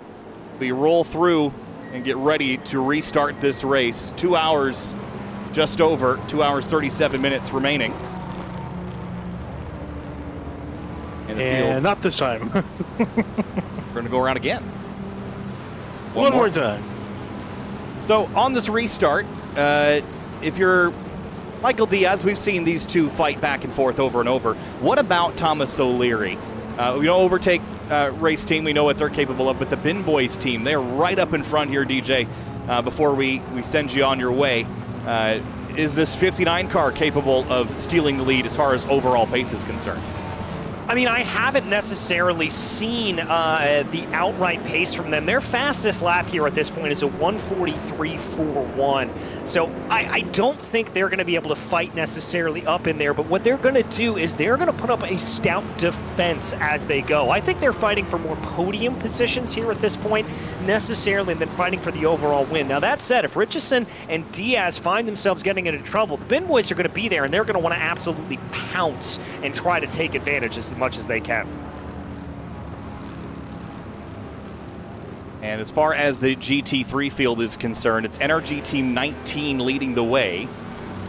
And the Overtake team that had been the dominant car so far finds themselves runner-up here for the restart. So we'll see how long this Ferrari will sit behind the BMW. They looked like an overdog earlier in the race. Oh, they were dominating pretty well. I think the lead before caution was 55 seconds from the 327 back to the number 55 of Christian Youngwell, actually. Polka Racing, they were in second place. Garen Batten, short time on pit lane for him. He was able to get some spots and now lead that class. So some great battles brewing here coming to the restart, and confirmed by Race Control, we are going to be restarting this time by. All right, I know, DJ, you're on a time limit here, so if you have to go, feel free. But if you want to stick around for a lap after the restart, feel free as well. It's going to be pretty fun to watch as we get one last rundown of our overall running order on the left-hand side of your screen by team. It's Penguin RC Carbon, and it is NRG Team 19 leading the classes respectively. Yeah, I'll be able to stick here for just a quick minute here as they go. But here we go, definitely getting ready to warm up here as everybody weaving back and forth as they go. getting ready to get these cars up to speed. Yeah, so warming up the tires, that conditions have been a topic of discussion today. It's about as warm as it's been. Breeze out of the southwest has been persistent all afternoon, but the air temp and the track temp have been reasonably cool today, I'd say, here in the afternoon sun. As Justin Richardson in the number 66 Penguin RC simulation machine leads the field back to the green flag. 2 hours, 34 minutes, and 15 seconds remain. And here we go, green flag back in the air in the MTEC Endurance Series, round number 3 here from Silverstone. Richardson off and away, and got a nice jump over Michael Diaz, who's got some lap traffic between himself and the overall leader, Finian, as they head into the... lock up at the 66. Oh, boy. And they're locked up behind him as well. And immediately Justin Richardson going to lose the lead. Bin Boy's trying to take advantage in the 59. Little bit of a slip for the 111 coming off the corner. It's not going to be side by side. Gets pinched by the Bin Boys machine. The 59 to the lead, and here comes Justin Richardson in the 66 coming on back for second. Look out to the inside, overtake. Wasting no time. They're past the 66. So is the TNT racing car, Theodore Burns. He is wasting no time as well. Frantic restart here, DJ, in the GTP category. Yeah, very, very frenetic here at this point, and obviously the big motion to be able to talk about that, but the Bin Boys up at the front right now, I was disparaging them a little bit. They've clearly got the pace. They are trying to push ahead into the lead. Yeah, we'll go back and look at the replay of that just a bit later. DJ, thanks for your time. Good luck with your next show, and we'll see you next time here on the MTEC Endurance Series race. Finian, the restart here was frantic. Thomas O'Leary steals the lead away from Michael Diaz, and the 66 drops to 5th place, and now pressure from Paul Darling in 6th. The satellite race, spin! The 66 is in it, and the 501 TNT racing car. Oh, man. And this lap keeps going from bad to worse for Justin Richardson, and it looks like it was 2 single-car spins here coming out of Beckett. At the end of this section, you're going to see here, coming off of this final corner, watch both these cars, and both of them synchronized spin to the right-hand side. Yeah, that is unexpected, I'll say. I was not expecting that. I thought for sure there must have been contact, but there was not. So they will get back on course, down in 7th and 8th place respectively. Out front, the Bin Boys car leads over Michael Diaz. It's 4/10 in closing here. No major dramas in GT3s. It's Batten over Victor Lind, then it's half a second back to Youngwall and Ayers. Again, if there's a fierce fight there, we'll take it to you, but it is dramatic at the front right now. And here we go back again now for battle for the lead. Key thing is, too, that lap car up in front, that's a sister Precision Racing eSports car. That's the black machine up ahead. Defense. So, here comes now the Bin Boys car on the defense. Diaz on the outside, side by side here, heading through Brooklands and into Luffield. Yeah, it's tough to maintain this inside, or the outside line rather here. There's not a lot of grip out there, so it looks like, well, can't get throttled down. Not so much on the inside either. It's hard trying to pinch that car off to get the back end out. Side by side, drag race down to Cops Corner. The 59 will back out of it. The 111 to the lead. Yeah, it's hard to follow in here. The aero push has been significant today as well. So Thomas O'Leary will have to give up the spot as the Precision Racing BMW out front tries to skate away from the lead lap traffic. Meanwhile, battle for 2nd place, Christian Youngwall for Quokka Racing, trying to team overtake. That didn't go so well. The Ferrari hangs on to it for now as they chase the NRG number 19, who has now distanced themselves 3.3 seconds. Yeah, and also for the 19, he's got a lucky, because with the way this restart went, there was a couple lap cars between himself and the 327 of Victor Lind. Looking back up the order here, this is a battle, I believe, with the 10 and the 64 and the 557 and Plower car for 10th place in class. Yeah, battles everywhere. We knew that after a restart it was going to get pretty interesting, pretty spicy here. The Quokka Racing Ferrari has been kind of up and down the order here and there. Victor Lind and that overtake team, they have been the dominant force of the day, and that sun is right in your eyes heading into one of the passing opportunities here at Silverstone. So this is an area where you can get yourself in trouble, especially if you're a VR user. That can be as big of a distraction as you'd expect in the real world. Yeah, I can attest to that. It is blinding into the sun, especially here because it's a late November day in Sim. So even though it's just almost 2 o'clock, it looks like a late afternoon here for these drivers. So that's another thing to keep an eye out for, especially like you mentioned if you're in VR. But this Quokka Racing car, Christian Youngwall, this 55 has been looking very quick in the last hour, and I was expecting him to try to make some inroads towards the 327, especially there was a caution, and here we are now. He's back on the back of him. However, neither of these drivers are battling for the lead in class. That 19th off with some clean air and no traffic to slow him down. Yeah, it's a little bit concerning because the traffic, this is Raymond Shepard, only a lap down to the leaders, so they're still well in this fight with so long left to go. So they're not just going to pull over and let this lead pack by. They're going to fight this tooth and nail. Not what Victor Lind wants to see. He just loved to clear it and distance himself between him and Youngwall, but not going to do it. Look at the Quokka Racing Ferrari sizing up a pass on the overtake. Ferrari just ahead. Yeah, I'm curious what Youngwall is trying to plan on doing. Does he want to get past Lind, trying to work through this traffic, or maybe let Lind push through the traffic and make a move? Taking a look now back, this is... it's Penguin RC Simulations' Cody Crosgrove. He was down a couple of seconds on his best lap, and it was because of this contact there with the overtake Acura. I was going to say, in this car, they got really lucky. They got a stop and hold for some earlier contact. They put a lap down. They finally got back in the lead lap, but a little bit of contact going to put them a little bit further down the order. And then they were like taking a look at the back of that battle for second place in GT. Yeah, this is the closest fight on the racetrack at the moment. Other ones are popping up. It's like playing whack-a-mole after a restart, trying to find all the action battles. Good run here from Youngwall, and Lind goes on the defense here. And trouble for Theodore Burns again. TNT Racing's car has gone around for another spin. And this time is another self-spin. Yeah. Back in, come around, and whoa, everyone avoiding around the outside. And now they're past Quokka, and overtake are past the 289 Venom Sim Racing Porsche. Let's go back and have a look at the restart, because I think that was the thing that surprised all of us, was the Bin Boys car. Let's just ride on board the nose as they sprint towards the first corner. The Precision Racing car in second. It was the 66 leading, but the 66 in way too deep went off course. And then that was the pass for the 111, and then of course the Bin Boys car around the outside here, able to get the throttle down a lot more efficiently. And you can see all these cars bobbling because that first sector at Silverstone is so many slow corners that you're coming out of, trying to get the power down on cold tires, and a lot of wiggling, just trying to deal with cold tires and trying to deploy the power down as much as possible. Tom O'Leary did a great job getting back in the power, and he's still very much in this hunt for the lead, right in behind Michael Diaz. And just ran only 2/10 off the best lap of the day.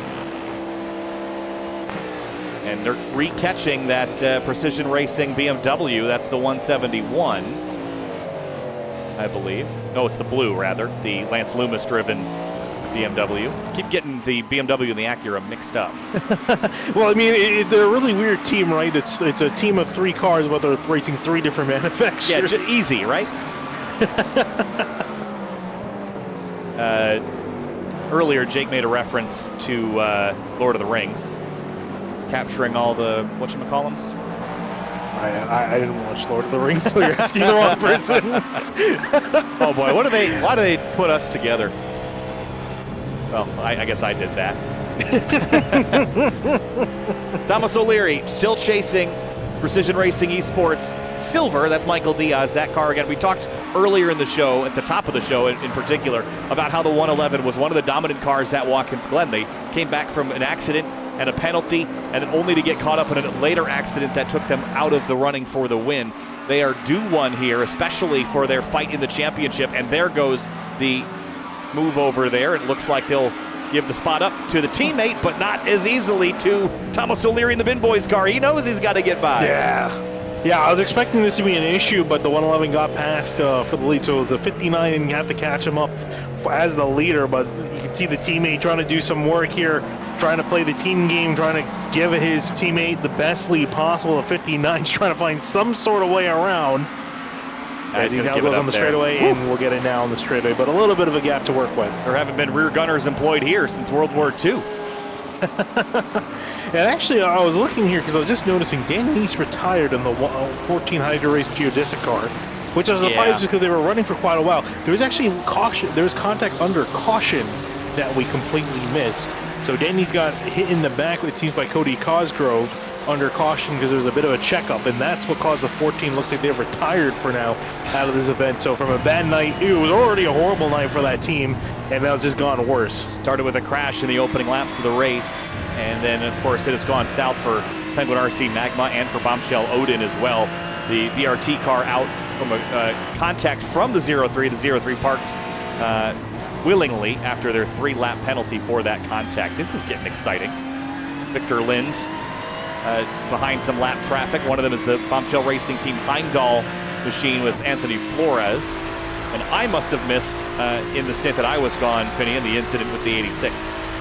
Yeah, I'm trying to remember what exactly. Oh, they had contact with the 501 of Theodore Bornsen for TNT Racing. That car made contact with the 86 and Maggots and Beckett's. Send them around, some big damage to the back of that car, so they got placed down on pit road and had to do quite a bit of repairs, but just more bad luck coming to that machine with some contact with Victor Lind in the 32 of Twin Turn Sim Racing Aurora machine. Just can't hit the disappear button. Christian Youngwall still hounding Victor Lind here. This Quokka Racing Ferrari, if you remember back at Mission Raceway Road Atlanta, it was kind of an all Ferrari day for a while. Yeah. But now the NRG Team 19 has found some pace, and they are quickly distancing themselves, which is a great place to put yourself right now and get out of the way if everyone else is fighting. If you can get clear, you're going to be in good shape. And there's maybe some trouble or a pit lane excursion here for Cody Crossgrove. And I'm wondering here, I didn't hear anything on the chatter. I am wondering if this is going to be related to that contact with the 14. That's where I have a feeling, because this was the car that made contact. Yeah, I think because they made contact under caution, I think this might be the 52 serving this under green. Don't quote me on that, but I would assume that's where that's from. Leaders are in thick traffic right now. That's one thing we haven't had to redo.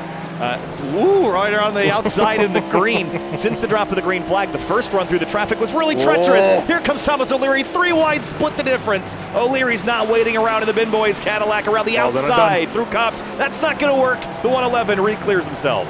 Oh, this is getting very dicey here, and they're still coming up. Now they're coming up on the GT3 leaders into Maggots and Beckett's, and they're both going to be held up here. And yeah, this is that battle with the Ferraris we were just referencing. It gets really tight here. They're going to slide in ahead of the Quokka Racing Ferrari, make their way past the overtake Ferrari, and Thomas O'Leary's going to have a great run. Turn up that hybrid system in the slipstream. Here he goes under the Johnny Walker Bridge to the left into Stowe Corner. Boost mode engaged for the 59, trying to work around the outside into Stowe. If he can hang on, he can get a great run into the chicane, but can't quite hang on around the outside. Will have to yield. Yeah, I thought he might try the crossover there. We saw that be pretty effective. There's the GT3 class leader just ahead of them right now. The NRG vehicle of Garen Batten. Still 2 hours and 22 minutes to go, and the battle for the lead is on. Absolute dogfight here at the old World War II airbase. This one a little smoother than that of its, I guess, sister track in Sebring, Florida. And a little bit more distance now between these two.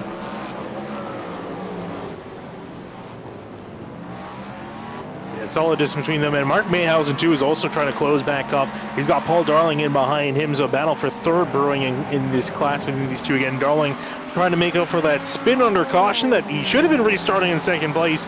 He got relegated back to 6th, is up to 4th, trying to see if he can break back into those podium spots, if he can get past Mayhausen. But we know Mayhausen is willing to put up a fight, especially because he's quick in his Acura. Yeah, Darling hasn't really had a lot of track time this season, has he? That car's been out of the race pretty early on in both races so far. So showing his stuff now, they're running very, very well and beating their sister team, the Satellite Racing Mulsanne car. Through Cops now and facing Mark Mahoysen in the 396 overtake car again. That was the successor at Watkins Glen, was the Acura, outlasting all the rest of the Cadillacs that were attacking the track so aggressively in a way that took them out of the running at Watkins Glen. They don't have that issue with over-aggression here because there's no massive curbs to jump in the same way. And the Cadillac domination continues, especially with the only running BMW, that of the Precision Racing Esports blue car. HydroRace Geodesic is back on track, by the way, with some damage repairs complete. Okay, I mean, props to them for continuing because it is not looking particularly good for them.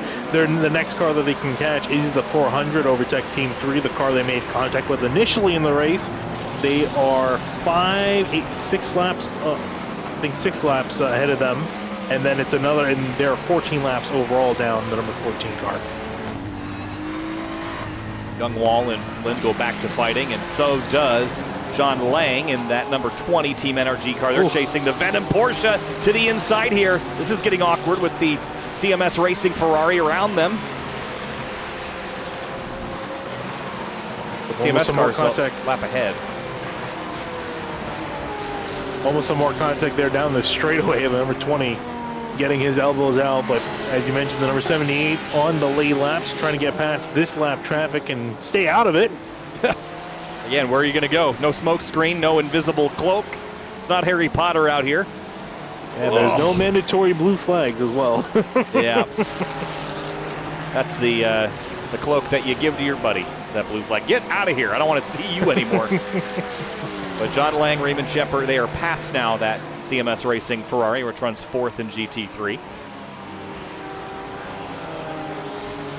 Kind of fluctuated today, the most exciting fights between GT3 and GTP. They've sometimes been at the same time. Sometimes they've traded off which class gets the most camera time, but whichever ones are closer on the timing screen is the one that I'm magnetized to, and Shepard and Lang right now for 7th are the closest battle on the racetrack. Well, I'm glad that definitely that battle got shuffled up because Victor Lynn was running away with it in GT3. Now this caution has really made that battle a lot more spicy. Garen Batten leading over Victor Lynn and Youngwall, and Lynn and Youngwall in a very close fight for 2nd place amongst themselves, and then of course this battle lower down the order. W versus Ferrari versus Porsche here as far as track position is concerned. Then back up into Stowe. Couple seconds clear is the overtake Ferrari that led so many laps earlier in this race. And Christian Youngwall in the Quokka Racing car. Out front, all Precision Racing Esports Silver Cadillac Power. And the Bin Boys car running a couple tenths slower lap, but they still are one of the fastest GTPs, although the fastest last time by was Theodore Burns in the 501, the bright yellow Cadillac. If they could just get this run together, they've got the pace to be a podium finisher tonight. Yeah, but they made quite a bit of mistakes already on this opening run after the caution that they've had, I think, not one, just 2 spins to their name. So let's put them back down in 7th place. They're cut back up to Justin Richardson, who also is probably kicking himself at a shot at the lead and unfortunately didn't quite go his way. Back down to 6th in the order, just trying to make up. He's 17 seconds behind the leader and 10 seconds back in the next car in class. Richardson sails through Cobb's Corner there into Maggotts Beckons. What a phenomenal section of racetrack. Such good flow to it here. And no evil spike curbs on the inside like the corners that it inspired at Circuit of the Americas. Yeah, I was going to say, it's such a good complex of corners to basically Control-C, Control-V it at Dakota. Although they did modify it. It's not exactly the same. They've got to expand it upon that at Dakota, but again, that just kind of shows how good of a series of corners that they got it right many, many years ago when this track was first made. Let me copy your homework and just change it a little. We'll never know. Make sure turn it in doesn't catch it. Yeah. Oh man, that's a throwback.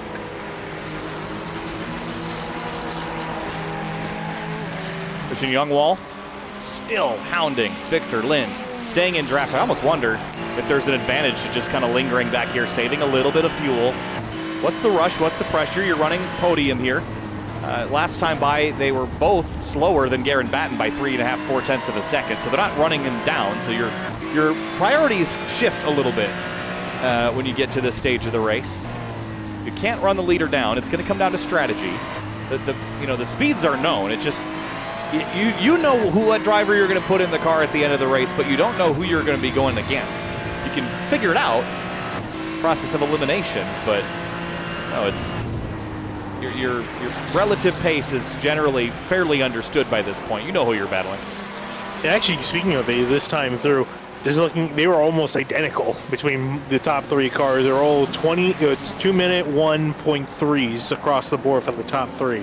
So very close in class for all of them. But yeah, I think, like you said, for Youngwall, there isn't much of a reason to push. He's within 5 seconds of the leader, and he's pretty quick in comparison to Victor Lynn. So I think he's probably just not trying to force the issue, just kind of run his own race if the opportunity presents itself. He'll go for it. I think, if anything, better off might try to force the 327 into a mistake. We are almost 4 hours into this race, and all 10 of the GT3s are still running. A couple have had some damage along the way. See Christian just tagged the gravel there. That is a lot more penalizing than it used to be with the recent changes to the gravel modeling. Back up to third, overtake and satellite racing. Don't remind me. I'm so glad they changed it back. Well, don't go in there sideways. That was my point. I've seen barrel rolls in the grass now from those changes, which isn't unrealistic. It's just one of those things you're like, oh man, I forgot going into gravel can be dangerous too. If anything, iRacing should be very happy it doesn't trap you and end your race by being stuck in it. Yeah. I'm actually waiting for them to have that. I'm kind of surprised it's never been a thing. I'm sure no one wants that to be a thing, but that'll really teach people to respect track limits. Yes, it will. Mark Mahoysen feeling pressure here, overtakes Acura. Again, as far as picking a favorite vehicle for this racetrack, I would have thought that the BMW or the Acura would be my weapon of choice here. But it is kind of a power track in a lot of places, so maybe the Cadillac is the horse to beat today. I mean, obviously the timing screen tells you that story, but there was just such a good taking of the Cadillac chassis as far as the team selection process goes. No Porsches, only a couple BMWs and Acuras, but there are such distinct differences, and I really do think that the balance of performance is pretty close on these cars right now. Maybe a slight advantage to the Cadillac, but I think really it's the sound and it's the driving style where you can be a little bit more aggressive with the Cadillac. And of course, you've got that all-American, naturally aspirated torque.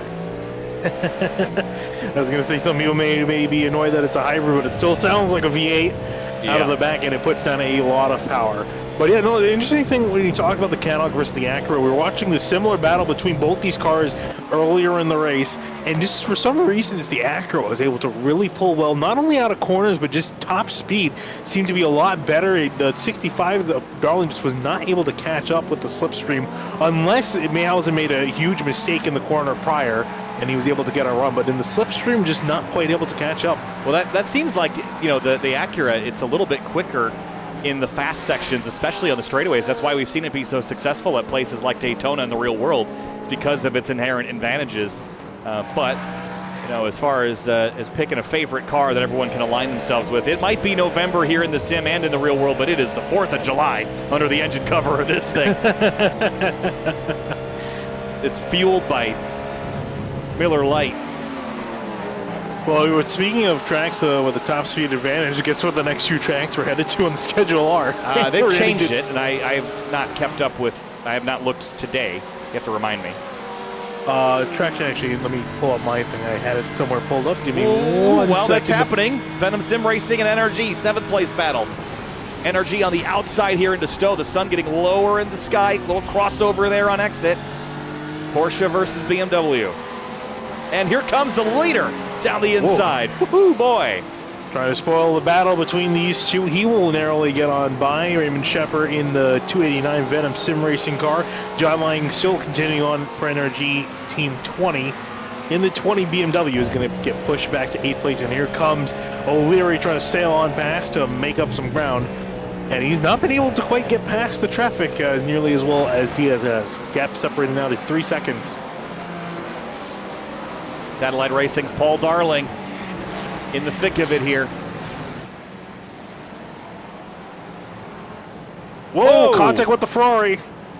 That's the overtake car and the CMS Racing Ferrari that get together there. That's going to leave Mahoysen clearly under fire. And by the way, the DFR Racing car is coming as well. But here comes Paul Darling. Backs out of it. Paul is such a smart racer. He will not force anything that he doesn't feel like he can complete. But the challenge is, look at that white Cadillac in the rear view. That's the DFR Racing car, Nicholas Daly, coming back into it after all this. Yeah, decided to not make it 3 wide into Brooklands at the end of that straightaway. Definitely the smarter move to do, even if he had the shot at getting the corner. So he's going to wait again for a moment to strike. They're catching up to a GT3 car just up the road, and they're just going to catch them at a cop, so it's not going to really interfere as they now fly on through Maggots and Beckett's. What a joyous section of racetrack for the GTPs to navigate. A little bit of traffic. and then back onto the straightaway, and this is where that Acura gets that advantage. Not particularly the best run for the Acura this time through. Darling trying to get any sort of slipstream advantage, has a shot, going to look to the right-hand side into Stowe. Got overlap, and he's going to complete the pass. That was just textbook there by Paul Darling, but he's not out of the woods yet. No, far from it. Yeah, I was going to still try to put up as much of a fight as possible. Still some more lap traffic up ahead that could come into play depending on where they catch him. And John Lang, Riemann Shepard side by side with the 66, the 6th place GTP right in the middle of all that. And more coming. 501's in the rear view here. It always gets really spicy when when both classes intervene with one another. Everyone trying to make it through at speed and not give up position. It's Mahoysen and Daly should close in on that with a pretty big head of steam, but the Acura goes through. That is the 400 Acura. Oh, you're right. Thank you. Peter Lowe. I was wondering where Daly had gone, but the answer is he hasn't gone far. So move NRG past Riemann Shepard. And now our next closest battle is that of second place in GT3, Victor Lind and Christian Youngwall. But I would say that the severity of this fight has kind of tailed off from where it was a little while ago. And the big thing, too, they're actually catching up to the leader, the number 19, and Garen Baden. The gap now 3 seconds. It was about a little over 4 seconds and change a couple laps ago, so that BMW is being trailed down. So that's a battle brewing, and it should be an intense battle in that class when it spikes up. Looking at the lead, though, for GTP, it's kind of settled down. A couple of gaps in between most of the drivers, with Paul Darling still being chased down by Overtech Team 1 and Mark Mayhausen. Yeah, Darling got that pass done and trying not to look rearward now that he's got the pass done.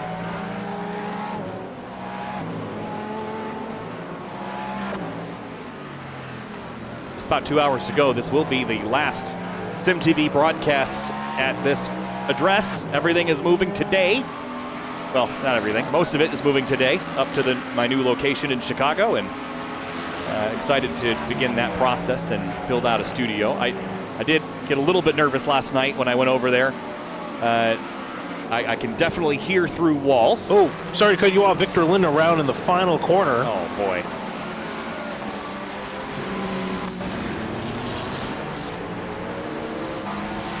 And, he's just going to get up on that curb, high-centered on it. Oh, that's annoying. You know, we talked about Watkins Glen and all the curbs that led to some strife, but right here, it just pops up on it, destabilizes the car, and turns him around. But no damage, he'll continue, just lost a spot. As I was saying, I definitely hear the neighbors, upstairs in particular, and so that's not, I don't care, but I'm concerned that they will be able to hear me. So I'm going to introduce myself today and figure out what level, they sound cool. I didn't introduce myself yet, but they were having a grand old time. But I need to figure out what I got to do to keep the sound away. Yeah, I was going to say, it's good to kind of introduce you before they just hear, around the outside. I want to give them the opportunity to get my phone number, so instead of banging on the floor or the wall, they can just text me instead.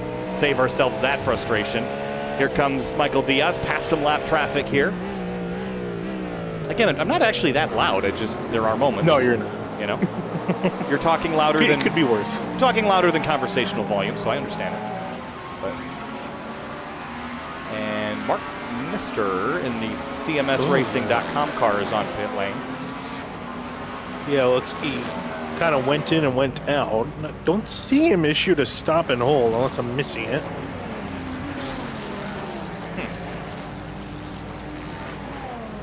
That was a driver change, I think. No, that couldn't have been. It was, yes, it was. But how was the pit stop only 2 seconds? I don't know. It looked like he backed out of the stall or something.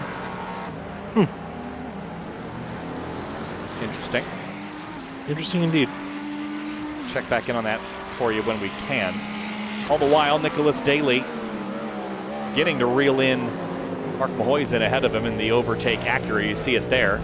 Followed by the RSE Esports Acura. We have not really talked about this team, or at least I didn't in the first 2 hours of the race. They have just not been much of a factor today. But again, just like they did for the most part at Watkins Glen and Road Atlanta, just quietly running outside of the top 10, but just clicking off laps, and they'll end up likely having a decent day if they can just do that and avoid any carnage and chaos the last 2 hours might bring. Well, and I mean, to finish first, you must first finish. So it's definitely good shot to just try to stay out as many issues as they can. They are sitting, though, 3 laps down. But if any of the competitors up ahead fall into some trouble, remember at Watkins Glen, we saw a lot of trouble within the last 2 hours for the GTP leaders. They can definitely find themselves moving up the order as the sun gets even more blinding into these drivers' eyes heading towards Stowe Corner. I think we're going to see some nighttime run. We're definitely going to see some nighttime running here, and that will create a whole different dynamic. No lights here, just like Watkins Glen. It will get dark. It will get hard to see. Now it's a little bit harder to sneak up on people here than it is at Watkins Glen, but regardless, the closing rates are still very, very fast. Gosh, these cars are quick. They are as fun to call as I was hoping they would be. Oh, lunge from the 227. That's a little naughty. His mission is to work by the lap traffic, and he didn't complete it. And there's going to be a little rub back from the RSE sports car. Some contact on the exit, but they will continue onwards. Maybe a little bit more frustrated with one another than they were before. Yeah, I wonder if the RSE car will let him go. It looks like he might. Yes. Here's what it looked like from high above. Let's look. Came in with a big head of steam, lunged down the inside. That was just, wasn't going to make the corner anyway, but he managed to keep it on the road. Then right here, the RSE car, shallow entry, kind of runs a little wide. Did his best to stay off the 227. Yeah. I don't think that was in anger, but I don't imagine that they were super stoked. No, a bit of a eye for an eye, bumper for a bumper. So onwards we go. Nicholas Daly trying to chase down Mark Mayhausen for 4th place. So that actor continuing onwards. Taking a look further down the order in GT3, this is Dominic Eisenberg for Twin Turn Sim Racing Ultraviolet, and they've been trying to claw their way out of a hole that they found themselves in early in the going after contact with 2 GTPs in Stowe. Dominic Eisenberg and Riemann Shepard now fighting for 8th. The Venom Sim Racing car going the wrong direction, and this is something that we noted in the first run as well. They were just kind of slowly hemorrhaging time, and now they're down to 8th. And might lose that to Eisenberg here shortly. That sun has got to be so distracting behind the wheel. It's one of those annoying things, right? Because it looks amazing in VR, but it's also blinding you in VR. So, and even with the monitor too, it is still pretty blinding and distracting stuff. But they'll continue on with it, and it looks like 23 will work his way on by up to 8th place now. And Shepard gave it up, but who kind of missed the turn-in point there and lost a bunch of ground through cops, but see if they'll reignite that battle a little bit later. Theodore Burns in the 501 TNT racing car still clicking away laps that are equivalent to or faster than the race leader. I notice on the left-hand side of the screen, your last lap for Theodore Burns in 7th, 143.111 to a 143.158 for Michael Diaz. This car has got pace. They have lost some time since the restart due to those 2 spins that they had a couple laps apart. But should they get another yellow flag, which is a possibility, or should they get a little luck on some strategy? I don't want to count this car out just because of its overall pace. And I think that was their best lap of the day. It was. The last lap was the fastest lap of the race for them, and one of the faster laps out of majority of the field. So this car is looking really quick. I think that was the 3rd or 4th fastest lap of the day, and that was the last lap itself. So they're looking pretty quick at the moment. Like, again, they're just down. They just don't have the track position really that they would quite need to really maximize on that pace. They're still trying to dig themselves out of a hole. And like you mentioned, if there's a caution, that could really help them out. But they're in a battle now between themselves and the 66 Penguin RC Simulation Carbon car, Justin Richardson. And this car was the leader at the restart, so things have gone south for them since.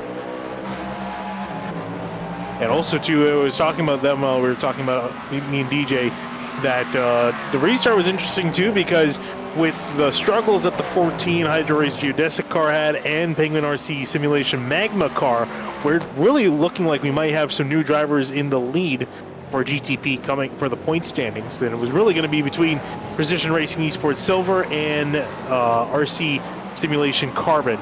Although now they've kind of struggled on this restart, but there's still quite a bit of racing left to go as we're just about to tick under 2 hours.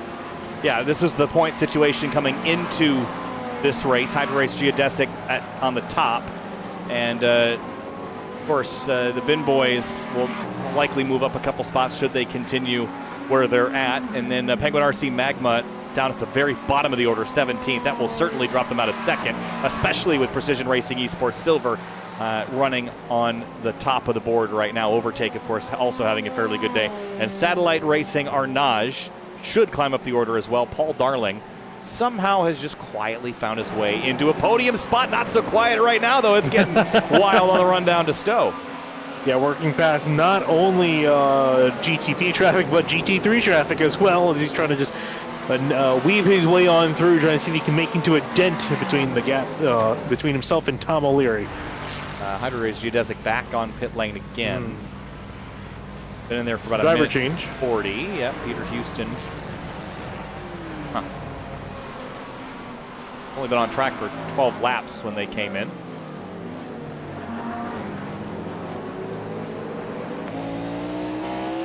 Getting an update from race control. Cars 40. Oh, sorry. Wow, Theodore Burns. Did you? Someone go up behind him? I think so. Don't know who it is. I was looking at the wrong place. What? How do I? What happened there? Hold on. Was it the RSC car? Yeah, it was RSC. Oh! And they were in the wall. Yeah, I was going to say, it was a violent spin to the left-hand side for them, and we were just talking about them keeping a good day going, just keeping yourself out of issues, out of trouble. And unfortunately, they found trouble here as both of those cars went sideways in a similar part of the track, and that's a hard hit to the tire bars. I mean, those are tire bundles, but at that speed, that's going to do some damage. Yeah, that's unfortunate for RC Esports. I think they might have towed as well. You were saying about race control? Yeah, sorry. So what I was saying is that race control posted that cars 52 and 400 under investigation. That would be that yellow flag contact, yes? No, they didn't make contact under yellow. It was 52 and the 14 that made contact. Oh, okay. And actually, interesting thing about that is race control noted that both cars were at fault for that, for failure to pace predictably. So I'm not sure why the 52. Oh, here's another update. Car 400 drive-through penalty, failure to abide by blue flags in contact with the 52. 52, that would have been Cody Cosgrove, Penguin RC Ice. Okay, all right. Interesting. Well, lots to digest there. Well, you were trying to explain that was when the 501 TNT racing car had the biggest of wiggles. And then right behind him, the RSC car, either in reaction to or because of, spun off to the left and it got into the gravel. The gravel slowed him down enough that didn't completely destroy the car, but it absolutely did not help. Paul Darling works by the Quokka Racing. Christian Youngwall, who runs second in GT3. And speaking of, he has eaten into the lead quite a bit. Two seconds back now versus the 3.8 that he was when he was following Lynn. Yeah, big change up in this order again with Lynn. That was surprising to see him lose control like that, and he's again probably just annoyed that he had such a dominating lead in this race, and that the caution, and then that spin of now put him back in third place in a little bit of a hole. But Christian Youngwall using this caution to his advantage. The gap now 2 seconds between himself and the leading BMW. It's closing even still, 1.9, 1.8. And traffic works its way by, so he's in the right direction. Last time by was about 0.8 of a second quicker. Maybe partially due to some traffic. As you see, Guerin has to give up a couple apexes in the Maggots-Beckett section.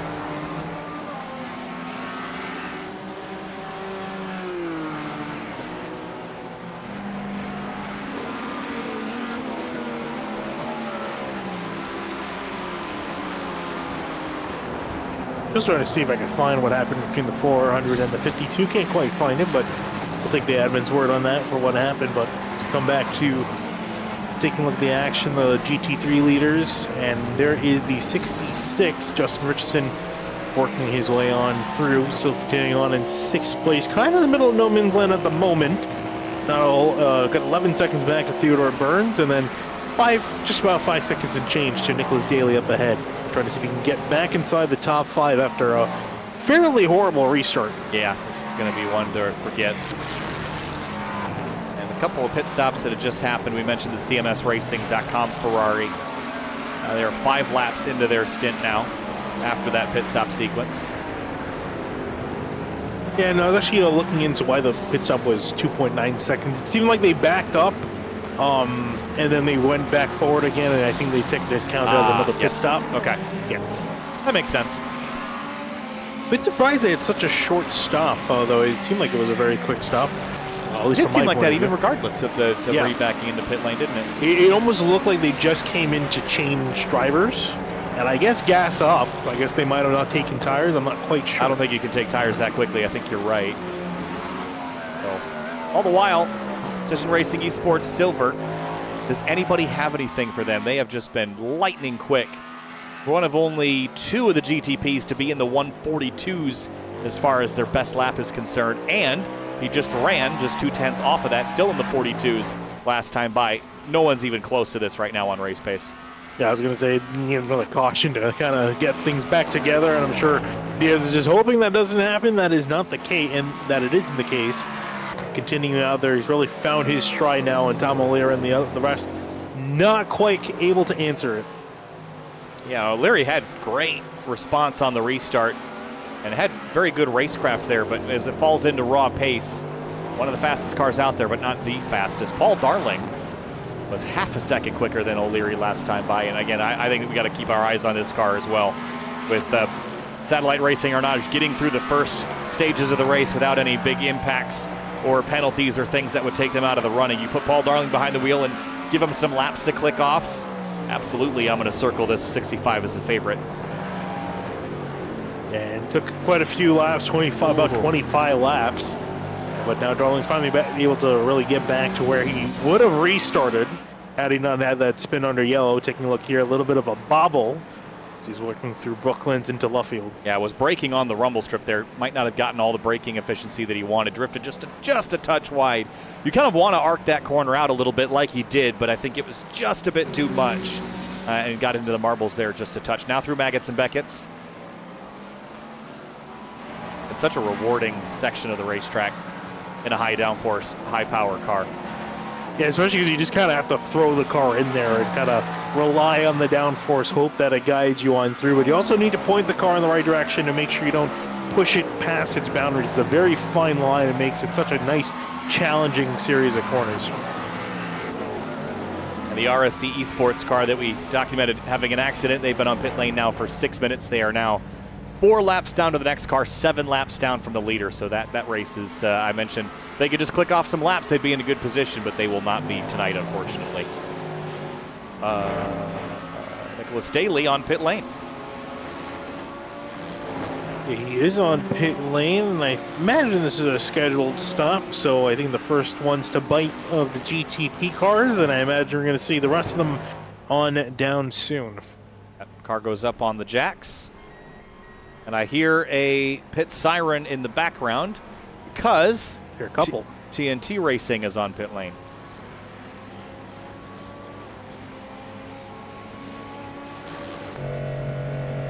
$80Ks is quick down this pit road, isn't it? Yeah, they're going 50 miles an hour down here, and miles an hour. And engine off, burns out. That will signify a change back to Benjamin Lindsay, which Jake Sperry was telling me that Benjamin Lindsay and Blake Reynolds are past, and I think Ben still might be a pro license level driver here in iRacing. Maybe I guess I can verify that, but I have that column turned off. But Lindsay has not quite had the most seamless of days with the team. Car has been around a couple of times on that restart. Carl Lemkool is on track now, the DFR Racing GTP, the white car. And GT3's lead is under attack. Garen Batten, they're batting down those hatches because Christian Youngwall is pounding on the door. Yeah, this car's been looking consistently quick, the Coca Racing number 55 Ferrari. Constantly just eating away, nipping away at that lead for the 19 of Garen Batten, who's been enjoying it for the last 45 minutes, but now has to start looking in his mirrors because that car is catching up. Precision Racing Esports Silver turns the car back over to Boris Angel Ovando. That will change the lead car again. And the 66, every time that they've come to pit lane, effectively, they've beat out the 111. So I wonder what their strategy will be this time by.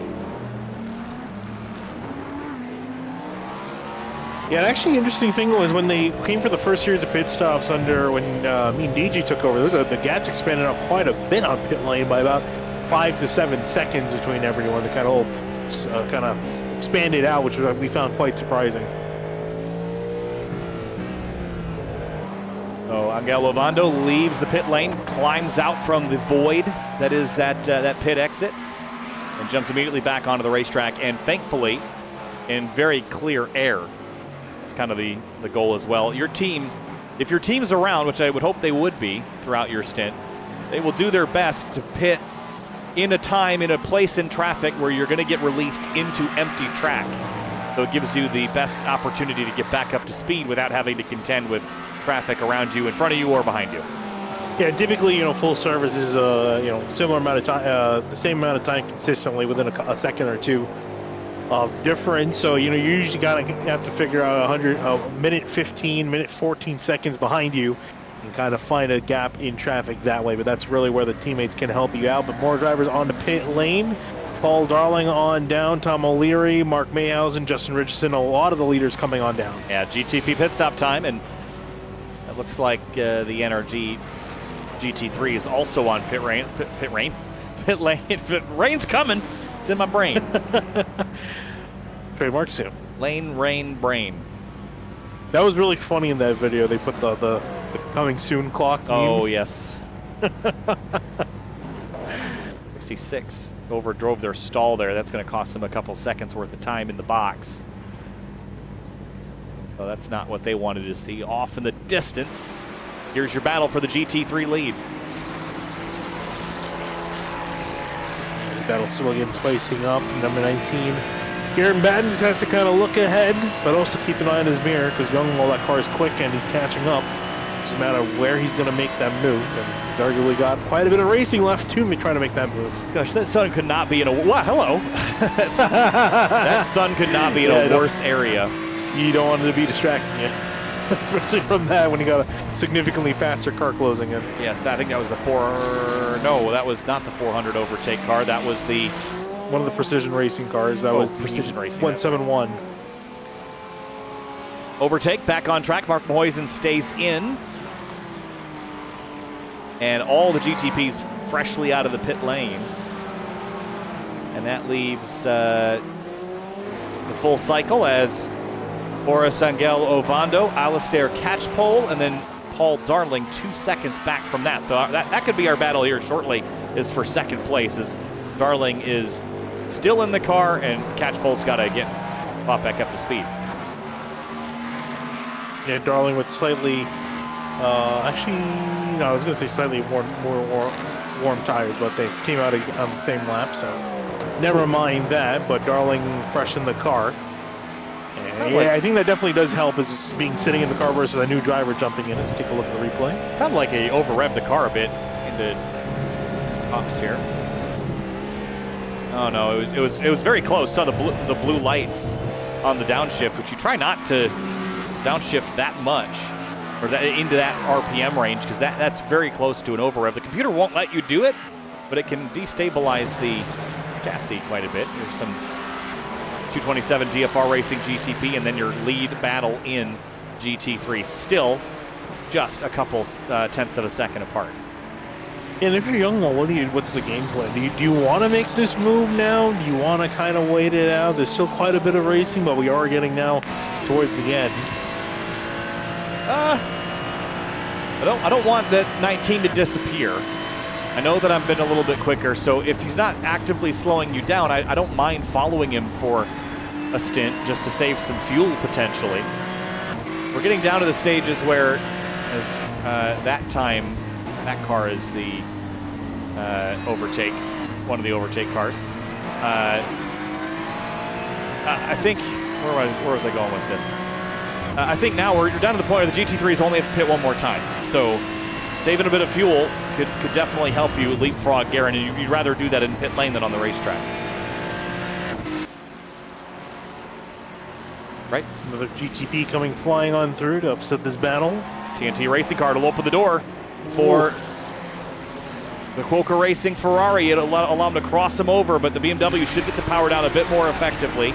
You see it extend that differential. Youngwall trying to see if he can get some sort of slipstream to make a move. Heading into Brooklands, I don't think he's going to quite get there, but he's been very patient, and I think he's just again waiting for a moment to strike, as there was a lot of smoke heading into there. I don't know if that was just me, or Could have sworn. No, you're right. Lost my. Let's see if we can go back and catch a lot of rubber out there. Here's the 501. The smoke would have been before this, yes? yeah, I see it. There kind of is there in the background. Almost looked like someone had a lockup, maybe. Not in a reasonable time frame. It seemed like it was floating from. Oh, here we go. Oh, there we are. There's our perpetrator. One of the Acuras. Which one is that? Can we get a number on it? 396. Who that was? Oh, so that was Mahoizen, yeah. So yeah. Oh, let's see what happened to him. lockup. Just Back in. Oh, stepped out on him. Too much rearward brake bias potentially. This caught out a couple drivers early in the race, and I think part of it, to go back to the lead battle in GT3, part of it is that brake-by-wire system in the rear makes these cars a lot harder to slow down. That was one of the biggest challenges I noticed when we got these cars, and there's been trouble for catch pole as well. We'll check in on that shortly. That was one of the biggest challenges, that the cars were fresh with the BMW BMW, what do they call it? BMW M Hybrid V8. Hybrid V8, yep. Was the braking in particular was an immense challenge. Go back and see what happened to catch pole. He was leading Paul Darling. Let's see if Darling maybe pressured him into a mistake. And same thing, same corner. Steps out.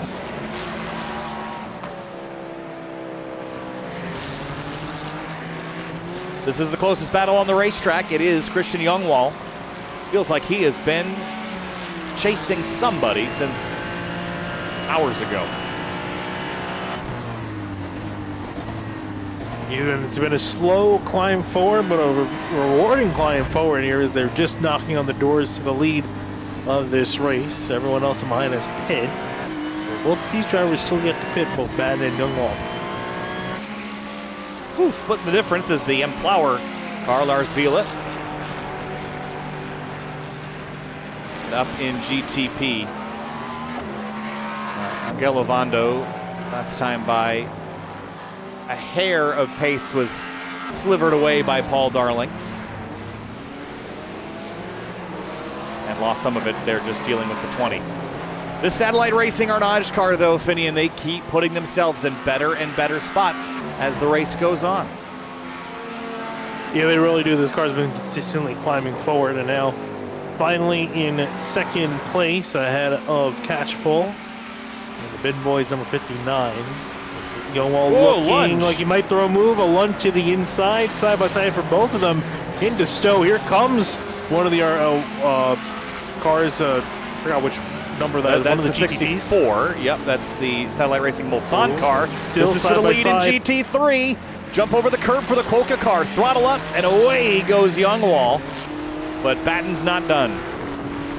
Not done. All over the back of the Ferrari. He comes looking back to the right-hand side by side into turn one. This can get dicey. Yeah, the inside line's way better there. You can't really stick on the outside. Youngwall will have to try again somewhere else. That was his best opportunity, I think. What a battle this is. What a great battle, and update for the number 396, Mark Mahoizen. He's going to get a stop and a hold for 30 seconds after making contact with the 78 CMS racing car. That'll hurt. That'll hurt. They were just also had that spin a moment ago.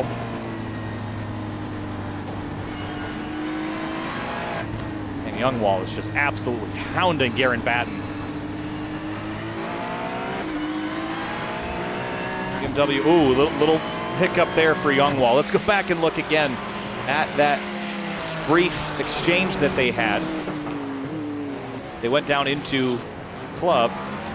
Nice, good, clean racing room there given by everybody, which is always great to see. And then Batten crosses him over, left to right. You're really at the limit of grip through that final turn. And then once you got the inside, I've seen not a single driver be able to cling to the outside here and make that position stick. You just can't. You have to concede and give up.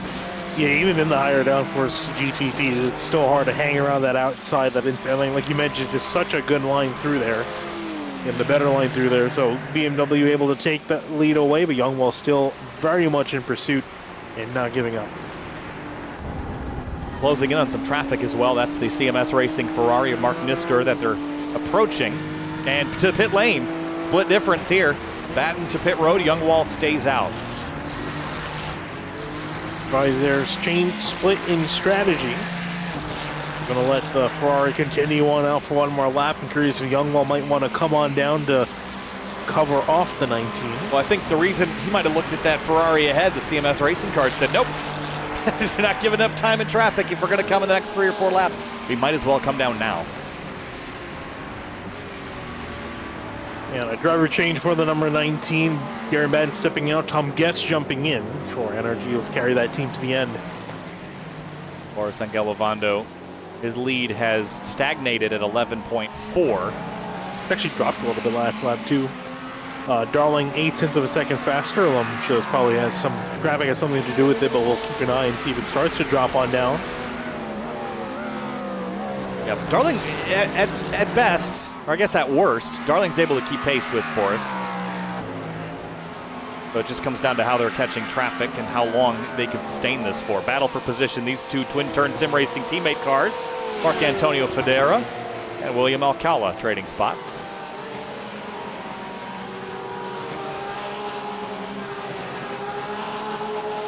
Both of them battling down through the order. This is 7th and 8th place in class.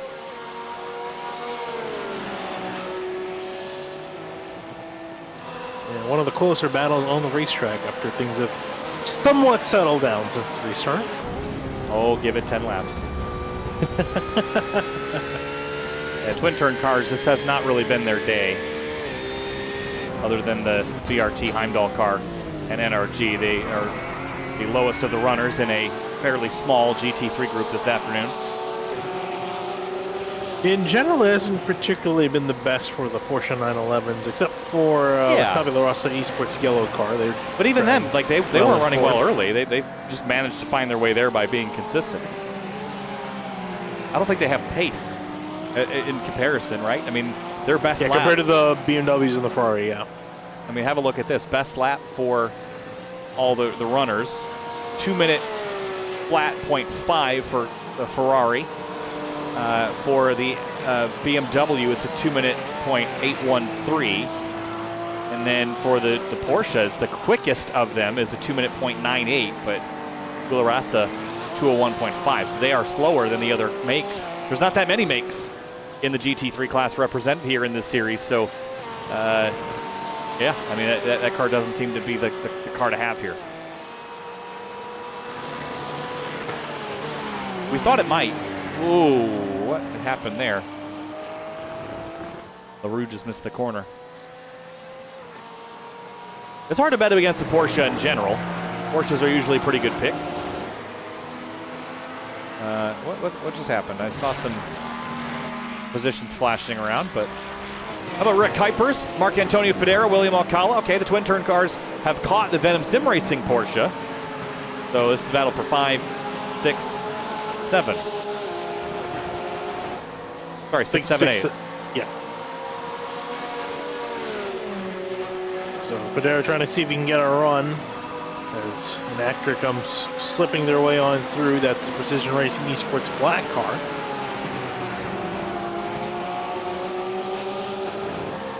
Rick Cupers, what do you do? At this point, you got two fairly quick cars in behind you. Lock them. I'm just kidding. Don't do that. And you got an hour and a half of racing left. Well, you know, you just try to just run your line and run it consistently. Paul Darling, is this Darling or is this, yes, it is. This is the 65. You know, you just try not to make any major mistakes, right? I mean, if you don't have the pace, you need to have the longevity. Because if you don't have either of those two things, you're going to be last. So, if Kuipers can find some longevity, missing an apex or two might not matter all that much as they work their way through. It's going to set up Marc-Antonio Federa poorly on exit because he kind of ran wide.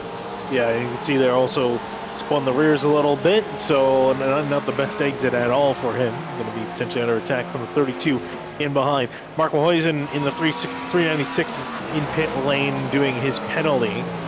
He's going to be dropping down the order again, stop and hold for 30 seconds for him. That's a long time. 30 seconds is effectively an extra pit stop, so that will hurt them. What are we looking at as far as our GTP runs here? So we've been on track now since the from the stint perspective for about 8 laps. And 8 laps converts to, what is that, 15 minutes or so? Think about it, yeah. So if they can go 45 to 50, that's another 30 to 35 minutes. They can't quite make it on one more stop, if my math is correct there. I think you're right with that.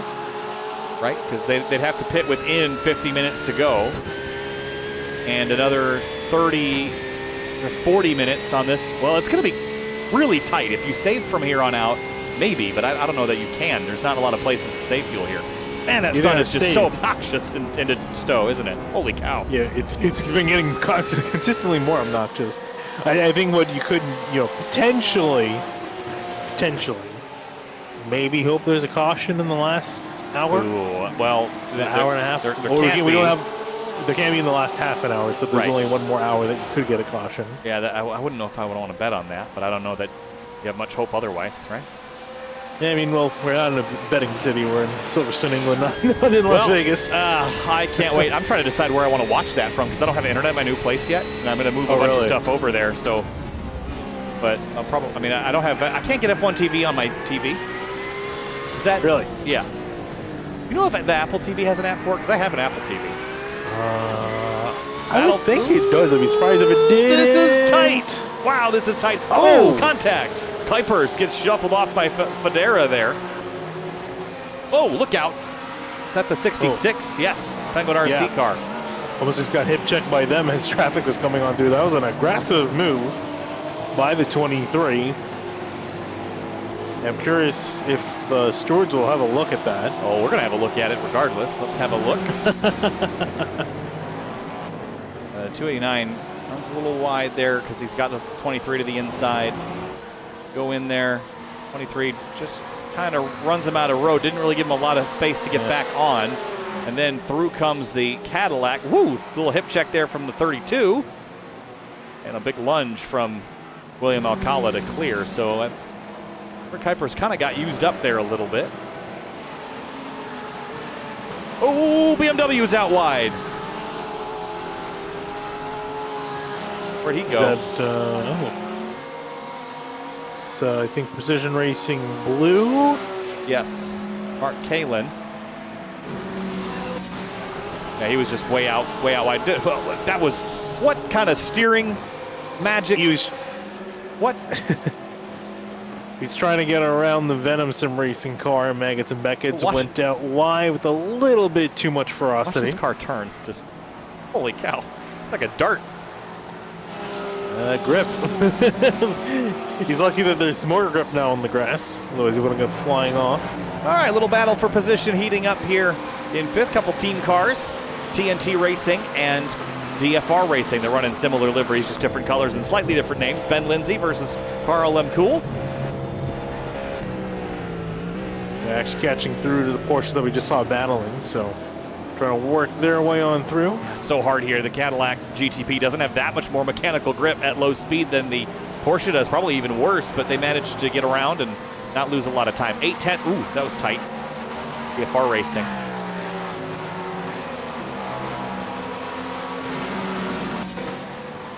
Right there, the 32 almost. Again, I mentioned this with Jake earlier in the race. It's really risky as a prototype to go to the outside at the exit of a corner because the natural trajectory that a driver has already committed to determines whether or not you make it down the straightaway, right? Like if you go to the outside of a Porsche that is at the limit of grip and they have not planned for you to be to their outside, you're going to end your day pretty quickly, and that's a frustrating way to go. but everyone makes it through for now. The battle continue on about a second between both sister cars, again fighting for that final spot inside the top 5. And Boris Angel Lovando was able to, again, keep that lead steady. Every time I look at it, it's the same number, but every time I look at the comparison, Darling's quicker. Yeah. He's kind of narrowly chipping away at it, Darling, in the 65. But I imagine for Darling, he's going to have to be, I don't think he's going to be finishing this race. I think he has to turn it back over to Jesse Lyons. Lem Cool drops a spot to Ben Lindsay. You'll take your eyeballs away for 2 seconds and just get caught behind the Tabula Rasa Esports yellow car, and that's what did him in, and he just conceded that spot. That was probably pretty smart, but this is just planned a little bit wrong here to go, again, same exact scenario we just talked about. He had to lift and make a decision, and right there, it's too late. Yeah, you have to make those split-second decisions as you approach the corner, because you got to change the way you take the corner if you want to prioritize the entry or the exit. And unfortunately, it didn't work out that way for Lemcool. So Benjamin Lindsay, the other car, 501, will jump to 5th place. God, I love the soundscape here. Thundering V8s and twin-turbo V6s and all the other combinations of sounds that make up a sports car racing weekend. We are missing the Mercedes-AMG Thunder. I can't believe no one picked the Mercedes. That's a very popular car right now in iRacing as far as the official series are concerned. A little bit surprised that we haven't seen more of those. Maybe not so much the others. But. Especially with the GT3s in general, because there's 6 cars that they had available to choose, and only 3 of them are being raced at the moment. Yeah, what else are we missing? The Lamborghini, which I understand. That one's kind of a handful. And the Audi. And that one also is similar to the Lamborghini, so I get it. I've been told, even in the real world, that the Lamborghini is it's a good race car, but it is harder to extract speed without stepping over the limit, whereas you step over the limit in a front engine rear drive car like a BMW or a Mercedes, they are much more forgiving. And then of course Porsche has with it just a totally different learning curve that is a bit easier than a mid-engine car. And of course the McLaren, even though it's ancient here in iRacing, I saw it win an official iRacing event, the 8 Hours of Fuji. Quick. It's quick. But God, do we need the new one. We sure do. It's probably not new anymore. Which one do you mean? The 720S, I think the homologation's probably running out soon, right? I mean, the Really? R2. Well, I imagine that McLaren will have a new model very shortly. That 720S has been around for a while, I feel like. I guess it has. I guess I haven't seen it because it's taken a while for it to come stateside. Well, they have It's run been racing in. They have run stateside in some limited capacity. I know that there was one that ran an SRO in 2020, my first year in SRO, and then that team moved to IMSA, and they still run there. Yeah. But it's just a rare car to see. But their biggest issue, as far as I understand it, was parts availability. So the inability to get parts is a kind of a problem, especially if you're getting them beat up or destroyed. Yeah, of course, the big news going into this season, FAF is changing from Porsche to McLaren. Yeah, and I was actually surprised to hear that. I'm excited about it, but I was surprised. Well, I'm sad we're going to be missing the Plaid's going away. Yeah, Plaid McLaren, that's going to be interesting. Well, I don't think they're going to be they're doing killing anything it? Plaid. Oh. Yeah, no, it's going away. It's not like they're changing the colors. It's going away from what I've heard. So hopefully it comes back at some point. Yeah, talking about the MP4 in the chat there, look, I really like that car. I like how it sounds. I like how it looks. I like how it breathes fire. So old, though. It is old, but you know what I think is cool is that you can see the lineage of GT3 on it. I wish I had an example of it to show you, but the lineage of GT3 is very visible because that was the original intention of the class, was effectively a street body with modifications on it, and they have come so far since that. I mean, that car is extremely simple, and now they're not, and it's just fascinating to look back on time. I do think it has some of the most character of any GT3 car, though. Definitely does. Definitely hard to argue with that, but it's old. I get it. Yeah. And speaking of new cars, we're getting the Audi R8 Evo. Yeah. This December bill. as Audi decides they want to step away from endurance racing. Yeah, well, I'm happy about that. I am a bit perplexed, mostly because their customer program.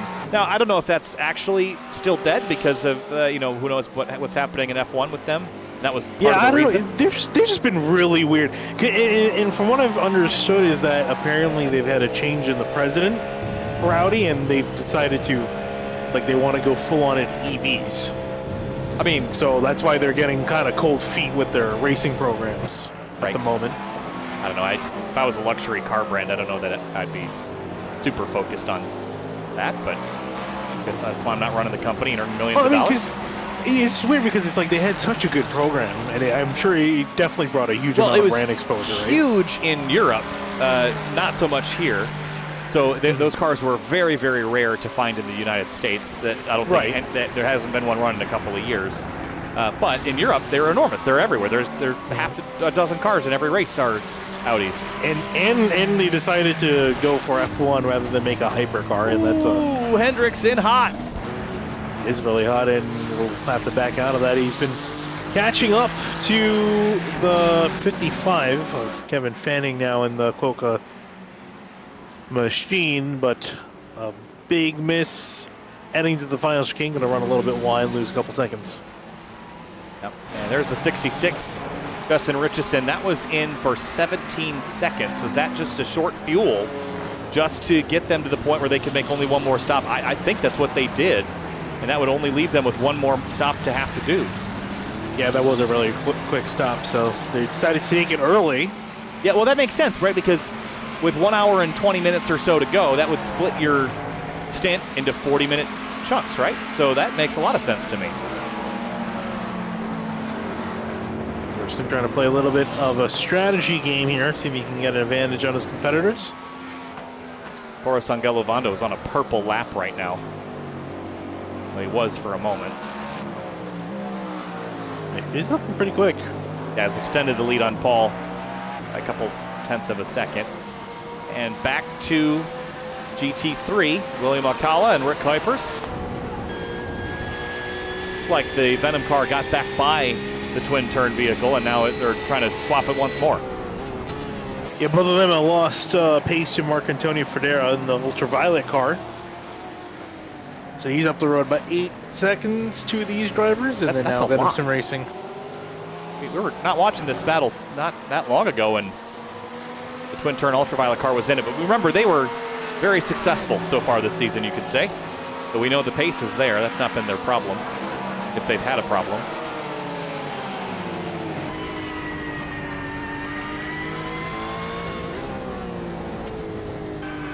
Look at Alcala trying to set up this run here through left field. Yeah, it's so hard to get that left field right to get that run out of the corner because you have to feel like you have to turn so late, and then half the time you end up missing it. You turn a little bit too early, or you turn way too late, and you mess up that exit either way. Well, having a look from the current conditions here, it's just after, what was that, 3 o'clock, thanks. It helps a lot being in EMS because we mostly work in military time. Yeah. I've been forced to learn how to use it.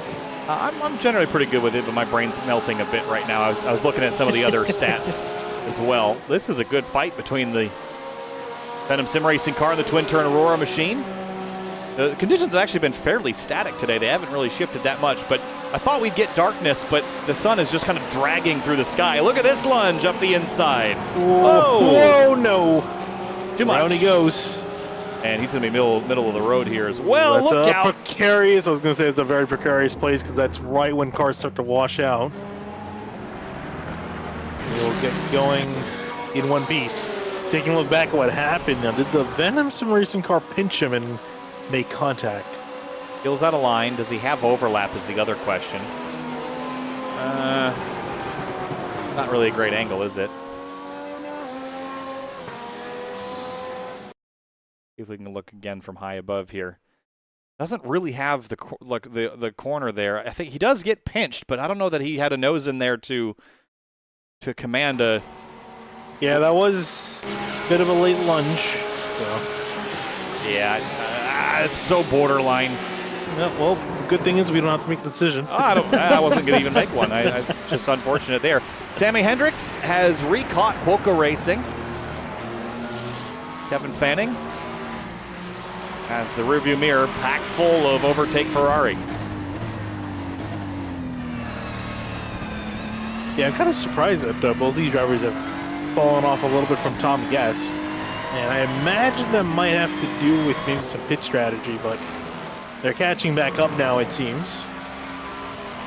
As they're both fighting with each other. Sammy Hendricks will look really quick in that overtake car. Yeah, there goes the overall leader. Past them. Offset to the right there. Did he fake out Fanning? Fanning's way off the apex there. But in such a slow area of the racetrack, I don't know how much the apex matters all that much. Throttle down. Hendricks is much quicker right now. Much quicker, almost a second a lap quicker. Should make pretty quick work of the Quokka Ferrari. Yeah, I think he's just not getting quite the runs out of the corner, flashes the lights, dives to the inside. I'm coming through, whether There you're he ready goes. for me or not. And overtake back to second. Yeah, their GTP race has fallen a ways just a bit. They were running top 3 for the most part earlier in the day. Now they're running 7th, the last car on the lead laps. They've got some work to do to get back to where they were. A combination of just not having the later run pace compared to the Cadillacs, and then also that penalty, that 30-second stop and will really kill them. So they're trying to just kind of make up for that now. I am surprised that no other teams have done what Richardson has done. As far as topping off the tank so that you can comfortably make only one more stop. Maybe they'll do that, somewhere else later in the race, but I like doing it early, getting it out of the way, then your value's known, right? Yeah, I guess so. I guess everyone else is trying to play this more conventionally. I guess they don't feel the need to be a little experimental with it, so.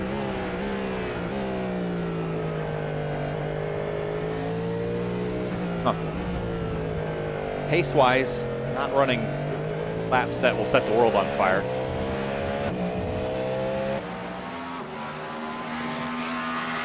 Getting pretty greedy with that last, on the run to Cops there, that shortcut. Surprised that's not a slowdown down there. Everyone's been cutting it, which I've been surprised you're allowed to do. I know you could, in the past you could get pretty aggressive. I didn't think you could get that aggressive with it though. Through the S's around the Venom Sim Racing Porsche. Yeah, no, everyone's been just completely ignoring it, as if the curbing is just more of a suggestion. It is. No, but the interesting, actually, I'm just looking here because I was curious about that. I was looking at, the cutoff lanes. So that is an off track. I mean, this is your leader last time through. It says half a car over the black and white curbing on corner apex in turn 8. Well, then you tell me where this didn't get violated. I mean, this is your leader. So everyone's been getting away with that. Interesting.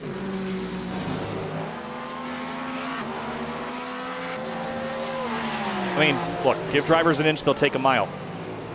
Or they'll take 0.99 inches, whatever doesn't get penalized.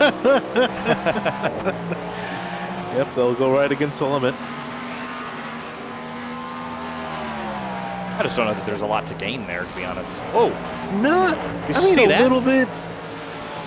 Corner entry? Running wide on entry. Yeah. This has been. We've seen this a handful of times today. Watch them. So the curbing ends and then restarts, and watch Boris here cheat to the left, cross the line, and then he wants the curbing, but he's going to drop a tire right there. And that car high centered. You saw the right rear wheel pop off the ground. So that is extremely aggressive. And I always worry about putting a loaded tire on a non-grippy surface because that could get you in trouble really quick. Definitely can, but Cavando will get away with it. He's got a 13.5-second lead over Paul Darling sitting in second. And so we're told that third. That turn 8 area is not considered off track, but you're telling me that the in-sim rules say that it should be. It's just not actually coded to be enforced. Yeah, no, because I'm looking at that little rules tab that they've added for tracks where they indicate per corner where the off track is and where you would get a penalty for it. And yeah, no, it says in turn 8 in that particular corner that you should be getting an off track for it. So unless they updated it and didn't update the rules page. Possible. By the way, the satellite racing car in the back of the shot there is the 64, David Michael Nichols, not the one that is chasing Ovando in the Precision Racing Esports Silver car, so no stressors there. And he will hit pit lane. So the GT3s are within about 10-15 minutes of easily making it to the end on fuel. Do they come then, or do they wait a little longer? I think that's up to them, right? I guess so. They're filling the car out. I think really of traffic might be maybe when they would decide, making sure that they don't have to force themselves to be stuck in behind and lose time to their competitors. So to avoid it, they might want to come in a little earlier, a little bit later. But otherwise, I don't necessarily see the advantage of doing a little undercut, overcut. Not Garen Benton. It's Tom Guest now, the NRG Team 19 car. Leads by 6.3 seconds. And way in the backdrop, we see the overtake team Ferrari. Last time by, took a pretty good chunk out of the lead, but I think that's an exception, not the rule. But Hendricks did run down Fanning, did run down Tabula Rasa Esports. So maybe this overtake car has found a second wind here late in the going, and still a lot of time left, still a full stint, 7 seconds isn't that much. This time by, he took half a second out of the leader, so he's definitely coming, this 327. He's got a decent amount of time to work with, and he can keep making consistent chunks out of Guess the lead. We'll have to keep an eye on that. Yeah, that's enough that he'll be there in 12 laps. We've got about 50 or so left to go as far as the pace from the overall leaders is concerned. And as I mentioned, Boris continues to extend the advantage for the Precision Racing Esports Silver team. So Paul Darling has not been able to run quicker or eat into that lead. They've actually lost just a couple of seconds since the last time we mentioned it. So this might come down to strategy. They are in position to win this race. It just needs to be strategy, maybe not raw pace. I imagine Boris will run to the end. Darling, I think, will have to switch out. Darling will switch. I think Boris will stay into the end. Although I think Michael Diaz might be the quicker of the two drivers. It's not by much. Let's see. Actually, Ovando in 2 laps will equal Diaz's amount of laps in the car. So I'm curious if they're going to want to switch, because doesn't that technically cost you a little extra time? Switching cars? Switching drivers? Yeah. Yeah, it will. So that's why I'm saying Boris will likely stay in the car to the end. Yeah.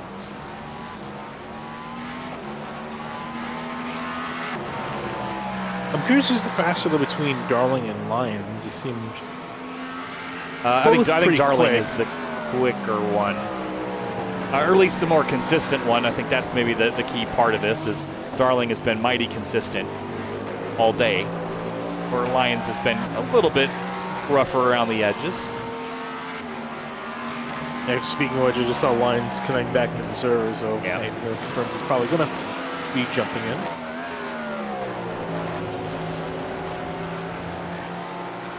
Darling working his way through traffic. That's the Twin-Turn Sim Racing UV car. Bad timing here. Catch the BRT Heimdall machine from Murphy Nichols. Excellent camera shots there through Maggots and Beckett's. Thanks for that. No problem. I was working through the cameras earlier this morning, and all they could do, definitely do a little bit of a refresh. Yeah, well, we've got a moment. Might as well show you from high above here. Again, this has the stripe at the GT configuration of the layout here with the old start-finish straight. But here's a look at Silverstone Circuit in Northamptonshire, UK. 5.8 kilometers is the distance. Of course, 10 corners to the right and 8 to the left. That makes this one of the fastest racetracks on the calendar. Look at all those fast sweeping turns that we have to contend with here today over the next 1 hour and 11 minutes to finish out this 6-hour event. It's been a pleasure, but we changed the topic earlier, kind of mid-topic. Where's our next event now with the schedule shifts? Yeah, so the next event we're going to be heading to, so there was a schedule change, and I think we mentioned that earlier in the broadcast. So we are going to have one less round this season However, next round we'll be heading to will be to Daytona. So it'll be the 1,000 miles of Daytona. That'll be January 13th. Then we head to Le Mans for a 6-hour race in March, and then ending with Sebring 8 hours on April 6th. Daytona. Yeah, Daytona, Le Mans, Sebring, all fast tracks from here to the end. Yeah. Not So that that's we where I didn't really go to think fast that Acura is gonna come to shine, because Daytona and Le Mans. You know, I'd be surprised if there's any new teams that are considering joining. I would be looking. What's that? Acura. Well, I would say if you're going to Le Mans, take the Porsche. We haven't seen Does the that Porsche car. have a higher down? Higher top speed? I don't know, but it struggles at the low speed stuff in particular. So Le Mans doesn't have a lot of that.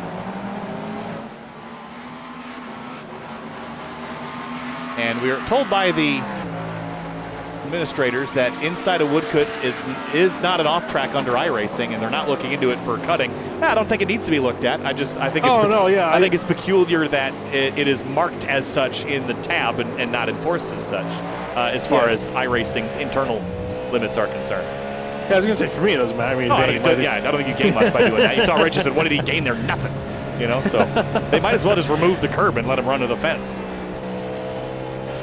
Whoa, a little wide there for Richardson, and this is a fierce fight here for 5th place between DFR Racing and Penguin RC. Justin Richardson again has a little bit of an advantage here over Carl M. Cool, at least in the short term, because Carl M. Cool will have to pit twice, and Richardson only has to pit once. But that second pit stop for everyone else is just going to be a top-off that Richardson already did. So I'm getting an update. I think another penalty is coming to the 396. It says drive-through penalty for contact with the number 19. That is the BMW race leader, in GT3. When would that have been? Cops Corner. Is this recent? I believe so. I'm trying to find out where it is. I'll give you an update on that. Well, it must have been, so because he just passed the 19, so it should have been right here. Might have been a little before that. Well, it would have been many laps before then, because he was relapping him, so I won't dig to find that. But man, Overtake has just shot themselves in the foot here in the same way that the teams at Watkins Glen shot themselves in the foot with the curbing issues that allowed Overtake to win. Yeah, I was going to say, it's kind of interesting how the roles have been reversed, right? They took a very good advantage of other drivers' misfortune. However, in this race, they definitely had the buck thrown at them, not once but twice, and it's really shot them in the foot, because they could have been running, I would say, probably around 4th, maybe at least 5th, and now this is going to drop them even further outside. They're going to lose from 7th, probably get put back to 8th with 52 Cody Cosgrove.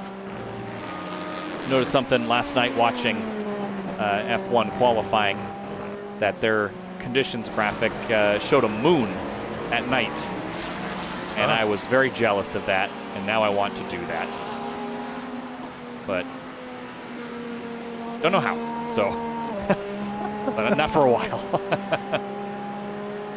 Not quite nighttime yet. I thought it would get darker quicker, but looking at the sun is almost down.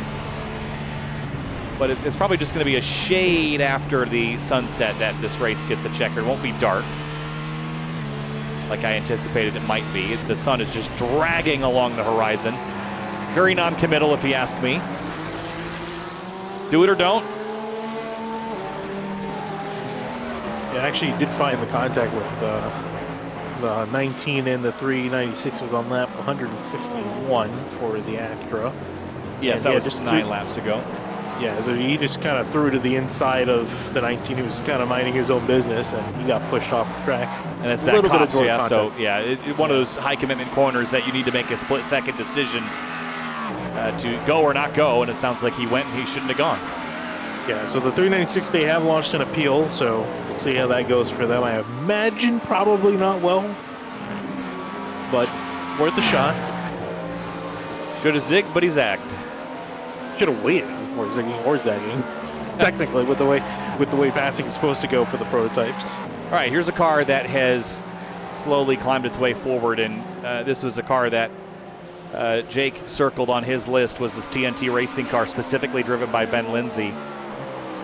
Faster than third place Alistair Catchpole, long ways back from that third place car, but this could be a podium machine at the end of the day with how they have been advancing in this run in particular. Yeah, this is just thinking they need another yellow, but again, it's looking less and less likely here as we're approaching the last hour of the race, and there's only a 35-minute window now from here to half an hour remaining where there can't be any cautions coming out. They'll be green from there on out. So, and it just kind of comes back to that restart under the caution about 2 hours ago. They just really didn't capitalize. They made a big mistake. They dropped down the order. They've recovered great, but they're only going to be up to fourth here. Well, Ben Boy's third place runner in GTP is in the background, but this is your battle for the lead in GT3. And it is reigniting here. Tom Guest losing ground to Sammy Hendricks in the overtake Ferrari. There goes the Ben Boy's car. But Hendricks is within 1.1 seconds of the front runners here. So they led a lot of laps early in this race, fell back in the pack just a touch, and now they are getting hot at the right time. My question becomes now, is Hendricks planning on staying in the car for the rest of the race? I can try to tell you that. Let me see here. Number 327. So Hendricks has only been in for 51 laps, Victorlin 91, so Hendricks should be finishing this out. And if so, that's a bit of a worry for the 19 because they're already on the back of them now, and he's got to defend that lead for an hour. Yeah, and Guest just climbed back in at the previous pit stop as well, so he's likely going to the end. Yeah, I think he's gonna be finishing this out. GTPs, Richardson and Lemcool, they're on board with the DFR 227 right now. A half a second between them.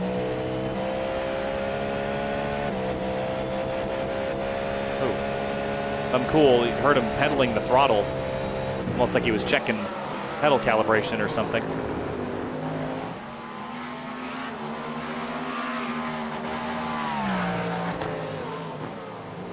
Gosh, I love these Cadillacs. I get why they're so popular. They're just cool. They sound good. They drive good.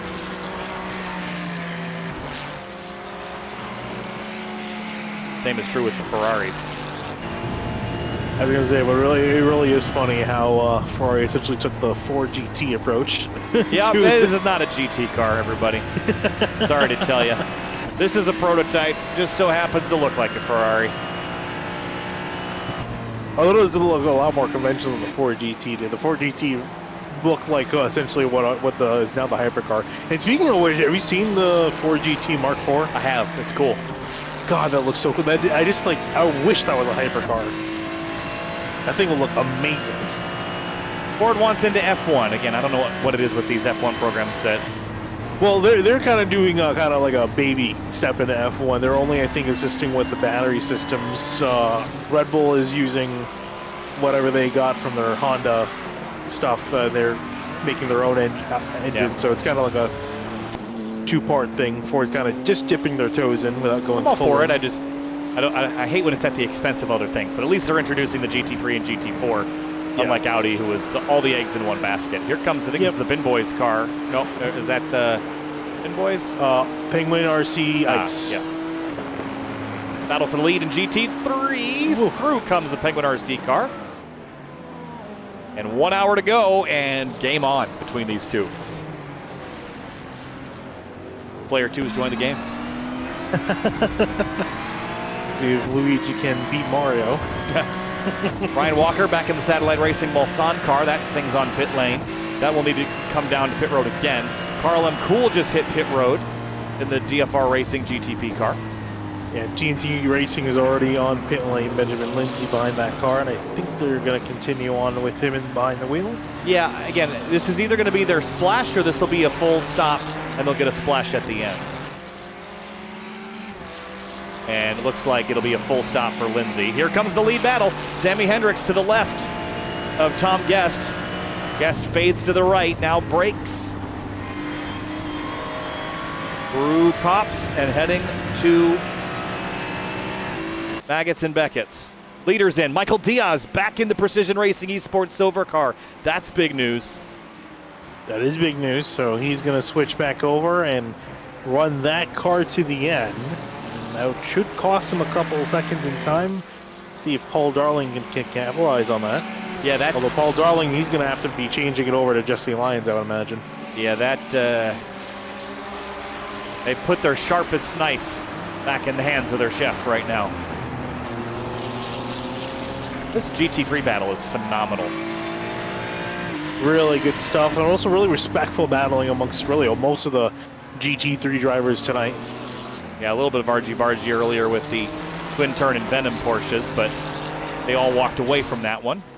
Good run here from Hendricks, but not a really good place to make a pass, though. They'd do have GTP traffic behind him. Maybe he can wait for the door to open. I think that's going to be the Implower car, Lars Vila. But he is heating way because through comes... Well, that's Vila. That's the 171 Bradley Holly that's right behind. Ooh, Ooh, this is getting... It's like an Acura commercial.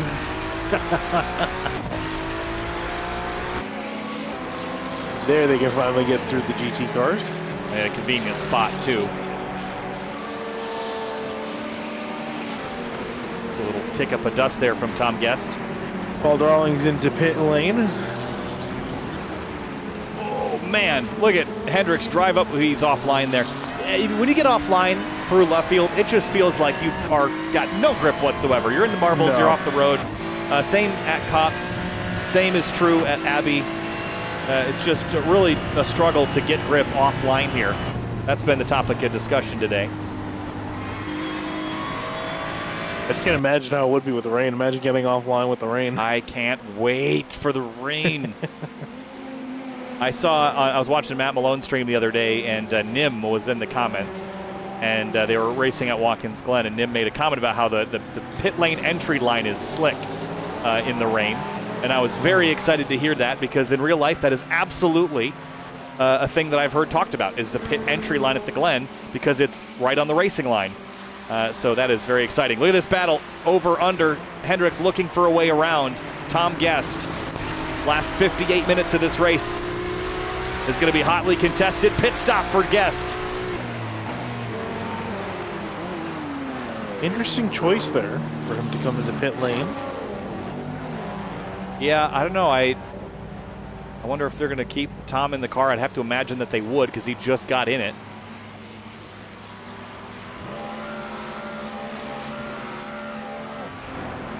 Up on the jacks. Michael Diaz, by the way, has climbed back behind the wheel of the 111.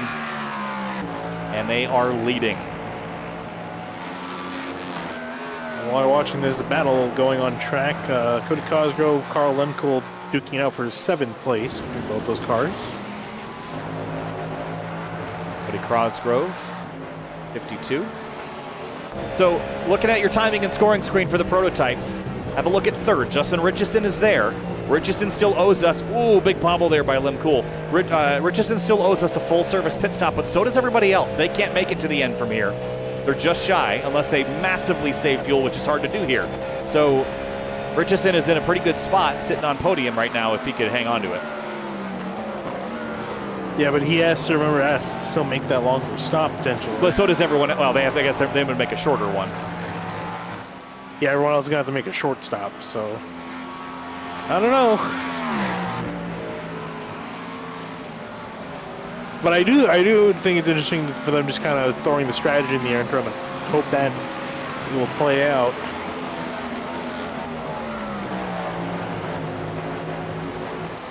Harlan Cool, Cody Cosgrove. That'll stop. It will resume. Carving their way through the Tabula Rasa Esports yellow car, 4th in class. Ooh. That was a dive there on the... Oh, squeeze! And Lemcool had nowhere to go there. Bombshell car on the outside and the Tabula Rasa Esports car on the inside.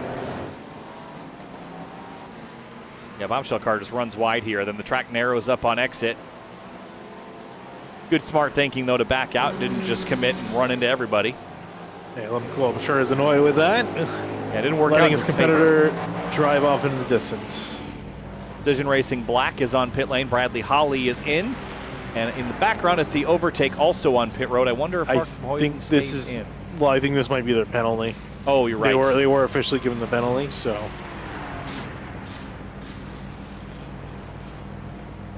And I think if anything, I might have to get back out there and come back in another time.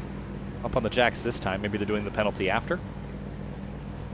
Driver swap, then Ford back in.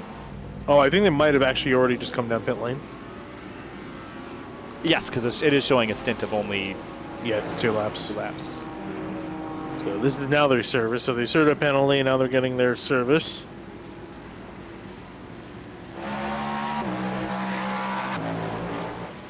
Cadillac's thundering away, leading the top 5 in GTP right now. Wow. Michael Dion, this whole team, they have been using and abusing the left side of that road going into Abbey. Surprised that hasn't caught them out just yet. Hey, you never know. Still 54 minutes of racing. Yeah, but they've been doing it so reliably.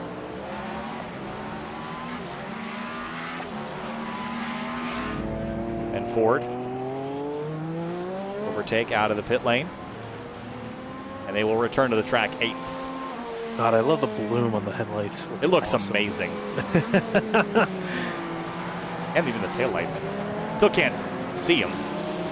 But I just found it funny how like the Porsche 963 is going with like conventional like tail brake lights.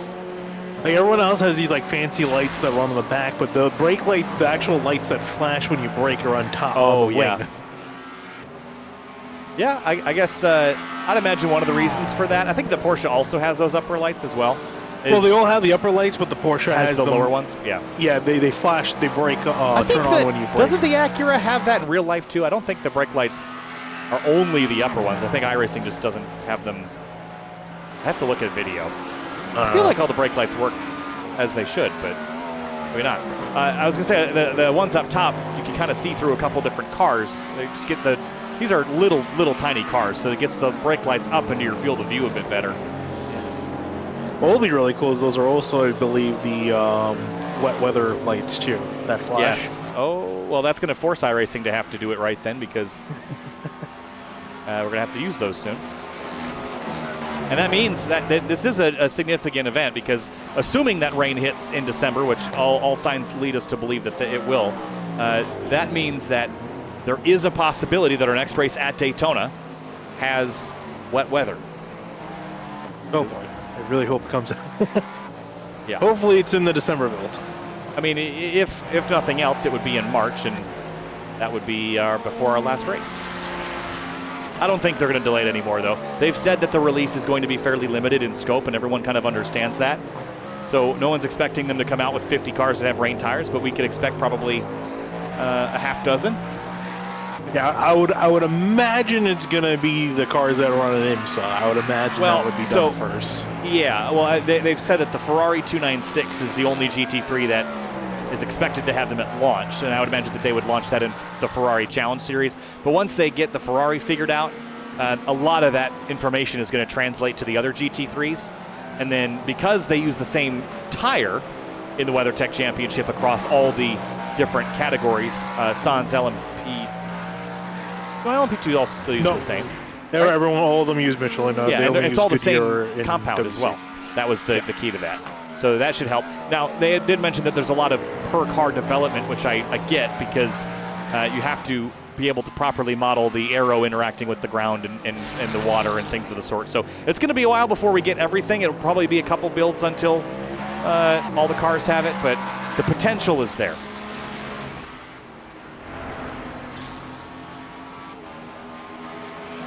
Ooh, gosh. I mean, they are just flirting with disaster. I mean, look at, go back again. Look at this. Sparks flying, just all the road plus some. No battles on the track to keep you abreast of at the moment that are extremely close. They're all a couple seconds apart. Just teeing up for that last run to the checkers. Curious about stint length here. Here's a look at it. And the GT3s are due. One car that hasn't pit yet that we would expect soon. One of them is this driver, Quoco Racing's Kevin Fanning. And then the leader, 27 laps on this tank of fuel, 50 minutes to go. Any minute, they could hit pit road. Their biggest competitor, the NRG Team 19 with Edward Shelley, they have made their final stop of the night. Yeah, I'm surprised that, again, so Hendricks, they're just going long on this. I guess they're just trying to run the thing out of gas. Well, battle here between Lars Vila and Mark Kalin. This is for 9th. Acura versus BMW. Whoa, slide, and around goes Kalin in Brooklands. And right back Kalin, into the Bin Boys' way here. and Kalin just came out of the pits too, so he was trying to battle with cold tires. I still see him struggling. Get back on the road. Here's a look at it again. Had the pressure and just outbraked himself. Offline. You can just see it snaps. There's no saving that. Offline cold tires, not a good recipe, unfortunately. Going to go around, but we'll see the car will continue onwards.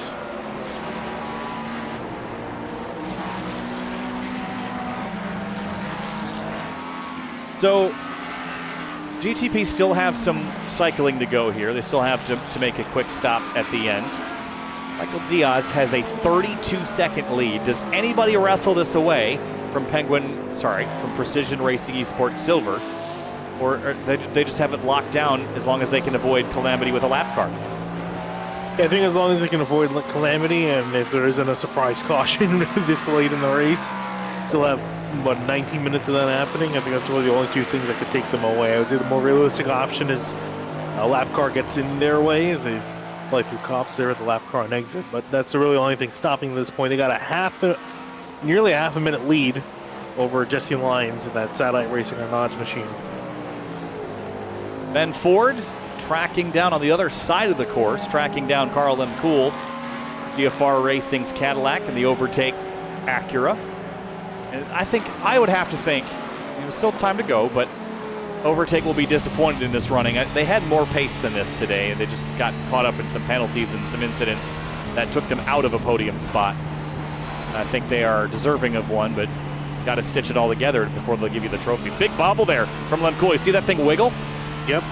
And here comes Ford trying to see if he can take advantage of the situation, but not quite getting the slipstream he needs off the back of the Cadillac. Sun disappearing behind the trees now. Lemcool's not comfortable at the moment. Lap traffic, that is the leader, I want to say. Is that the CMS car? I think it's Kolka. Battle for 7th in GTP. Oh, he's going to hold them up. Here we go. This is where it's going to get spicy. 3 wide for just a second. Here comes Ben Ford looking up the inside. Hard to stay on the outside there, and just no grip. You can just see the car just straight off course. And that's what you'd expect too. With these cars, you can't follow in behind and you can't really run offline, and you just watch them turn in and out of the rubber. I think it's really neat that it's that visible running out of the rubbered in groove. You can really visually see how much that effect is contributing to the overall grip of the car.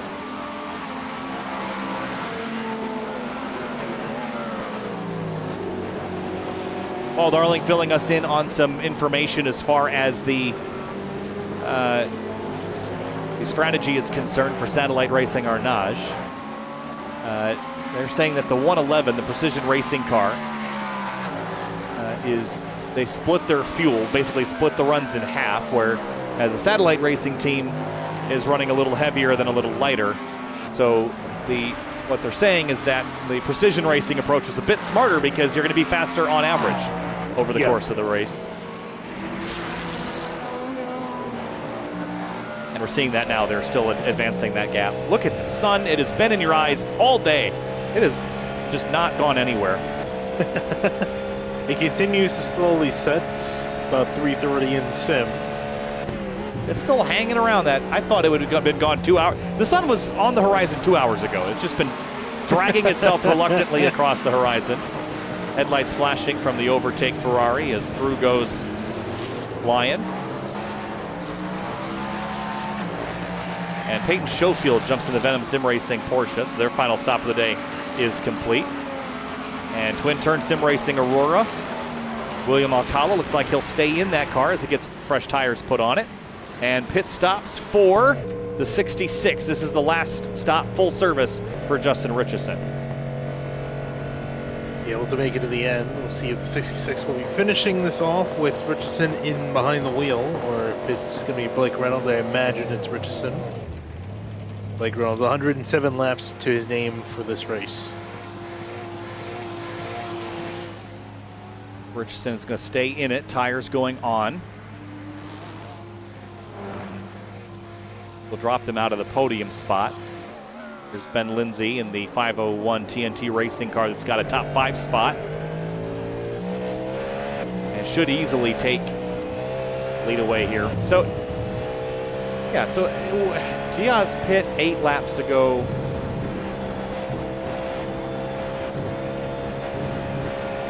I'm trying to just keep track of everything in my head.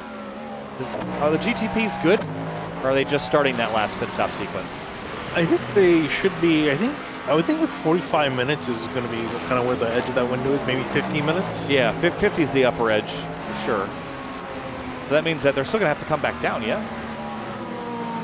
What I would think for everyone, except for now, I think Richardson's good to go to the end. Yeah, Richardson's good.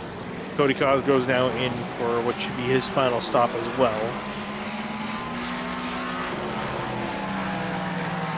So maybe when all means split, maybe they mean this run. So they'll pit at, what, 25 minutes to go or so? I think so. That would be about where their limit would take them.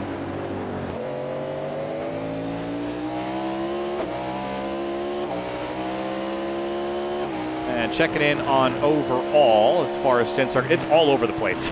As far as trying to, whatever team you're following, you can kind of get a reference for where they're going to be with the stint number. If you're close to 25 laps in GTP or closer to 30 to 35 in GT3, that's when you know that they need to pit. Overtake is due. Twin Turn, NRG 20, and Heimdall, well, sorry, not Heimdall, they have just pit. Overtake is on pit lane right now. So there's Sammy Hendricks. He will stay in the car. No tires going on this, though, unless I got to it too late. Yes, they did. The jacks did go. Okay, so fresh tires on, and Hendricks is off and away.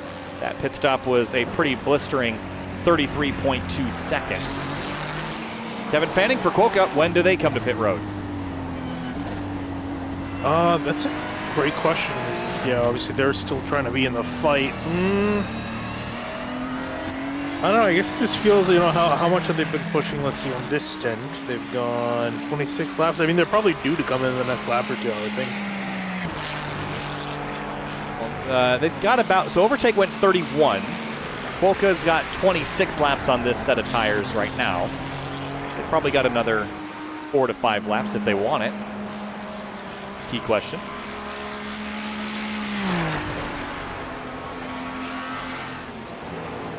And here is Michael Diaz, overall race leader, still carving his way through GT3 traffic. This team has been phenomenal today. And had they gone incident-free at Watkins Glen, I think they would have walked away with a win there as well. Yeah, that was the thing they're probably kicking themselves with, that contact they had with the 0-3 car.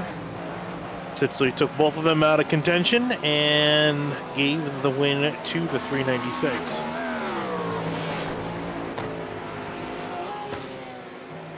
Yeah, and Michael Diaz almost put the top 4 a lap down. Lars Vila's on pit road, and I think Satellite Ray, somebody else was also on pit lane just now. I don't see anyone else. Or I thought Vila was on pit lane, but he's not. Were they turned around? They must have been. They were slow. I didn't see why. I think there was some contact. Right here. Oh, Yep. There he goes. And then you see the 64 have to run wide. That's where I saw the slow cars. I thought they were hitting pit road, but just got in there hot, locked it up, and around he went.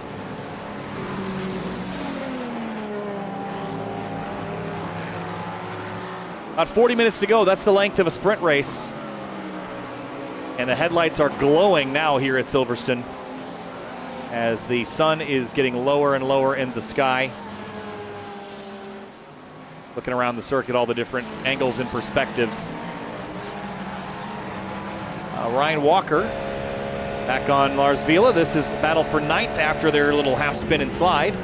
They still are battling for position. I think they're on slightly different strategies. Here comes Vila down to pit road.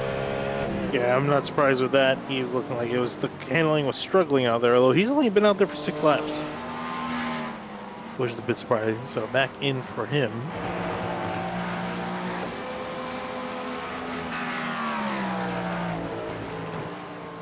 Rasa in GT3. How are they faring? They're running in 4th at the moment. And they are done pitting, so they've actually put themselves in a pretty good spot. If they've got the pace, they are looking at a possibility for podium. Depends on where that Quokka Racing car will come out of pit road, but they should have a fairly decent track position advantage because they're 31 seconds ahead of the next car in class. Yeah, I was going to say, I don't think Fabio Rossi will really get close unless there's a mistake made, but because Fabio Rossi is about a minute 20 seconds behind NRG Team 19, Edward Shelley behind the wheel.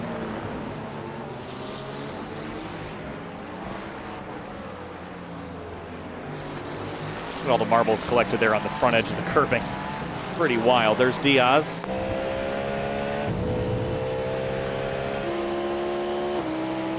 He will zoom past one of the Ferraris. 34 seconds up the road from Jesse Lyons in the 65. Yeah, we're also only about 8 minutes away from the last possible yellow flag situation, so that the stats tell me that we're going green to the end. So I wouldn't be banking on that. I think Satellite Racing Carnage would love a yellow flag to reset this race, but I don't think that they're going to get it. It would have to happen in the next 8 minutes and 35 seconds. And that would bring us to about a 20 to 25 minute sprint from that restart, which would absolutely turn things upside down. Oh yeah, that would be a great restart to watch, wouldn't it be?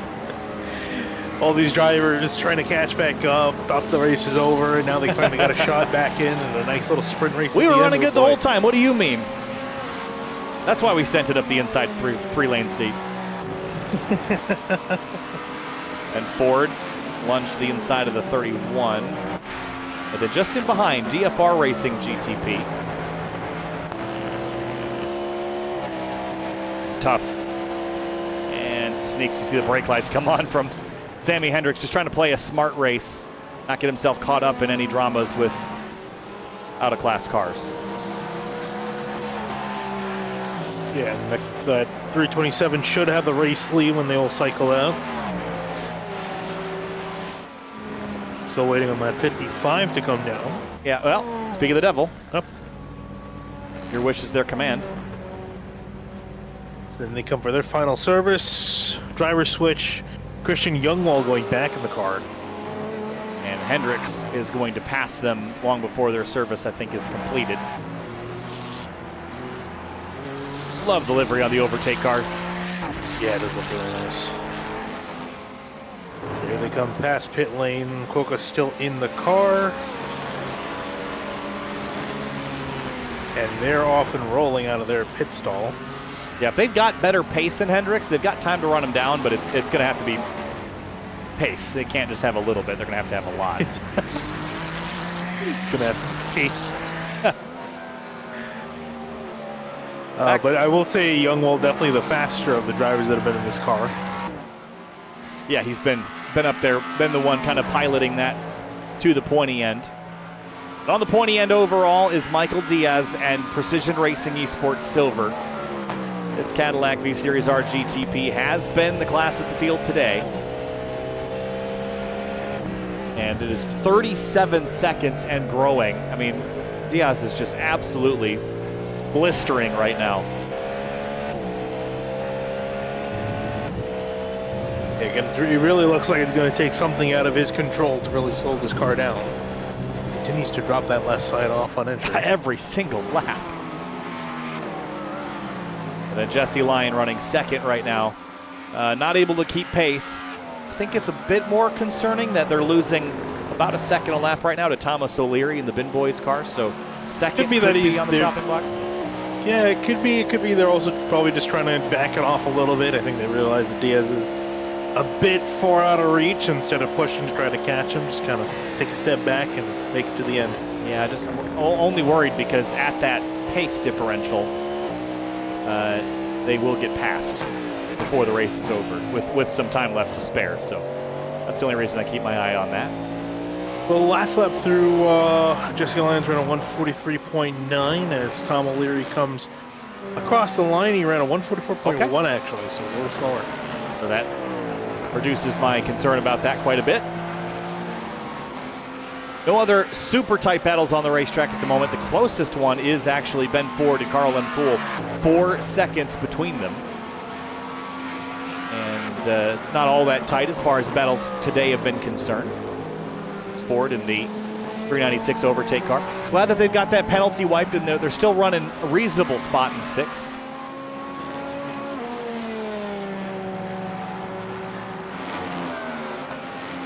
So Justin Richardson, that car's done pitting, yes? So they are a lap down. Yeah, that's not going to work, right? I mean, they're a lap down to the leader. Which car? The 66. They're done pitting. They've done their final stop. Yes. And everyone else will have to stop, but it will not be a full service. It will likely just be a half fill. And so that means Justin could pass. I mean, the battle for 4th will be exciting between Richardson and Lindsay because that battle might get tight, but it's too far to O'Leary for a podium. I don't think that's going to happen. No, I don't think so.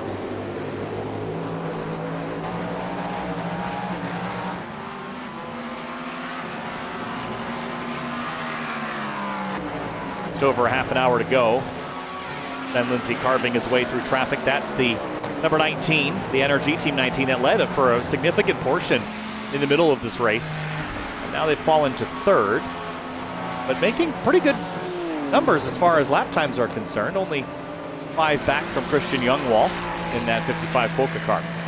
Yeah, Youngwall coming out just ahead of Edward Shelley. So actually, Youngwall about to complete his first lap out of the pits and kind of get a clue to see if he has any sort of shot at catching up to Sammy Hendricks, who's just about 12 seconds up the road. I'm curious to keep our eyes on the lap times here to see how this does. A little understeer there for Youngwall.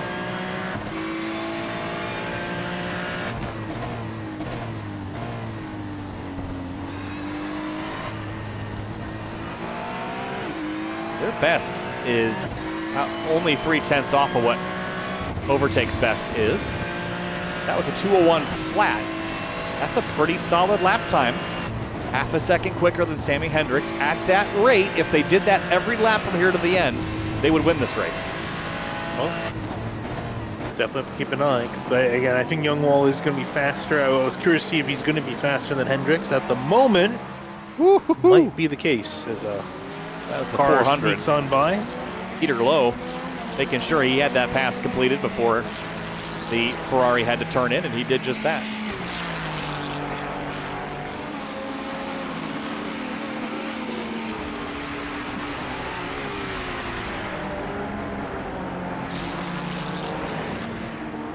The lead continues to widen. Just 4 cars on the lead lap, and Diaz's advantage is up to 37.3. He's not too far from making that only 3 cars on the lead lap. He's catching up to the TNT Racing car Benjamin Lindsay, who's currently sitting in 4th. Not too far away, I think 10 seconds up the road. You really want to stay on the lead lap, just because if you're on the lead lap, there is the possibility that your strategy can swing things one way or the other. If you're a lap down, there's really no math in the pit lane today that would mean that you would get up front. There's that BMW off track again. That was the Precision Racing Esports blue car of Art Kalin. Here's a look at his off-track excursion. Turns in, and then it just kind of washes on him and goes straight. Good save, though. Send the car around. So all day today, we've started this race with 27 cars. Only 4 have retired. All of them are GTPs. What does that have to say about anything? I mean, that's it. All 10 GT3 cars are still running, and for the most part, they're all within 5 laps of each other, 3 laps of each other. Yeah, I think they're all mostly towards the beginning. We saw Nate Stewart, he retired on his own volition early after some contact. The 88, I think, had a big off, so there they went. The 14 try to continue onwards. I think at some point. That's the Penguin, or sorry, the Precision Blue. Mark Kalin again lost it right in front of the 32 of William Alcala. That was a scary moment. He's not having a good time out there, is he? Coming off, taking a look at our replay for that, diving to the inside, caught the grass. I think that's what upset the car. Yeah, that was probably a scary moment there for William Alcala, who just had it out the windshield right here, kind of spooks him. Then look out, back across the road. Got to be thankful for all that paved runoff to assist in slowing cars down before you hit anything. And with that, we dive under into the last half an hour of this race, so we are going to be green from here to the end. Yeah, no more yellows can trigger after this, so the fewest yellows of any race so far this season. I think we had 2 apiece at Michelin Raceway Road Atlanta and Watkins Glen. And they were spaced out somewhat evenly, although that's not how as generally decided or done. It's a random system.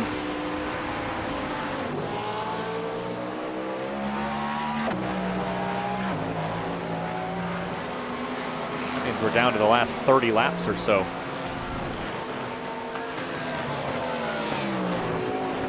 Down in the nitty-gritty really for these drivers, and for the most part well, at least for GTP, it's looking pretty straightforward, but again, for GT3, still keeping an eye on that battle.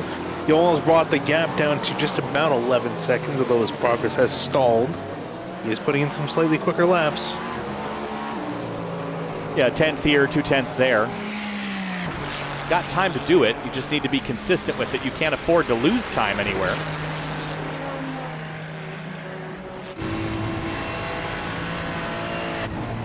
Pat Labrosse has jumped in the overtake 400. The car is on pit road. And I saw the Penguin, sorry, keep saying that wrong. The Precision Racing blue car on pit lane as well. Youngwall got run off the road there just by one of the GTPs. Have a look. It's the number 66.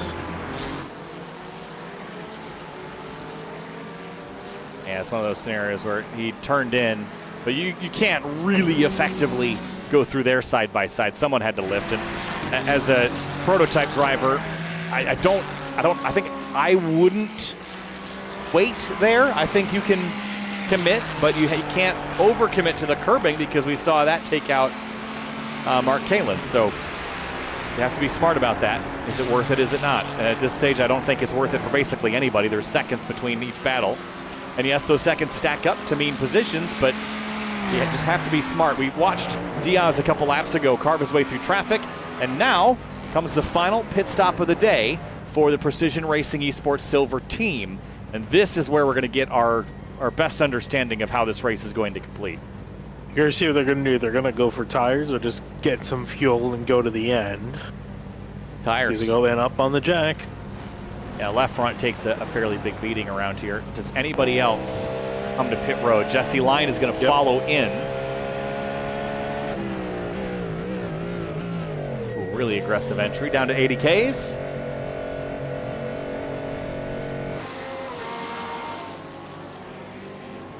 And does Thomas O'Leary follow, or does he stay out another lap? He will stay out, so the Bin Boys car will lead another lap or two.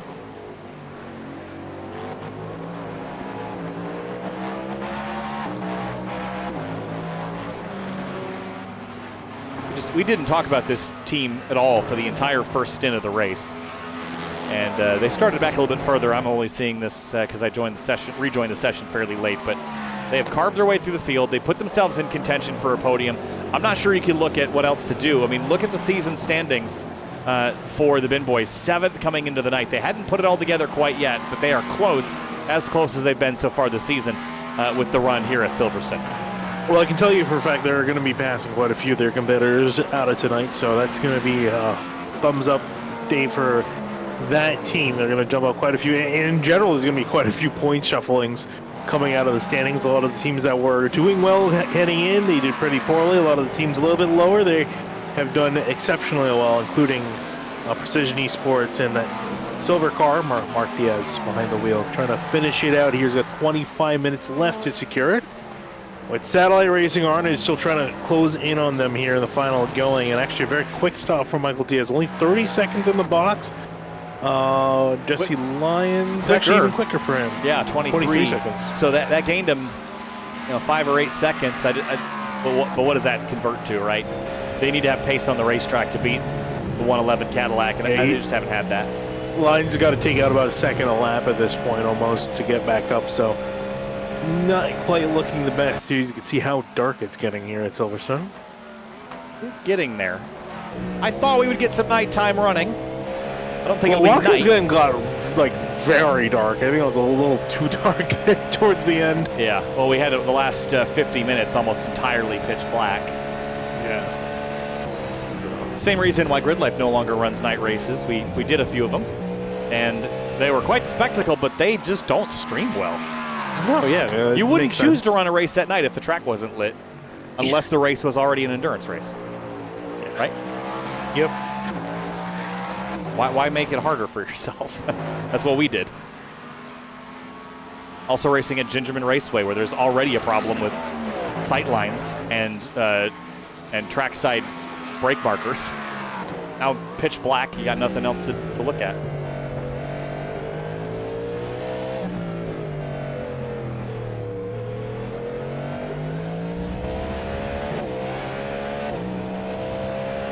"24 minutes to go. Jesse Lyon doing everything that he can to reel in the Precision Racing Esports Silver Car Michael Diaz. I just don't think it's very likely. Thomas O'Leary owes us a pit stop. So does Ben Lindsay. Justin Richardson does not, and he is 32 seconds back behind Lindsay. So in the box, or I should say in the lane, Diaz spent 55 seconds. So we should expect Richardson to at least have 4th place over Ben Lindsay. Yeah, I think that's a safe assumption. Waiting for Lindsay to come on down in the 501. He's got about, I want to say, 7 more laps left in the tank for him. O'Leary is looking like he can go about another 9 or 10. Lindsay has got 21 laps. I think you're right about that. Similar for DFR Racing and the Overtake team. And Satellite Racing Mulsanne. And progress as far as GT3 is concerned has halted. Sammy Hendricks leads Christian Youngwall by the same 11.5 that we documented a little while ago. So don't anticipate, don't get your hopes up as far as that battle reigniting either. Yeah, it's going to take Sammy Hendricks to encounter some issues really for Youngwall to get back in this race. My question really thing of too little too late potentially for the number 5.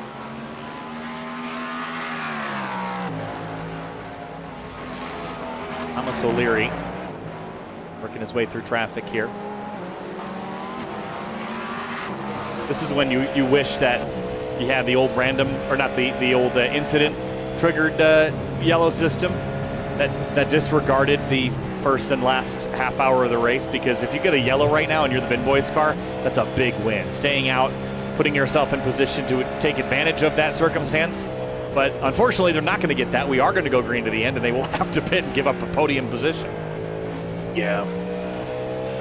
It's one of those unfortunate things where you kind of wish that something could happen, but you're realistic, something could definitely happen to you or your competitors, but kind of just hoping something else intervenes.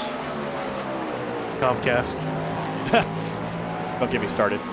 Oh, that reminds me, I got to call the internet company. Make my. Yeah, I was gonna ask who's going to be your same. Oh. AT&T? Nope. RCN. Oh. I only had AT&T the first year I lived in Chicago. And then it was Xfinity for a year.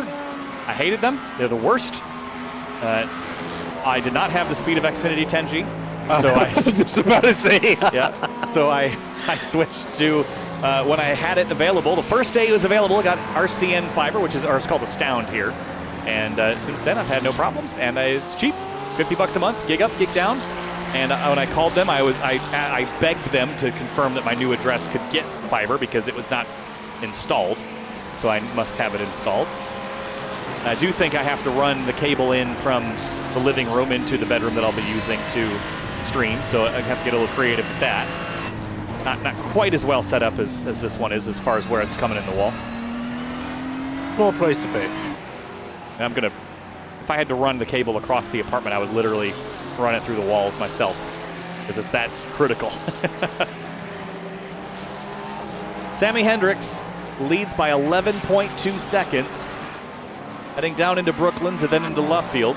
20 minutes to go for the MTEC Endurance Series round 3 from Silverstone Circuit.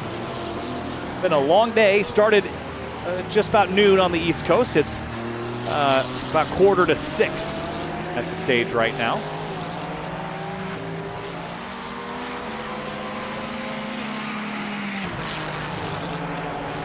Coming down to the end of it, just in the later stages, everyone kind of in their own race know what they need to do.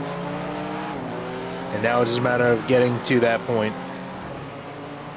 Also waiting on just a couple stragglers in GTP to make their final pit stop of the race. Yeah, those stragglers would be the Bin Boys car and TNT Racing, and then there's another trio or so that needs to make their stop. Ben Ford is on and off of pit lane in the overtake car. They will rejoin the track in 7th.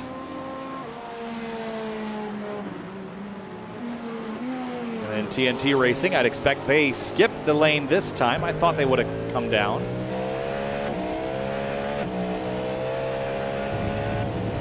Yeah, they're really running the stint long. I think they're doing the reverse of what the Penguin RC Carbon team did, where they short pit and then long pit. These guys long pit and then they're going to short pit. I think most people went the opposite way of that team.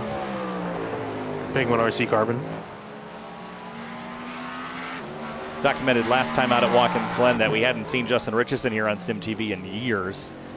It was part of the original Scars Ferrari Challenge. That was the first ever series we broadcast on SimTV, and almost 6 years, actually 6 years later, effectively. Yeah. Justin Richardson is back, and this time in a much faster car than the Ferrari GT3s in a Cadillac V-Series R GTP. And haven't gotten a chance to talk to him since his return, and I don't think we're going to get a chance to talk to him today either. We're going to miss out on a podium, but yeah, just shy. Bessie Lyon should have that pretty well locked up.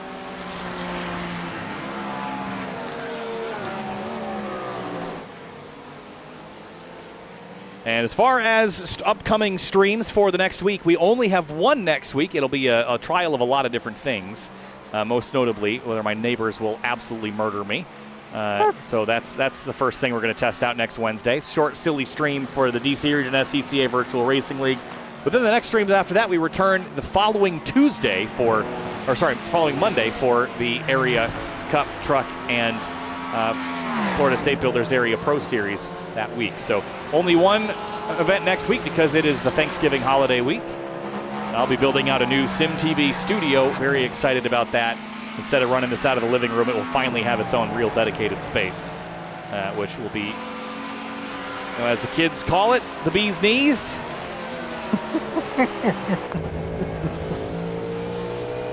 What is actually that room supposed to be designated as? It's a bedroom. Is it just a second bedroom? Yeah. It's small. It's large enough for a queen size bed and a piece of furniture with a TV on it, and then enough room to walk around those things, and that's basically it. It's a pretty small like space. My college dorm room. It's probably a little bit bigger than that, maybe by like a foot, but it's not big. This is a battle for position. We'll keep talking about that more in a moment. This is the overtake team, Ben Ford and Carl Lemkool for 6th.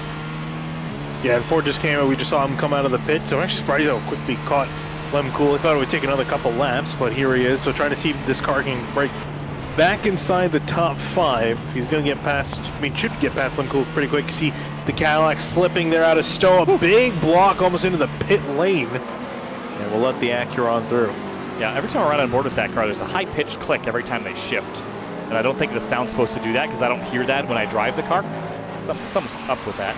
Yeah, they usually it's kind of like a little weird like sound delay. I've noticed that a lot in IndyCar too. It sounds like everyone like is pinging off the rev limiter. Yeah. Well, yeah, going back to that space, what it's right now, the current situation is I've got my living room with my couch in it and my TV behind me, and then in the corner is the sim rig with triple screens, and that's where I operate this out of. And I thought, hey, you know, I used to have this set up at a desk with no rig, and I thought, well, I'll just get a rig. I don't have space for both, and I'll just stream off of the rig. That turned out to be not a very good idea because it's I don't have any motivation to work on anything as far as graphics or overlays or anything, just because it's not comfortable to sit at and work on a keyboard. So the new space, I'll bring back the desk setup and the sim rig in the same room, both on different computers as well, which should also lighten the load and make things a little easier for the iRacing PC. It'll complicate the setup a little bit, but part of it is soundproofing that room. We'll have it'll get dressed up a little bit and hopefully have me on camera. Well, that's if your cat approves of it.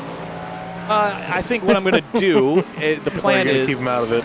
Well, the plan is I'm going to get some sound insulating moving blankets, and those will get mounted to the wall, and then I'm going to put probably a layer of plywood over that and adhere that to the wall over the blanket with a slight air gap, and then I'm going to put wood paneling on that plywood so that can come off without damaging the wall, but I can also have a space between the wall and the real wall where I can put some sound insulating stuff, hopefully reduce the sound, because I know that next door is likely also another bedroom, so, and upstairs. And I'll probably have to put something on the ceiling as well. So I got lucky. No one lives above me right now, and this building is made out of concrete. This is an older building from 1920s or so. So sometimes they say that they don't make them like they used to, but I think that we've learned a couple things building buildings. So I'm excited. I am. After doing this, I'm not quite as motivated to keep moving things over there this evening like I was planning on before, so maybe I'll just get some food and hunker down for the F1 race and pick it up tomorrow. I'm looking forward to that race, but not looking forward to the fact it starts at 1 a.m. Eastern Standard Time. Yeah, I watched qualifying in its entirety last night, and as soon as the Checkered fell, app was closed, and I went to sleep. I gave up on that. I was like, no, I'm not staying up till 3. Yeah, I thought it would be a little bit more exciting than it was, finishes. but it wasn't quite as thrilling as I was anticipating it. Well, I think if anything, that track's going to be much more better as like a racetrack. Like it's much more designed for passing and overtaking, not for really lapping. I think it was the low long straightaways. Yeah, I think it was the low grip that I was excited about because I thought there'd be a lot of slip and sliding around. And well, that's a big talking point. I think it's going to be like estimated to be a 3-stop race. Really? Yeah, because have you seen there's pictures on Reddit? Yeah, and after just like a single run, the tires are pretty destroyed. Like there's visible grading on the tires. Wow. After some runs, because the brand new slick surface, cold track temps, it's not conducive to good tire management. So. All right. Just went by the overtake leader. That's the leader. I wonder if the bin boys, have they been saving fuel? Because they have now completed 26 laps on this stint. And they only have to go... Oh, they have to go more, don't they? They're gonna have to go. They're gonna have to go quite a while. Wait. Oh, only 12 minutes. The lap estimation's wrong. 12 minutes is... Oh, no. Yeah. That's about, what is that, 8 laps? 34? That's longer than we've seen anybody go. Yeah, I was gonna say it's a lot. It's a lot of laps. Probably even more than that. I think they're gonna have to go even longer. It's not. Probably be more closer to like 14 laps. I don't think the estimation's right. Well, look, it's almost 2 minutes a lap. Well, it's a minute 40, so like 20 seconds. So it's a little bit off, but it's not too far off. Huh. I'm sure the bin boys are wishing they didn't make it to the end. As far as the Ferraris go leading the way, this is much like Michelin Raceway Road Atlanta round 1 of the season with the Ferraris fairly dominant. They did lose that, I believe, to the twin-turn ultraviolet car, but not today. Hendricks and Youngwall. Youngwall has reeled in Hendricks a touch, but it will not be enough. 9 seconds to go unless there's drama that Hendricks has to contend with Youngwall, I don't think is going to have time to get there. Yeah, it's going to be really a situation of too little too late, I think. If just the slightest thing had gone different. I mean, 9 seconds is not that much. Pit stop for Carl M. Cool. And the 32 twin-turn Aurora car also follows in GT3.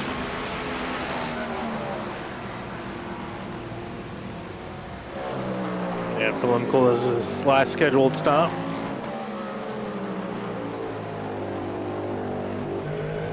The grass almost looks like it's down low. Looks like it's frosting. It does like it's cold. Not from up here, but from here. The green is getting less green. Oh, it definitely does. Although I would say just kind of with the way that texturing is for iRacing, it gets a little weird when it gets in too dark. Yeah.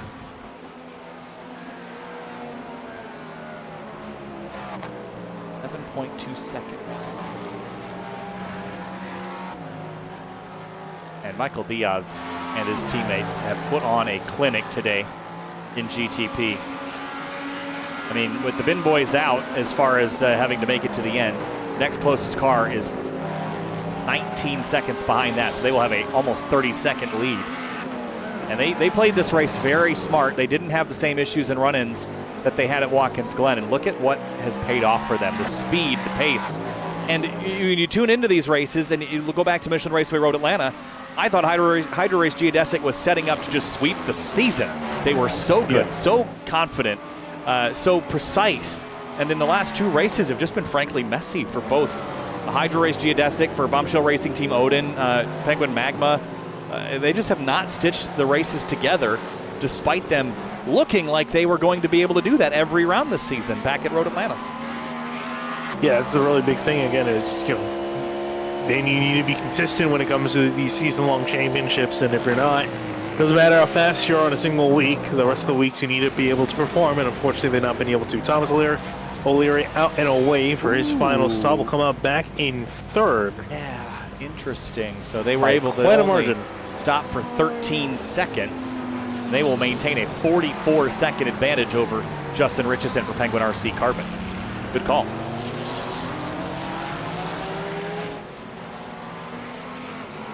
Nicely done. 8 seconds now, Quokka Racing up to Hendricks. Man, had he just started that trend a little sooner and been a bit more consistent with it, maybe he could have gotten there. I mean, you can see him just off in the distance there. Yeah, a whole lot of coulda, woulda, shoulda. Probably wishing there was an extra half an hour to this race. Yeah, and that's what he would need. He's just not making up enough time quickly enough. He just ran his best lap of the race. Yeah. Wow. On a mission. Don't give over. Don't give up till it's over. Ooh, little push there. Yeah, he's trying. And Ed Shelley 9 seconds back in third in the NRG Team 19 BMW.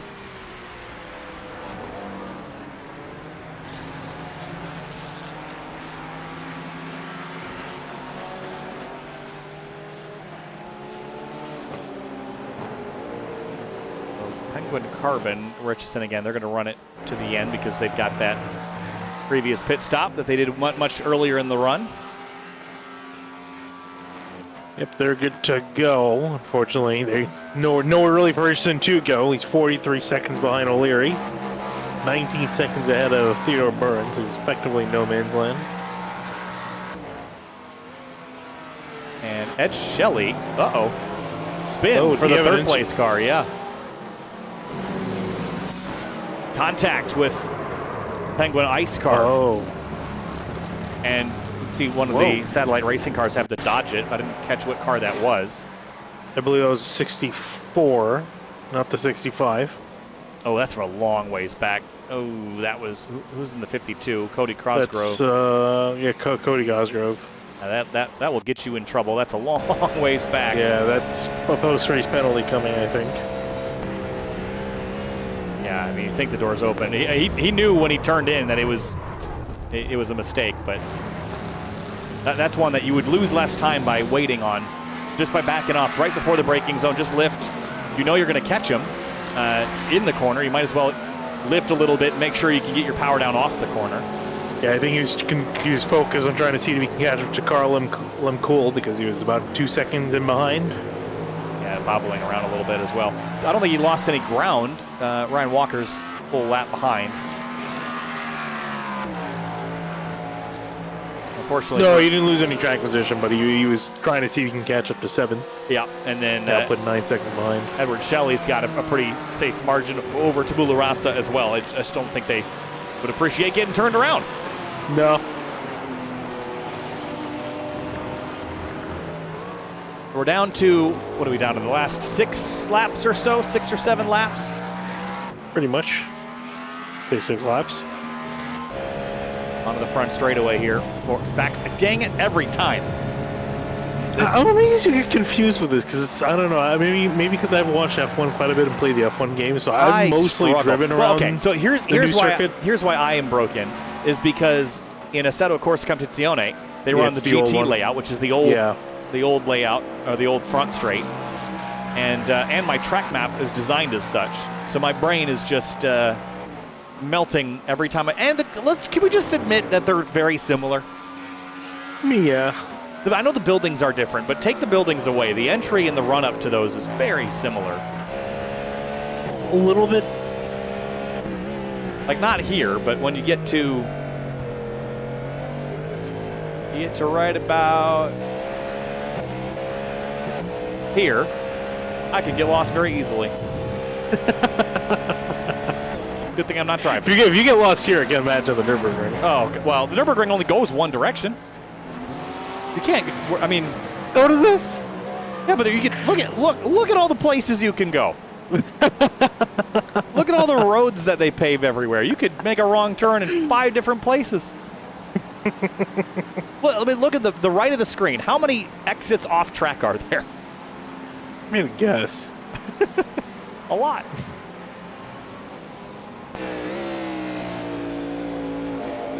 "27 seconds is the differential between Jesse Lyon and Michael Diaz. 3 minutes and 20 seconds remaining. And this is on the backstretch. I'm learning. They both have gantries, too. It's unfair.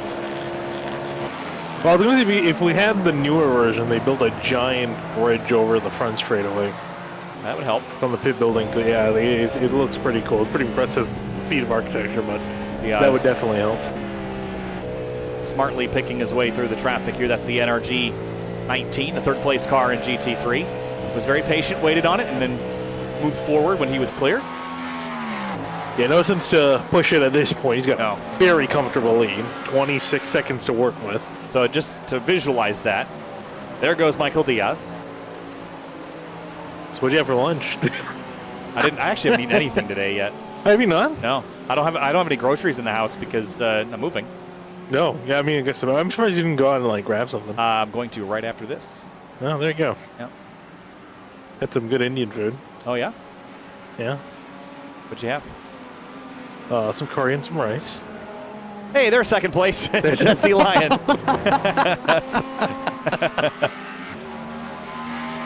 2 minutes left on the board.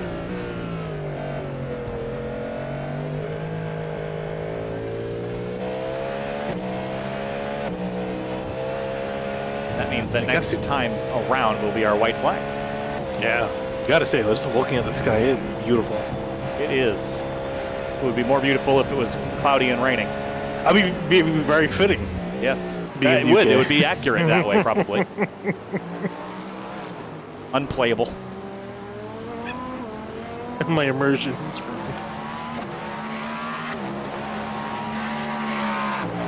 So Michael Diaz on the other side of the track. There's a great visual for you as well. Through Kopp's corner. And into the S's for the penultimate time.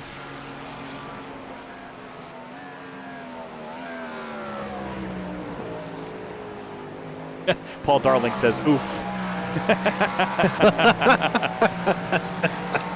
Hey, they're still finishing in second place. A really solid second place. I think we just had an issue with Mark Nister, by the way. He's gone around.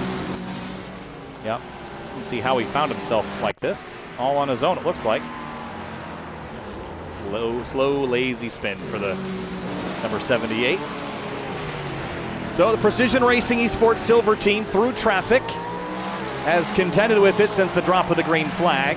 This time through, they are going to get a white flag? Well, I think it should change when. Oh yes, the flagman didn't have it. That's because they won't wave it until it declares wave. Last lap for Diaz, and for the teammates. Only battle that's fiercely happening on the track: Carlin Cool and then Cody Cosgrove. That's 1.1 between them. The overtake leader in the GT3 category, Sammy Hendricks. He's going to get lapped here by Michael Diaz right here. So he's going to get put on his last lap.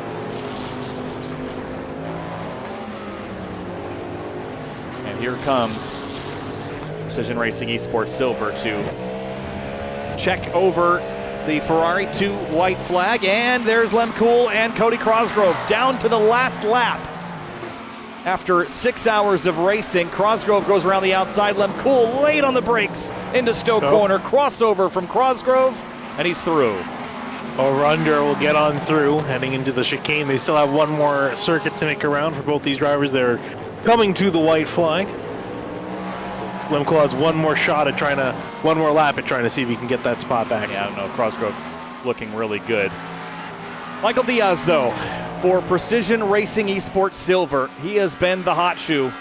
He and his teammate today have just put on an exceptional display of racecraft. They have picked and prodded their way through the traffic. They have outlasted 6 hours at Silverstone in the MTEC Endurance Series Round 3.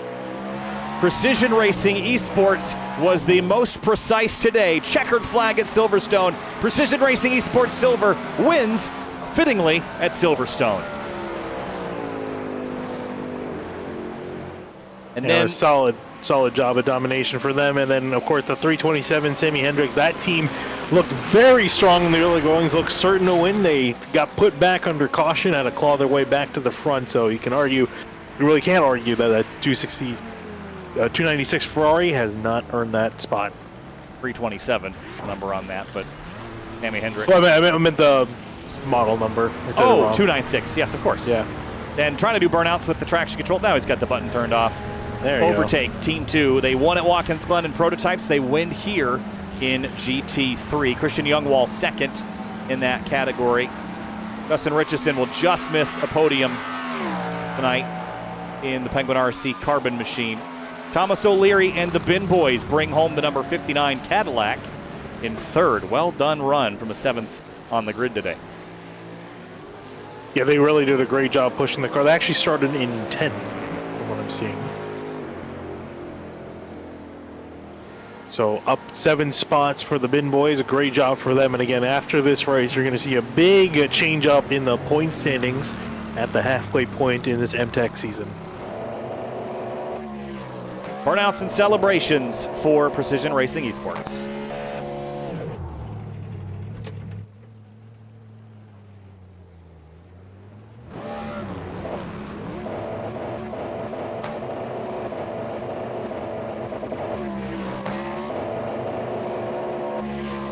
Let's have a look at your race results for the MTEC Endurance Series, round number 3 from Silverstone. Precision Racing Esports wins this one. It is an all-Cadillac lockout in the top 5 with Precision Racing Esports, Satellite Racing, the Bin Boys, Penguin RC, and TNT Racing in their first outing, 5th. And then it's Overtake, the first non-Cadillac vehicle, 6th place in the number 396, Penguin RC, ICE, DFR Racing, GTP, Satellite Mulsanne, and Emplower, the rest of your top 10, Finian. Yeah, we'll see Penguin RC. I'm a bit suspicious they might have a post-race penalty for some contact. We'll see how that goes heading into the next round. But Precision Racing Esports, blue and black, not the best days for those teams compared to their sister car. Overtech Team 3 rounding out the running GTPs towards the end. Then you head into GT3. Overtech Team 2, great day for them. Quokka Racing not quite able to catch them at the end. They were closing in pretty quick. NRG Team 19, though, breaking up the Ferrari monotony near the front. Then you got Tabirossa Esports, Twin Turn Sim Racing, Ultraviolet, CMS Racing, and Venom Sim Racing right out the top 7 in that class. And some teams and drivers that didn't have the day that they were hoping for, specifically Bombshell Racing Team Heimdall, and then the litany of GTPs that were out early for various reasons. RSC Esports a bit later than the others, but Hydra Race Geodesic, catastrophic day for them. Bombshell Racing Team Odin, also a bad day. And then, of course, the Penguin RC Magma car out by choice after a 3-lap penalty from the contact. So that was the dramas for the most part. Got a race-winning team, though, in GTP with us now. Michael and Boris join us after 6 hours of outlasting Silverstone Circuit. This race started pretty wild. The first run through traffic was fairly chaotic, but Michael, you finished out this race, so let's start with Boris. Boris, carving your way through traffic, clicking away things, setting up the strategy. It was just a job well done, a clinical race put on by you and your team today. Thank you, guys. Yeah, we appreciate it. Quali went pretty good. I actually messed up the second lap, and I was afraid we weren't going to get the pole. But luckily we did, and the first run through traffic was a little scary. I picked outside, and I was hoping they would see me, and they didn't. So I had to just maneuver all the way outside the track, got the slowdown, and we lost the lead. But we were able to fight our way back. And then, Michael, you were always such a hot shoe behind the wheel of this Cadillac V-Series RGTP. It was pretty impressive to watch you just drive away from drivers like Paul Darling and Jesse Line and Satellite Racing Carnage. Those are really talented drivers. Take me through your run today, piloting this car. What were some of the challenges? It seemed like this car, this track are just a brilliant combination, but the level of aggression especially seems like you were so comfortable with the combo today. Yeah, I was actually expecting to struggle in the caddy here with so many high-speed corners, but the boards did an amazing job on the setup, and it really allowed me to just do whatever I want with the car today. So yeah, the setup was key, so thanks to Boris for that. Other than that, Boris just told me to push. That was our strategy from the beginning, just push and see what happens in the end, and it seemed to work out. Well, job well done to both of you. Congratulations, and that's a win on the season. Should propel you forward in the point standings, especially with some of the drivers and teams that were at the top having some challenges today, especially Hydra Race Geodesic. So congratulations on that, and we'll see you next time. Yeah, Thank awesome. you, guys. Thanks, guys. Thank you. Thank you. All right. Well, for those at the top of the order in the GT3 category, it was the Overtick team, the 327 Ferrari. Sammy, let's start with you. Finished off the race in the number 327, and this car has been bad fast this season, but today you take it home at Silverstone. Take us through your afternoon. Well, we practiced our butts off all week. By the way, it's overtake, not overtake. Yes, I said it right all the times except just now. So I have to throw that out there. Yes. No, we as a team, we practiced our asses off this week. I just started sim racing this year. I've never raced at Silverstone. Big shout out to Dan, our manager, the whole Overtake Fendi Racing family. These guys are great. We just assembled this group before MTEC, and everything is going swimmingly. I feel at home. So we're really enjoying ourselves. It's great, and happy to take home the win and get some revenge from Atlanta. So we're happy. And Victor, take me through your afternoon as well. The multi-class interaction from the prototype side probably wasn't quite as bad as previous rounds with the slightly reduced number of GT3 cars, but for you guys in the Ferrari, lots of GTPs to dodge throughout the 6 hours this afternoon. Poor Victor Yeah. doesn't want to We talk. got him. There we go. Yeah, I got it. So, yeah, as you said, the prototypes are not as aggressive on this track. I feel like they get away with a lot more. It's easier to take them in the corners. And overall of the race, I felt like we had really good pace. We were sticking up there. And it was really fun on the restart when everyone was together. Well, job well Sadly, done. I ended up making a mistake there and spun out. But Semi came back in and took over and took the win for us. And the rest was history. Guys, congratulations on a job well done today, winning in the GT3 category, and especially in a day where all the cars that started finished. Not a lot of room for attrition. So great job, and that's a win for Overtake here at Silverstone. Thanks so much. Thanks, guys. Thanks for the wonderful broadcast, too. Thank you very much. We'll see you guys next time. See ya. And next we've got Vincent Leroux and Corey Stafford from Tabula Rasa, who are the highest running cars in the GT3 Pro-Am category. Corey, let's start with you. Finished off the day there in the number 901.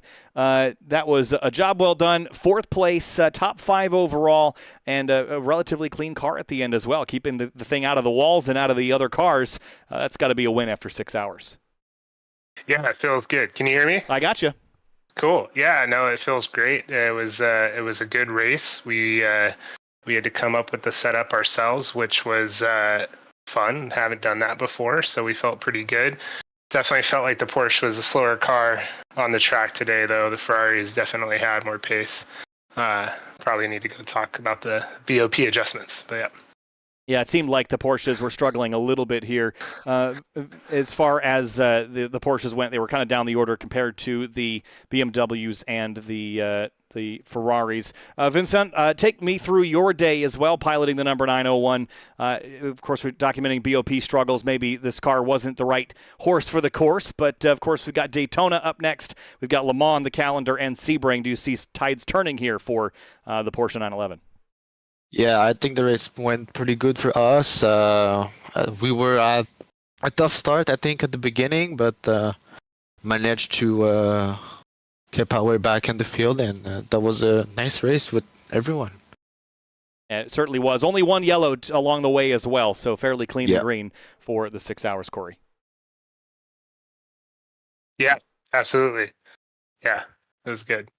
All right. Hey, guys, congratulations on the class victory there in the Pro-Am category for the GT3 class, and we'll see you next time. It will be at Daytona up next in a couple of months, so hopefully we'll see you there on the Tabula Rasa Esports Yellow Porsche 911 GT3R. Thanks so much, and we'll see you next time. Yeah, thank you, guys. And wrapping things up here after 6 hours. And Finian, you've been here now consecutively for 4 of them, over 4 hours. So I'm sure you are tired and ready to head off and finish the afternoon. But what a show. This series has not disappointed. Watkins Glen, a lot more drama than we saw today. So I was glad to get a nice clean one under our belt, cleaner in hindsight as compared to the Glen. This one felt more like Road Atlanta, which is a good thing for everybody, I think, but lots of momentum carrying into Daytona, which will be in January. So a little while until then, but I think we learned a lot about some new teams as well, and the GTP field is also very strong. So all good things, and congratulations to Precision Racing Esports Silver and Overtake Race Team. Yeah, I was going to say a lot of what I'm really looking forward to just seeing how the rest of the season plays out. We've seen a lot of teams do fairly well in some of the earlier rounds, some struggle as of recently, but they're all very close for the season standings overall, so can't wait to see that get done. And really, as far as both classes go, fantastic racing across the board, like you said it. Cleaner, a little bit cleaner racing than what we saw at Watkins Glen, a lot less incidents between the cars, especially between classes, so great to see that, and can't wait to see what these guys have in store in just in almost 2 months' time heading to Daytona. And the next time you see us here for the MTEC Endurance Series, things are going to look and feel probably fairly different. I'm very excited about what's coming up for SimTV, including the move that I have to get started on tonight and tomorrow. So new place and a studio all for just sim racing coverage here on SimTV. If you're not subscribed, please do so. Plenty of exciting things on the horizon, including Daytona, but the sun is set here at Silverstone, and it's time for us to head away until next round 4 at Daytona. Make sure you subscribe and keep tuned in to all the other series that are happening along the way, even some more that I'm in currently talks with, maybe for some Sunday action, maybe Super Formulas, we'll see. But finishing things up for the MTEC Endurance Series at Silverstone. Thanks so much, everybody. We'll see you next time at Daytona here on SimTV.